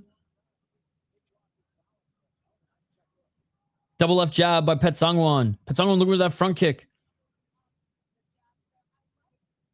Low kick by Tonglampoon. Nice uppercut by Pet Sangwon.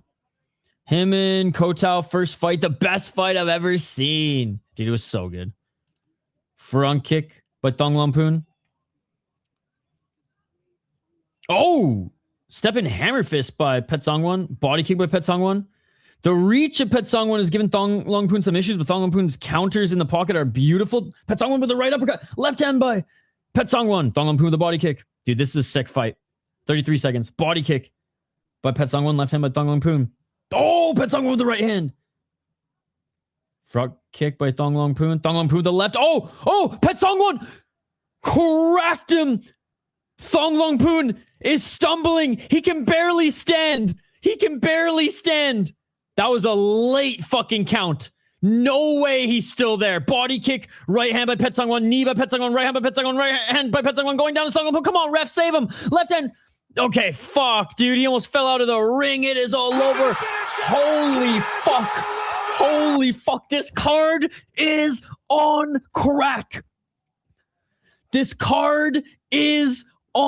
crack. The nobodies are coming out and they're making this arguably the best ONE championship card of 2026 with how just absolute savage these finishes are. This count was way too late, by the way. The ref should have started counting right away. The sound of those punches on the button. He took years off his life against Kotao. He definitely lost his chin. That's 3 in a row now. Oh my. Oh, dude, that uppercut. Oh, then the kick. Man. The kick at the super necessary kick. Oh my. He was already dead. What a card, dude. What a card. What is it about these no-name ONE cards?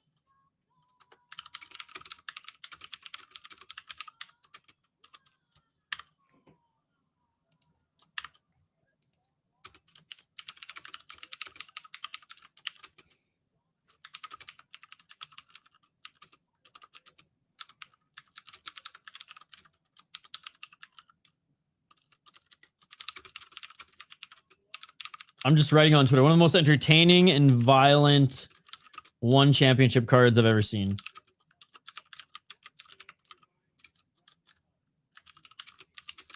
Because, like, even the finishes are all violent.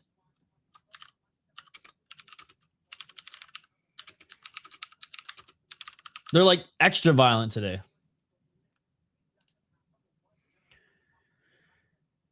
You'd sleep him too, bro? I don't think so. At this way, Shatra will be declaring bankruptcy tomorrow. No, of course. And that's why I wrote, with all due respect. Like, and like some of them I reckon, like I know who Tonglampoon is. But like, let's be honest, Uppercat. Even though you are correct, and I do agree with you, and even though there's other YouTube channels now in Filipino and Thai languages, like you look at the numbers on our stream when Superlek is here from like global casuals like myself, compared to like the cards like today where like, yeah, we had like 40 people in earlier who were stoked on, you know, some of the guys, but there are big names that that expand bigger than just Thailand. And I guess those are the ones that I was referring to. Because I do agree with you here. Gave thumbs up, but hey, thank you so much. But yeah, you gotta be someone, even if you're just a 5-0 Tiger Muay Thai guy, like we saw earlier, you gotta be someone to be fighting on these. And wow. 100%. 100%. I mean, look at Sexton. He didn't get to one until he was fucking what, 34, 35? Unbelievable. All right, 2 more fights, ladies and gentlemen. Yeah, at this rate we'll probably be good to cover Mina. I will take I'll take a bit of a break after to like set it up. But we may as well sneak it in. Yeah. Which, one of my favorite fighters of all time. One of the best nicknames, if not the best nickname of all time. No, you're wrong if I don't know them and their fight history and their bums. And I'm going to let them know motherfucking Boras. Joe Nadawat started his Muay Thai career very late in life. Yeah, I just mean Sexton came to ONE late. We're like, and they didn't give him a fucking contract for so long. Like they didn't pay him what they should have been paying him for so long. Fucking Shatri. Friggin' Shatri, bro. The man who yields to no one. Is that not the sickest fucking fight name? It's not short. So I guess it's not a nickname, but fight moniker? Oh my god, dude. Yeah. And he still looked good, but it wasn't the same. He wasn't the same. Guy's name is Pet Siam. I don't know. He's a fluffy pet or a beast siak. All right, walking out is Nihad Taghizade, and he's out of Azerbaijan. They said this dude's 21. Yeah, 21 years of age. And this is the only kickboxing fight on the card. He's making his debut. Going off of vibe alone. Yeah, this guy has definitely stuck a needle in his ass or two. He's got the birth certificate like in Benchwarmers. I think I might have that picture saved still. Hold on. Oh, please tell me I have it. I saved it once. Oh, I do have it. Dude.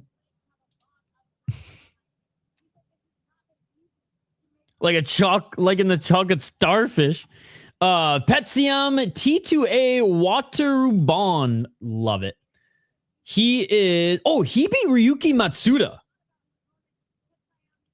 Dude, he's good. He beat Matsuda in kickboxing. I'm going with Pet Siam, dude, based off that alone. I'm going with Pet Siam based on that alone.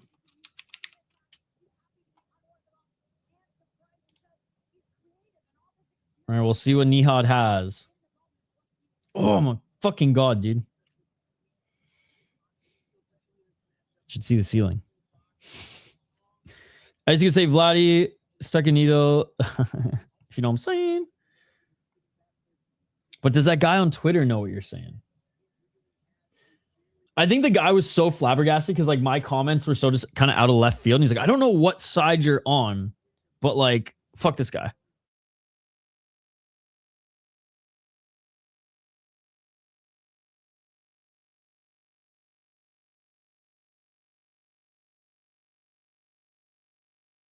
I was still commenting a couple times.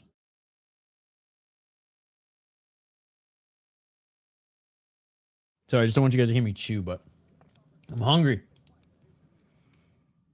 I don't even remember what it was about that you guys were talking about. I was just like, I'm chiming in.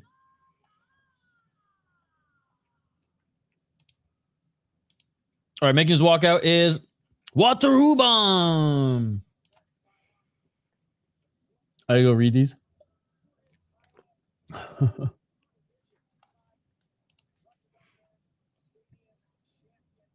All right.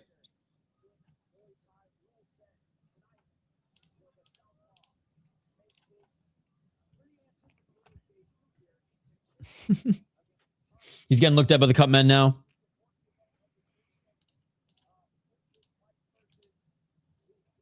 That is Pet Siam.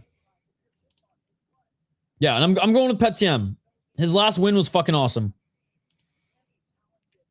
He beat a guy who, again, I don't know who Nihad is, making his debut, super young. He beat a guy who had way more experience than Nihad.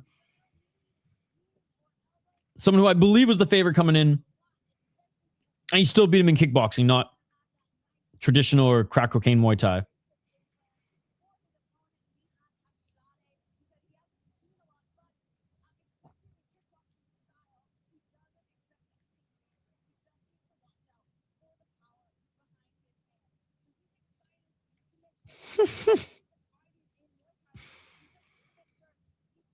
What the fuck? There's someone on Twitter who's like yelling for the UFC to sign Buakaw. MLB was selling LGBT hats and jerseys. Someone told him that it was using MLB to promote it. The guy got super mad, and I agree. Oh, okay. I believe he said MLB was promoting it, so I commented. He didn't like that I agreed with the other guy and started arguing with me, called me a bigot and Trump fan and everything else. Yeah. I remember now. I read half of it.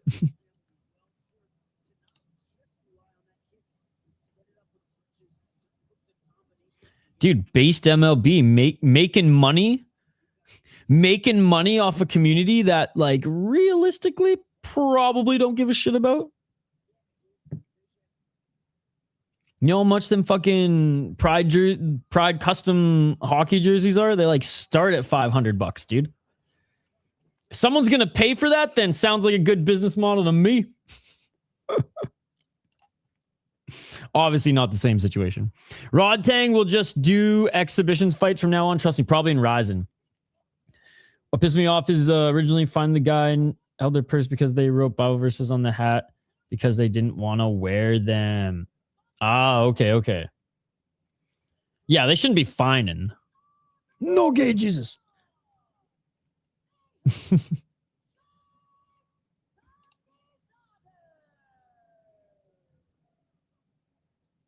Yeah, let them wear their Jesus first. Let them wear their fucking rainbow. Who gives a fuck?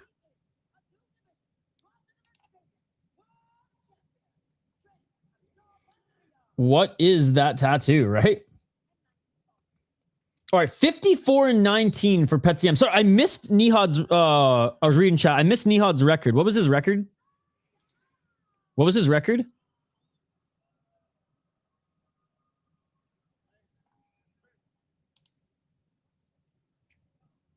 All right, 125 pounds. Oh my God, Petsy.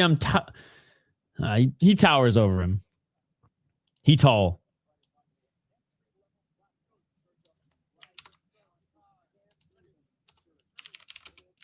All right, round one. Let's get it all. Oh, high kick.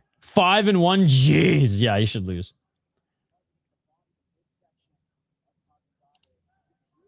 247.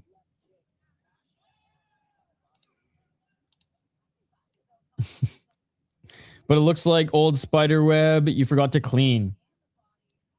235. Oh!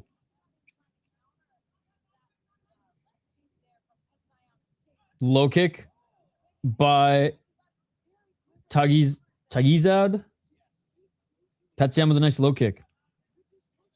Low kick by Taghizade. And not out of Tiger Muay Thai, I saw. Dude, he looks like a whole weight class smaller. I take it back about the needle. This guy needs the fucking needle. Skinny ass motherfucker.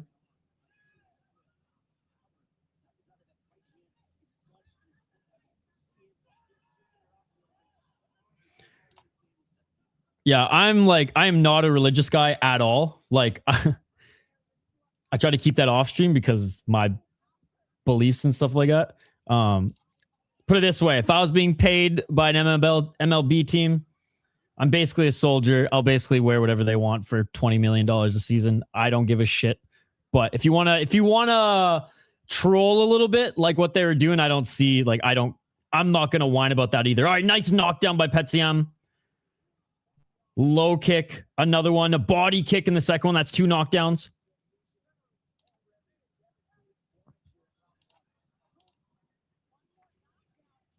Body kick. Like, oh, another body kick, and it is all over. It is all over. Pacio absolutely destroyed the skinny fucking frame of Nihad, dude. Unbelievable body kicks. Like, I have the volume very low, and all I could hear was smack, smack, smack. Dude, right? Oh my God. 5-2. Turned and was looking for a way out.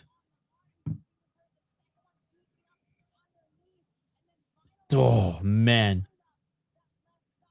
And he, like, it hit him and it delayed react. He didn't fall down. I'll give him credit. He didn't fall down, but yeah. You think the arm broke? Oh shit, he did block. Okay, he blocked the first. You might be right. No, you might be right. I thought it hit the rib. It hit the arm. Yep. That's why you don't block with one arm, by the way. Oh. So he got knocked down with the body shots, but blocked with... Oh my God. Yeah, and he's not even standing in the ring. Dude, I know Nihad, not necessarily the highest level of competition, but like Pacio is fucking sick, dude. Again, the Ryuki win was awesome. This was kind of a layup for him. Especially with hindsight. I cannot wait to see him fight again. I cannot wait to see him fight again. That's Samcore style.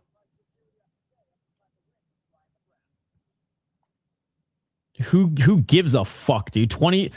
If you're making professional athlete money, who gives a fuck? So if you want to call me a sellout, okay.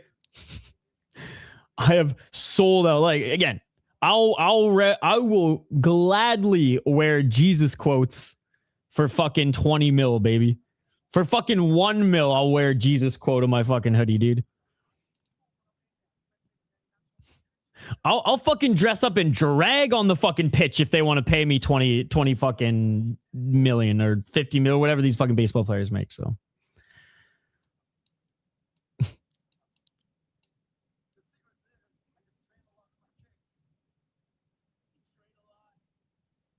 yeah, I would say people crying on both sides are just fucking whiners. That's my thing. Fuck your morals. You're making $20 million a season while people starve everywhere else. You have no morals if you're not giving back. Right? Right? I don't even really agree with that. I'm just saying, like, fuck your morals. make your money, live your life. This is true. If I had 20 million, someone called me a sell. Dude, I would, you know what I would do? If someone was like, oh man, you wore a Jesus quote and you're not a religious guy, why would you do that for even 10 million? You know what I'd do? I'd go, okay, one sec. I'd grab the $5,000 sheets that I'd always just keep on me because at that point, not a big deal. And I just slap him in the face with the $5,000. It'd be a big block, $5,000, and I just like a brick. 350,000 bots. He must be a sellout. He's a sellout. Oh, unbelievable card. Unbelievable card.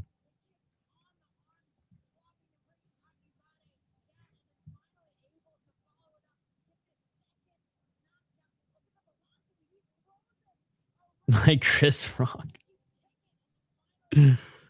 Oh.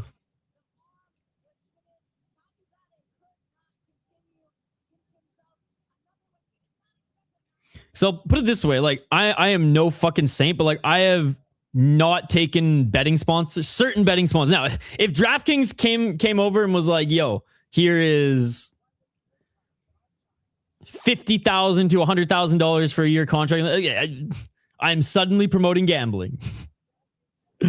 But like I've gotten like offers from smaller ones and I'm just like, I don't do it.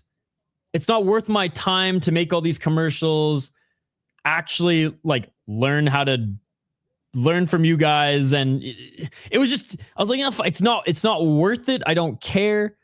And I'm a fake MMA channel. But I'd be lying if I said if some fucking BetMGM or DraftKings came calling with a big check, I'd be like, fuck yeah, dude. Hell yeah. Let me pay off my student loans with that shit. Let's go. I'll sacrifice my morals to fucking put me ahead in life with the opportunity. Absolutely. Now, if like a neo-Nazi or crazy far left, like terrorist group fucking was like, hey, wear our logo for $100,000. Okay, I'm not going to do that shit, but you know.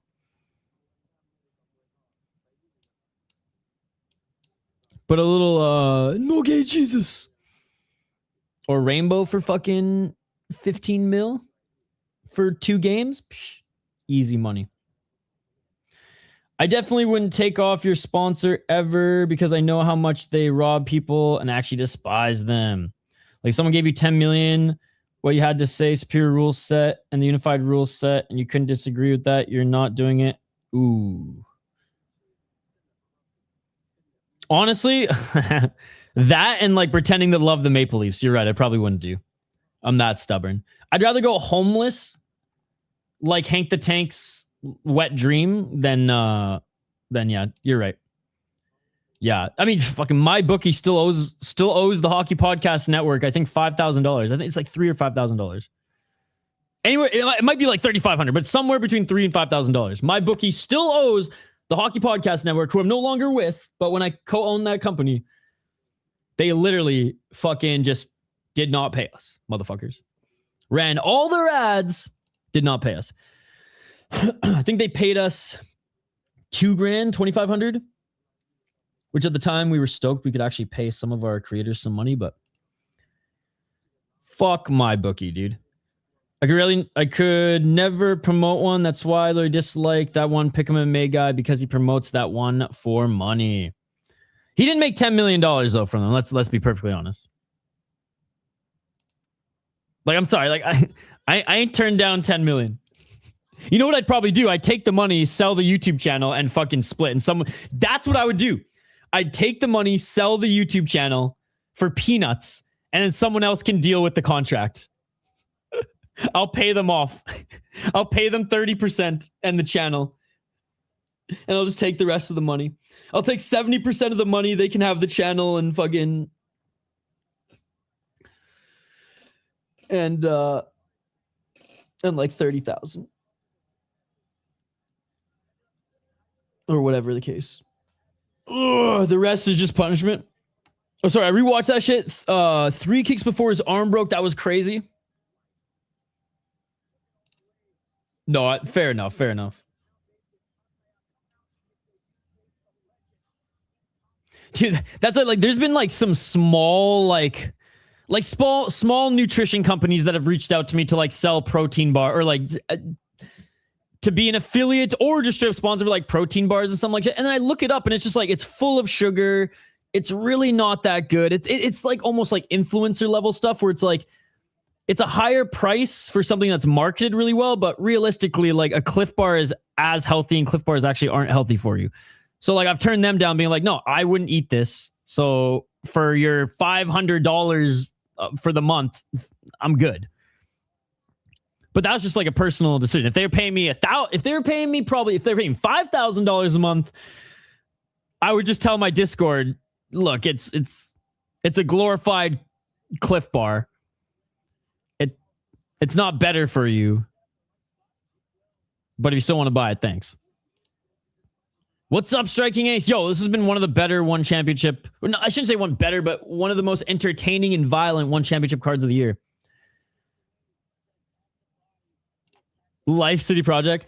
I'd never sell myself out for some ridiculous marketing ploy. I can't stoop that low, unlike Dyson vacuum cleaners, which can reach those hard to reach spaces, including underneath the furniture.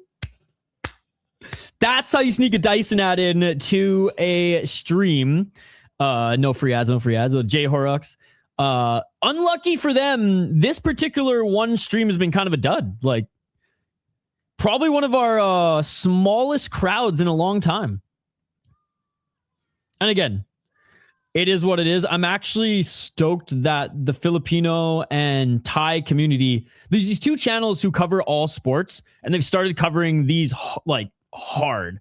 And bro, like Buddy had thousands of people in his live chat asking for a free link. It was great. And I was like, you know what? This is your problem now. Oh, dude, a lot more homies are recognizing how much fun these ONE Championship cards are every week, and I feel like they're getting up early and covering them. So I'm fucking stoked that more people are talking about these shows every week. Even though we hate on ONE and Shotri, like these niche shows are just special and they're not going to be around forever. So like we got to soak up the hundreds that we can before ONE eventually folds. Bro, the people installing HVAC was drinking overnight oats. Do you think that adds or decreases the chances they're meth heads? Ooh. I'll say this. The person who got me into overnight oats doesn't do meth, but likes their drugs. God, that does...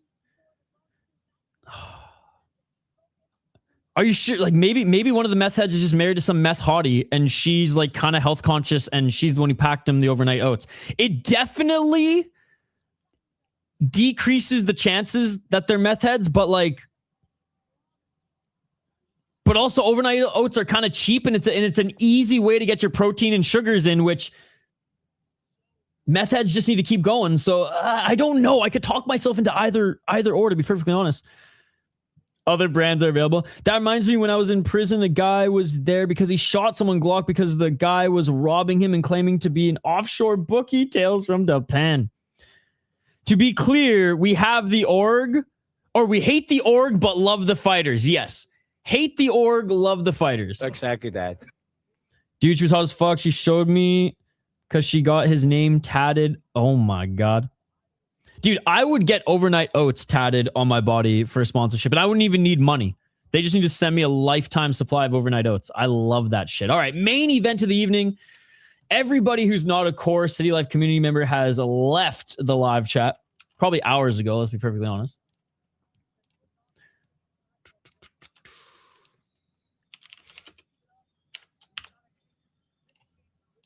No one from Myanmar on this card, too. No Burma. No Burmese fans. No eye pokes, but no Burmese fans.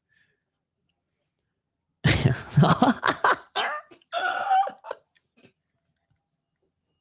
more of a Neapolitan guy myself. Chocolate and God, what's Asian flavor? Chocolate and MSG these days. Although Lebanon might be getting a new TV today. A new used TV.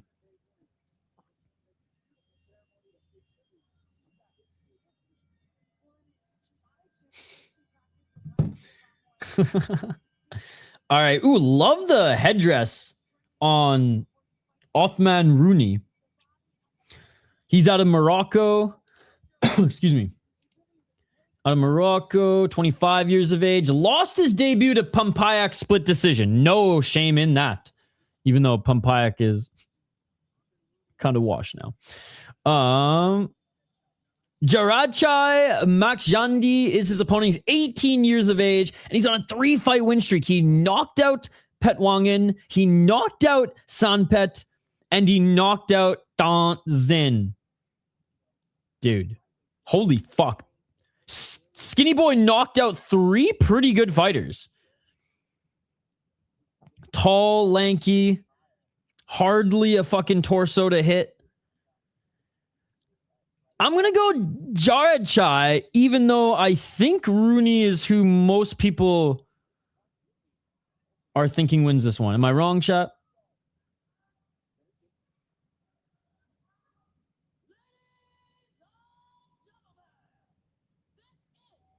Poor Thonzit, man. Yeah, he's been getting fucking thrown through the meat grinder.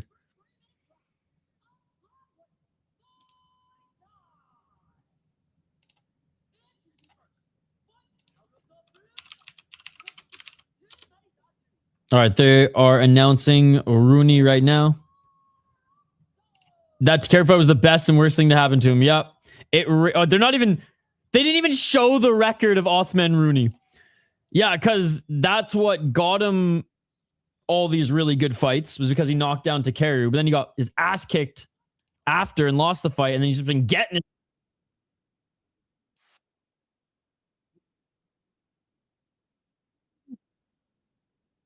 Jaradchai is going to win this one. Thailand needs one more knockout before we hang up the gloves today. Dude, I half the fucking Thai names are straight up that. And back in the day, they just knocked over their calligraphy ink and it was just splotches on the page. And they're like, those are words. That's Max John D, ladies and gentlemen. Max John D.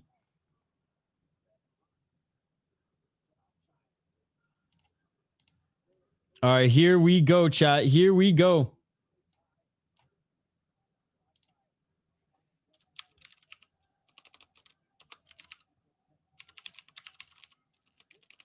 Round 1. Bro's taking his sweet ass time. 256. Do you know what? Rhouni's fucking tall too. He's got some skinny legs, but he's tall as well. 2 tall ass fucking flyweights, dude. I do not envy their weight cut. 235. And the fact that Jaradchai is knocking these motherfuckers out.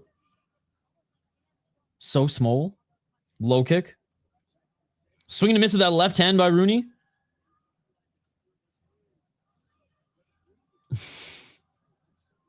I've heard that one before. I forget what comedian said that. Low kick.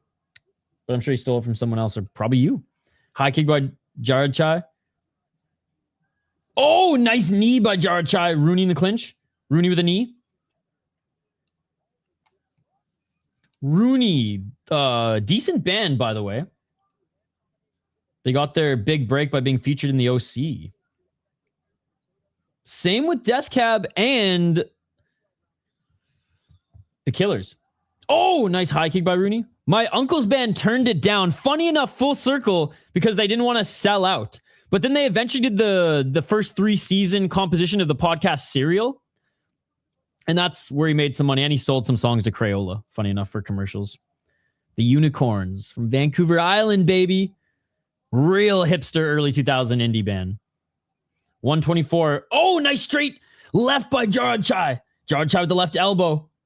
Jaradchai with the left hand. Rhouni can't find his entry. Rhouni catches the knee, though. Dude,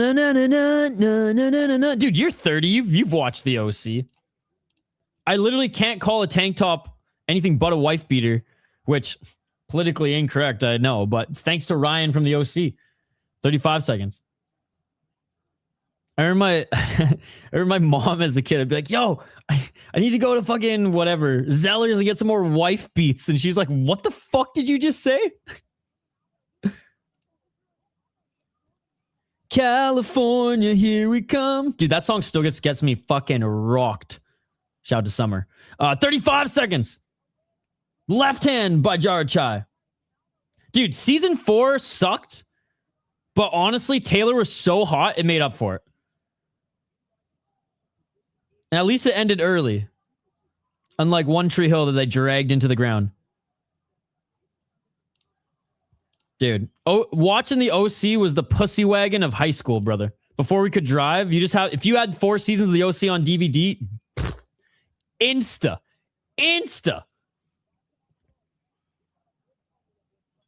And that is it for the first round. Jaradchai, man, he found his entries. He landed those killer knees. He landed those elbows.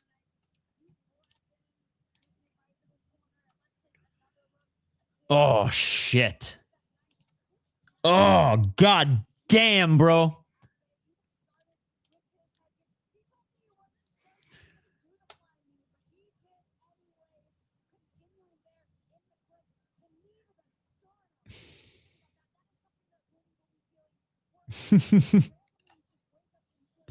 Oh yeah, dude, oh god, the chick who dated Seth and Marissa in the same season,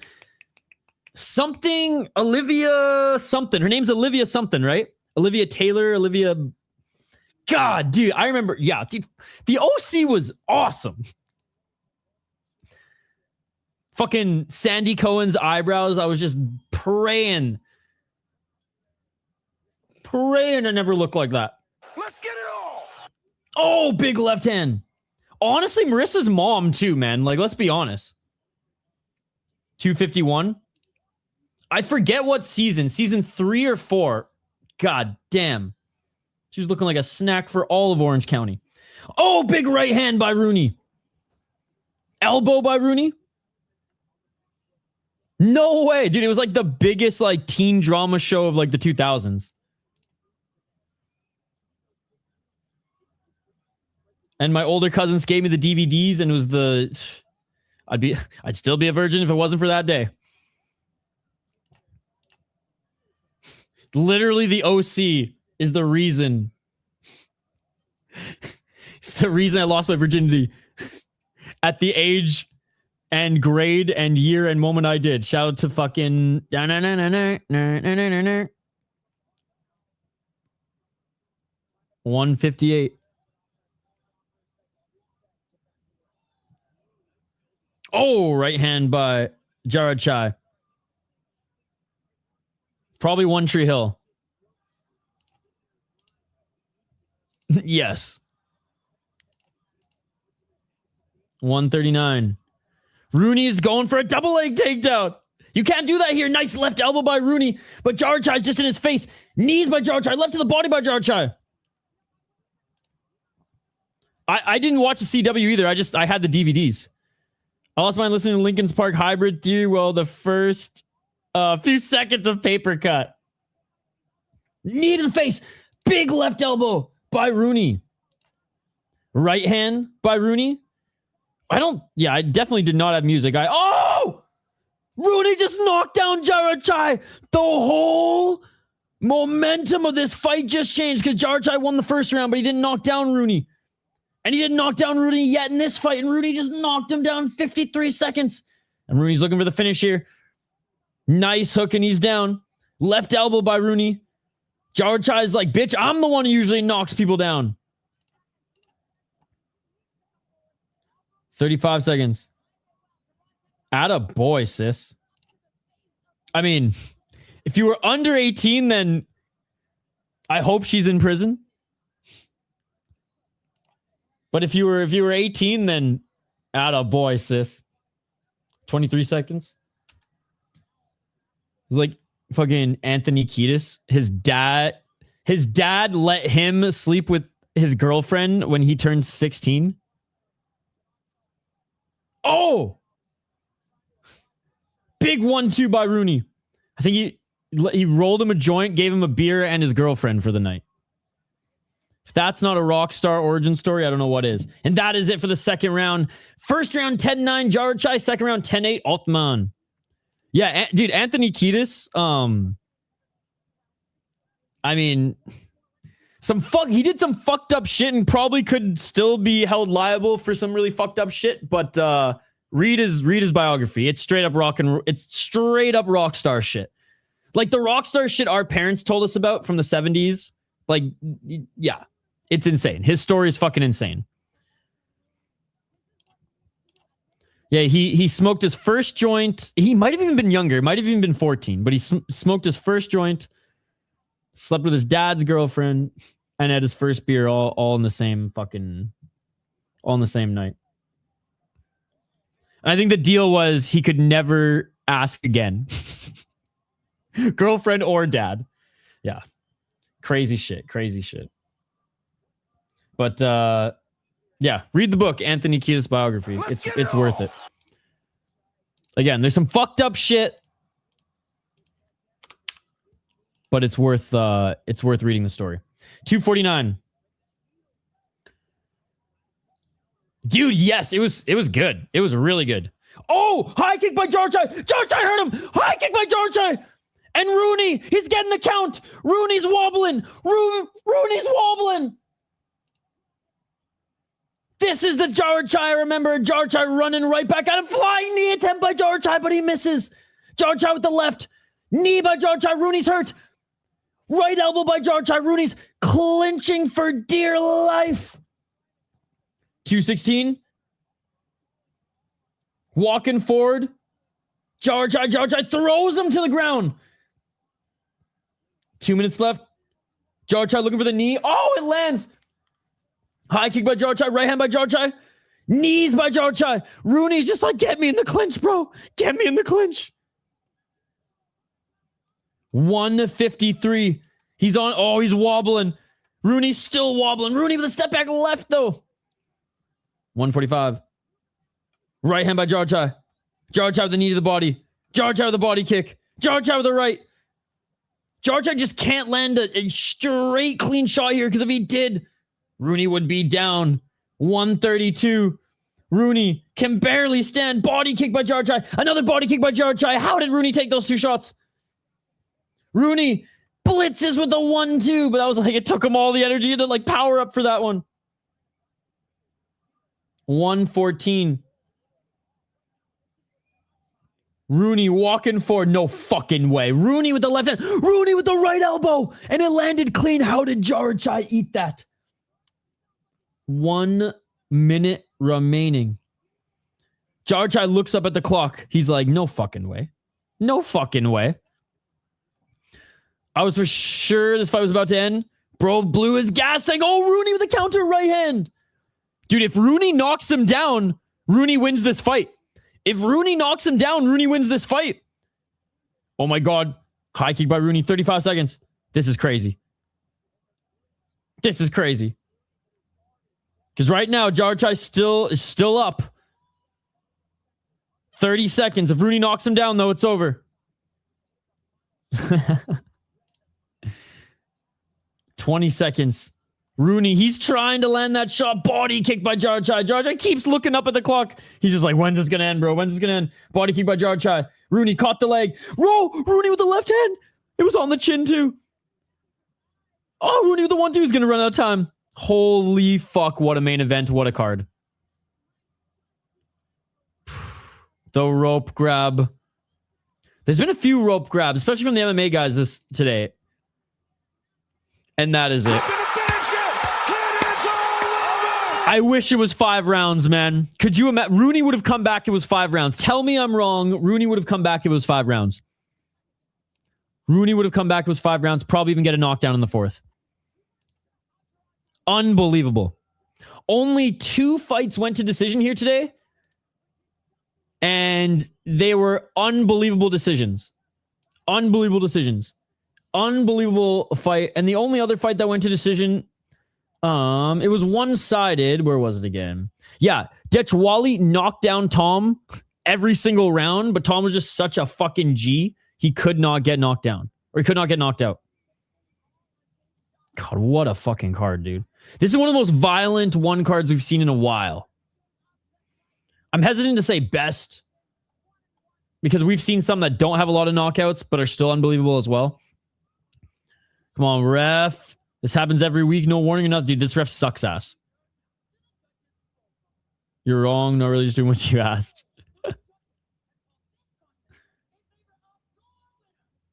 He's a G, but what's he not? And Jaradchai won. And that's the fair decision. Now, he won round 1, lost round 2, and then won round 3. Great fucking fight. Great fucking fight. Great fucking card, man. Holy shit. Holy shit.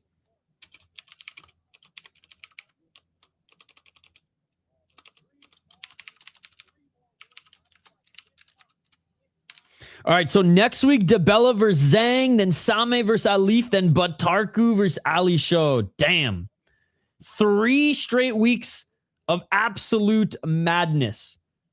The co-main is the most crazy stop, I'll say. Broken arm within the first 2 minutes. And the pride of Wisconsin, Lessie. He's taking on Raba on one fight night.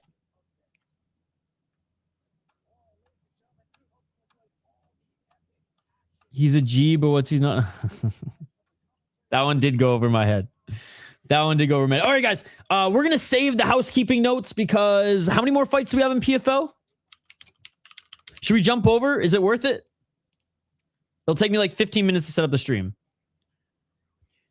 We have 5 fights left. Yeah, it's fucking worth it. All right, I'm going to set up the PFL stream. I'll be back in literally 10 minutes. We'll go over the housekeeping notes there. But if you check out the schedule, I have the whole schedule posted. If you check out the highlights, I have all the highlights posted. We'll do a quick PFL stream. And then right after PFL, I got to get the fuck out of here. And then we'll do NFC and maybe UFC preview later today as well. He's a G, not in a G.